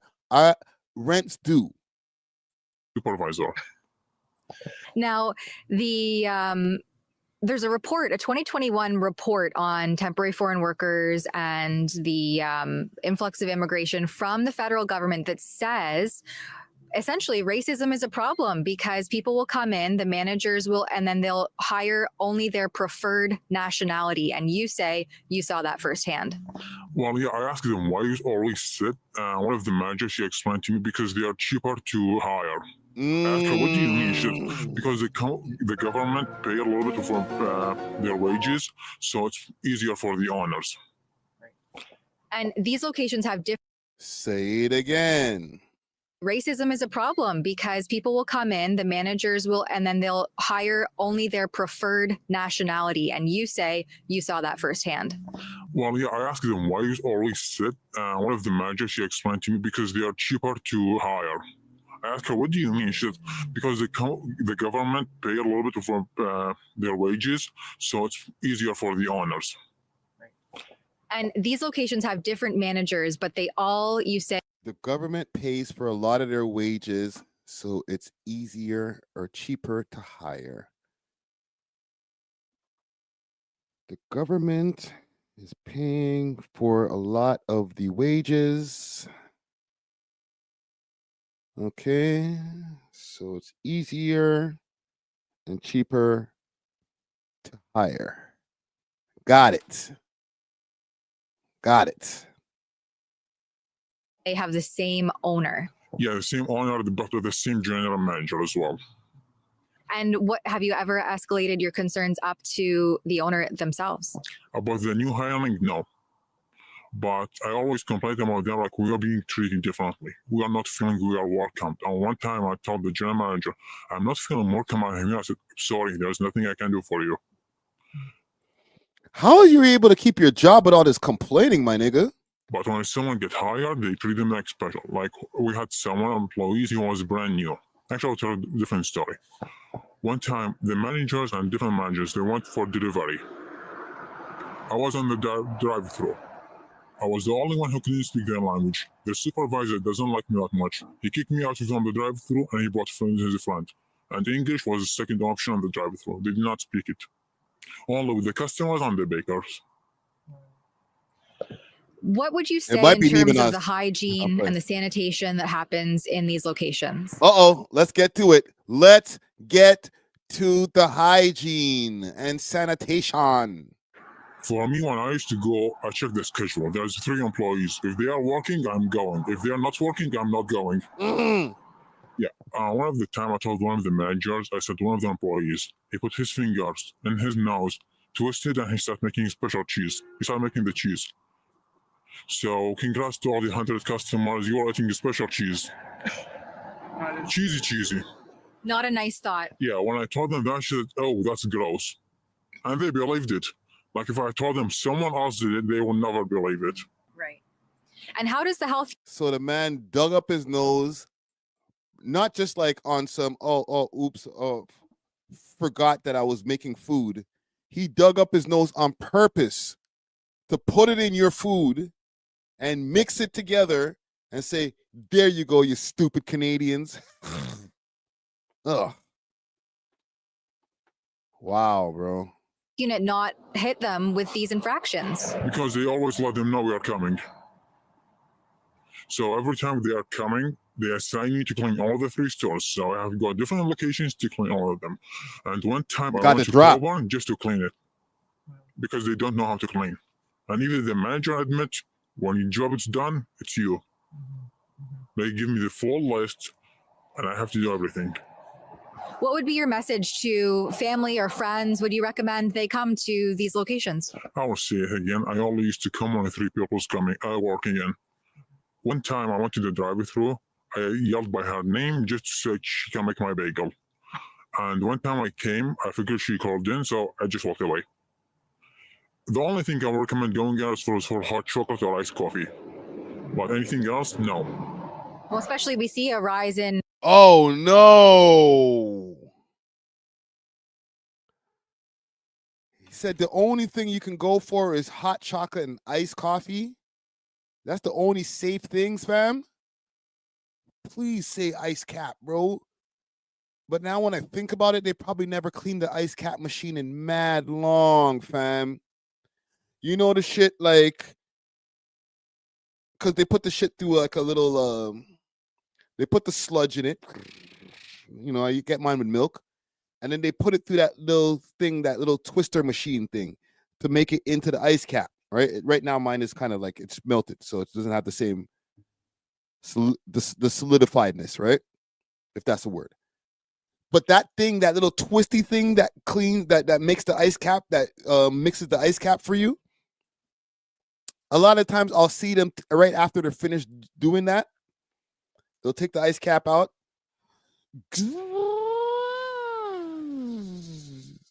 Right? And then they'll take like a cup and then put the cup in friggin' where like a water cup or something, like where the little spinny thing is. And I kind of put, and then just put that to the side.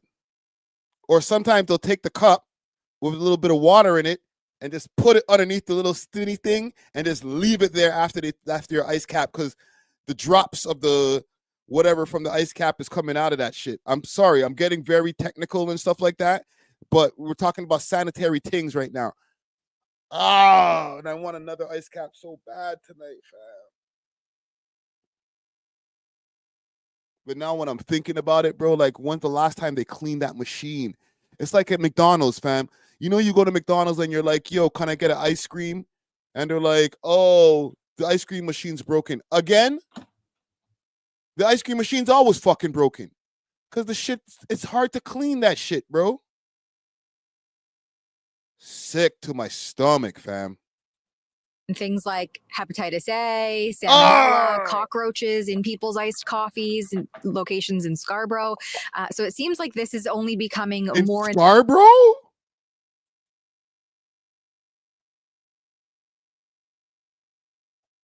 Like I wouldn't have said it was better if it was at the West End, but like, bro, I'm in the boroughs, fam. Like, what are we doing over here, fam? I didn't see this part of the video, bro. Oh man. Anything else? No. Well, especially we see a rise in things like hepatitis A, salmonella, cockroaches in people's iced coffees and locations in Scarborough. So it seems like this is only becoming more and more of a problem. How do you think it could be fixed? Yo, fam, what is that?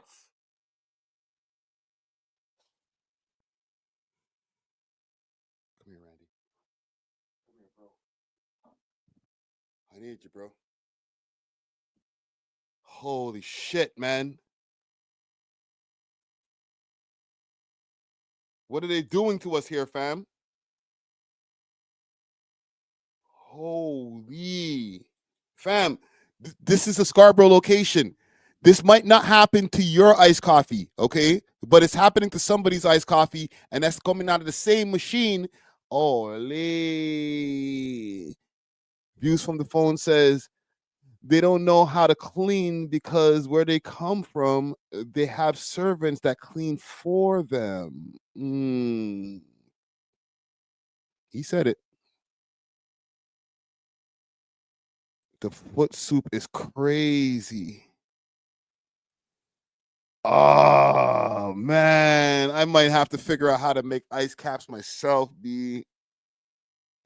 Y'all niggas fucking me up with this one right now, bro. To be honest, I didn't even expect this out of this segment, bro. I thought they were just gonna tell us about a little bit of immigration scams and shit like that. Like, nigga. Well, I don't know how it could be fixed, but here we didn't have any cockroach. We didn't have any cockroach here, like, was good. We didn't have any sour bugs. But guess what? The staff always use, like, wear gloves, and they touch everything else. Money, cups, garbages, and touch the donut. You're supposed to be wearing these, I don't know what they're called, protective gear. Yeah, so for the days, they are safe. The days, like, you all be good. But at the small store, we have one of the supervisors, he doesn't wear gloves. But for bakery, I will give them, like, 8 of the 9, except one supervisor. He doesn't like wear gloves at all. He touches beards, his phone, his microphone, his speaker, and he make donuts. Oh, donuts, bagel, everything. What location is that? The ice cap. So usually, the ice caps need to be. No. Don't do it, bro. Please don't do it. Stips ice cap.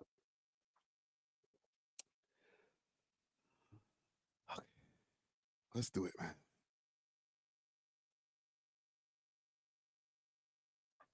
Let's do it. He touches beards, his phone, his microphone, his speaker, and he make donuts. Donuts, bagel, everything. Well, one time, the ice cap. The ice cap. So usually, the ice caps need to be blended for 15 seconds. We don't blend that for this much, only 5 seconds. And if the one of the manager caught you doing it for more than 15 seconds, they will start yelling at your face. What? Don't do it because our time will go up. Yo, they're chinsing the spinning on the ice cap, bro. Spin it for 15 seconds, fam.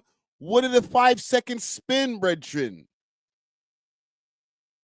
You remember I just explained to you guys the whole 5 seconds. Hurry up. Did it once, one of the new managers, she kicked me out of the driver's line, she bought her friends. And the ice cap, one of the customers called them on Google reviews. They always put the ice cap and the cream outside, they don't put it in the fridge. So it just can be mixed ready. And all that, the cream, the milk, they will stay like there for like 20 an hour. That actually reminds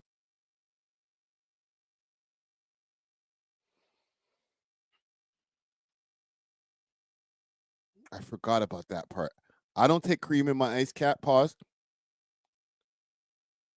I'm more of an ice cap with milk person. You know what I'm saying? But if they're leaving the cream out for that long, then damn, they might be putting spoiled milk in your ice cap, bro. Ski. Yo, Roots, chill, Roots, just chill, fam. Says a week later, you're going to forget about this and keep buying the dirty mud water. Stop calling it dirty mud water.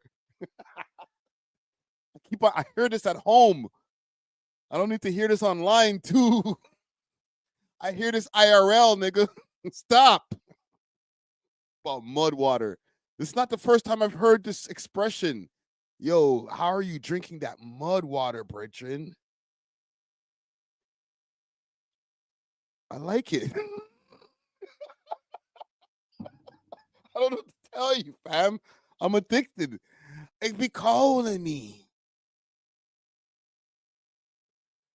Oh, man. This is a sad day, bro. Me and you, man. It's not going to be the same after this, broski. Me, another thing that you told me was the coffee, that it goes bad. Can you tell us about that? The coffee is always expired.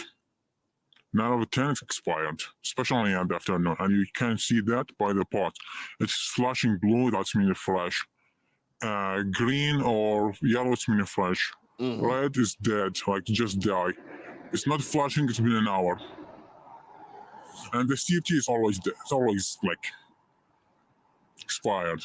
Oh, we ran out of tea, so we had to. Shorty, the sleep tea is mash up too. Okay, yo, gal them out. Yo, I know the gal them that love this tea, eh? That steep tea is mash up. Go some, so that's it. And for the espresso, you have a machine. It's prepared for 15 seconds. They will just hit it just to make it faster. So the espresso will be sitting there for 20 minutes or an hour. So you will always get the wrong amount of espresso, and you will always get like the expired one. And espresso's expensive. Just in closing, do you have a message for maybe Tim Hortons corporate or the government who seems to be promoting and allowing this influx of people who aren't upholding the usual Canadian standard of care? Well, I don't know. Oh, no. I know what this. I know that's the thing, but like the way y'all position that right there, like that sounded kind of crazy. Still, like corporate. I don't think corporate gives a fuck though. To be honest, corporate's not doing shit about this. If that was the case, corporate would have started doing something about 5 years ago, maybe 7 years ago when the decline started. But I don't think corporate cares. Like, as long as more Tim Hortons locations keep on opening, the more the merrier. Okay, that's where the corporate's mind is at. They're like, all right, so did we open 10 new locations this year in this city or this region or not? Or like, I don't care what the performance of the actual Tim Hortons is. How many of them do we have? And are they all making money? All right. As we can see here, there's a lot of you guys in the chat. Don't even get it twisted. You might be trolled or dissing me or saying, or not dissing, but saying whatever, yo, Friday, you're drinking all this mud water, whatever. But enough of y'all go to Tim Hortons too. A freaking iced coffee at Starbucks is like $10, fam. Mans are going to Timmy's, bro. So we're not going to act like we're higher than Timmy's. Oh, no, I never go to Timmy's. Everybody in this chat, including people who said I'm drinking mud water right now, has gone to Tim Hortons for something in the last week. Not even like, oh, ever in life or in 2025. In the last week, niggas went to Tim Hortons. Watch me just try to put it on you guys. You guys did it too. Right? Roots is like, who? Never step foot in that place, yo. Bona Tim Hortons. See? I knew what you were going to say before you even typed it. I never touched that place since 2017, fam. Said, Bona Tim Hortons, Rich. Never again. Whatever happened to you in 2017, traumatized. It's over. You went in there, probably got a freaking whatever sandwich, seen that little bug crawling out that shit, said, it's done. I'm never going there again. Fuck all you niggas, bro. You try to kill me. Damn, bro.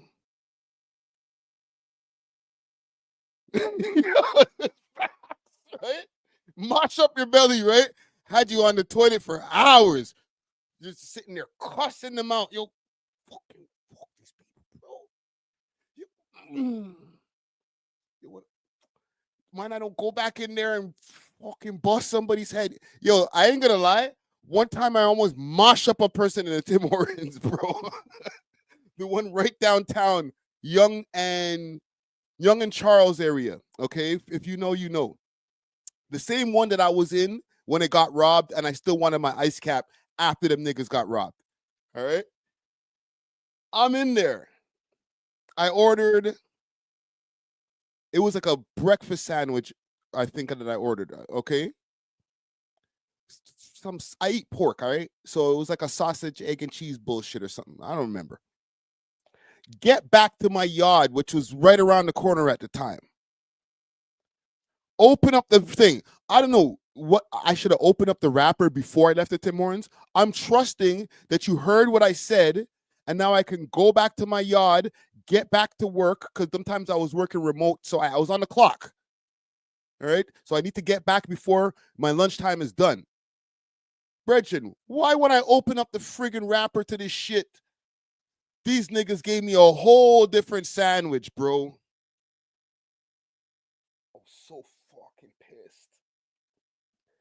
I went back over there and just started going I went from 0 to 100, fam.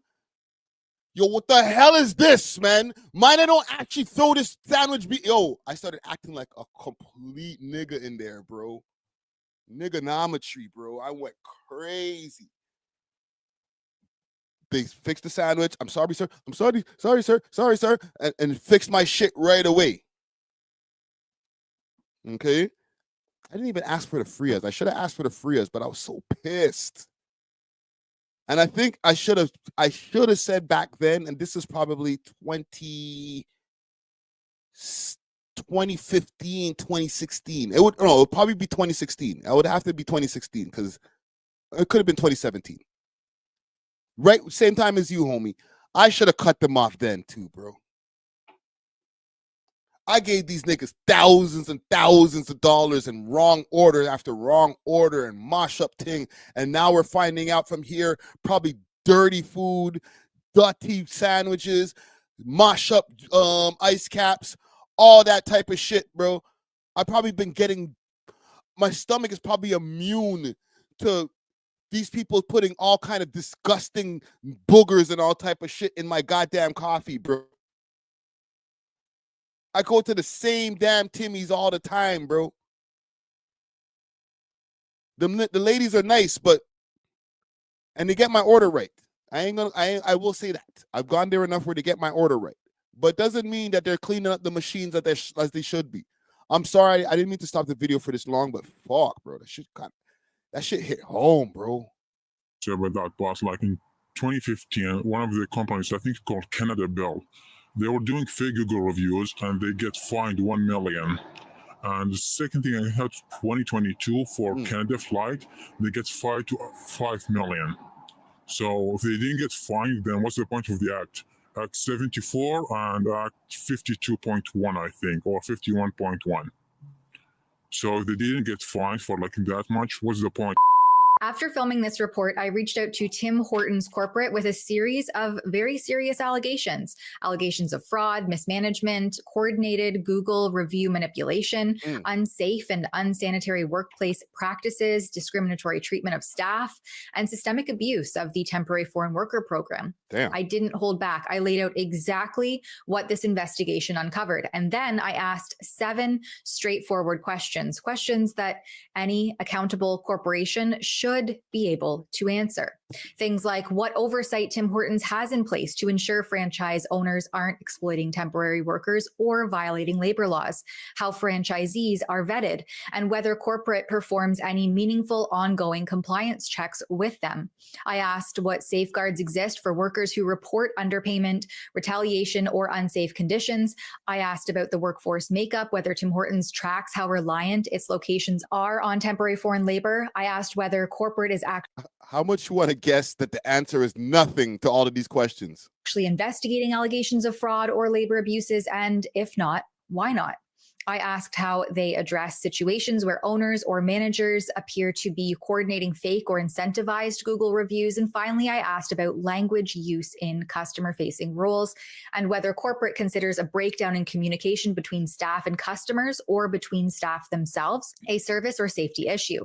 These were simple, fair questions, and I offered them the right of reply, which is grounded in responsible journalism. And here is what Tim Hortons corporate sent me back. Let's go. Rather than address a single question, they accused me of making very serious allegations without supporting evidence, warning that publishing anything they deem inaccurate could be considered libel, and stated that they expect full access to all of my investigative materials before they would even consider answering. But hold up. Reverse Uno on your ass, shorty. That's not how journalism works. Responsible journalism gives a subject an opportunity to comment. It does not hand the subject of an investigation the evidence so that they can prepare damage control or perhaps scrub anything before publication. So I wrote back firmly but politely, and I resent every question word for word. Tim Hortons corporate responded again that if I'm unwilling to provide the additional details that they would require to properly investigate, I can use the statement previously provided. That's when they launched into full PR parade.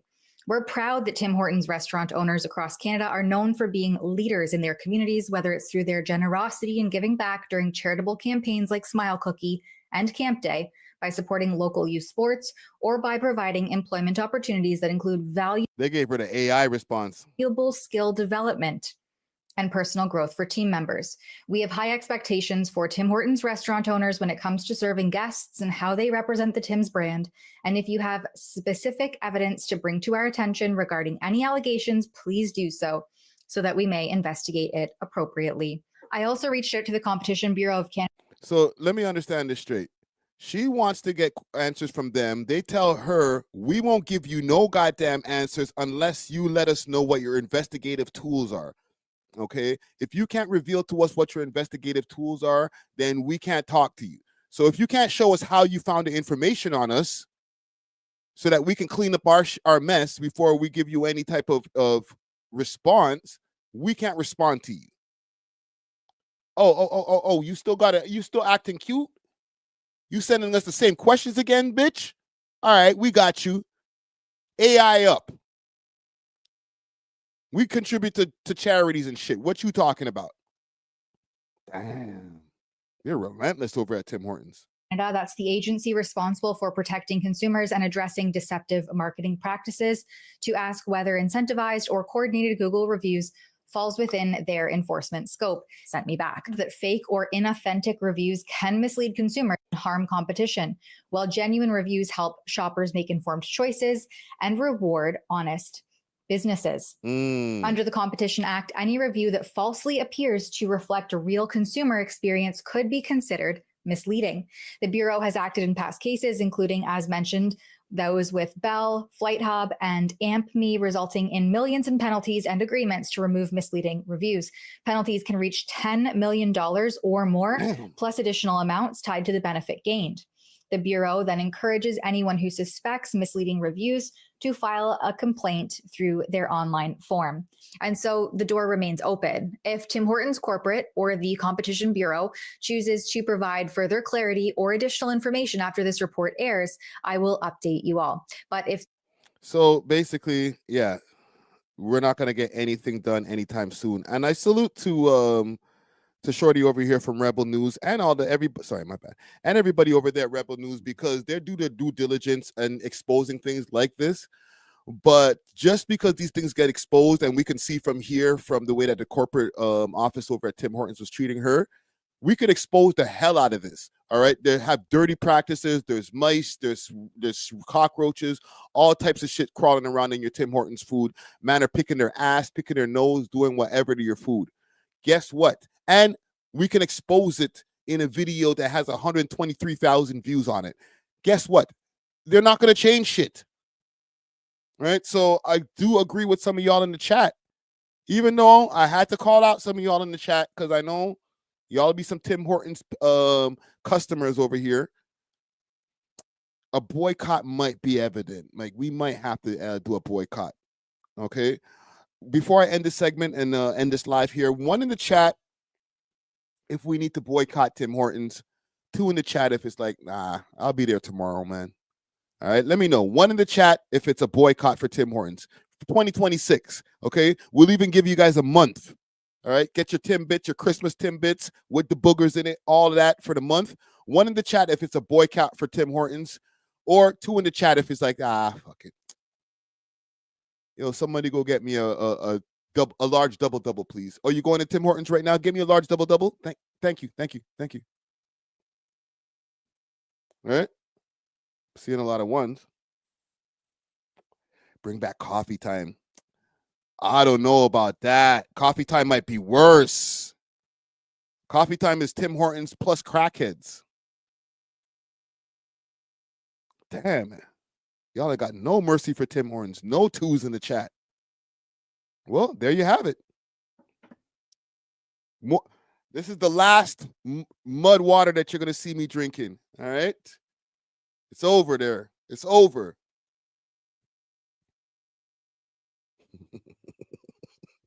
Double doo-doo is crazy.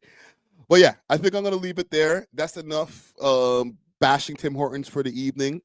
And listen, that's enough live. I got about 4 hours and change. I will say this before I close this live, though. Thank you to everybody who has been tapping in. I want y'all to make sure to smash that like button. Like I said in the beginning of this live, the dislike bots have not attacked this video yet. I've been checking in the back end pause to make sure that the dislike bots haven't gone crazy.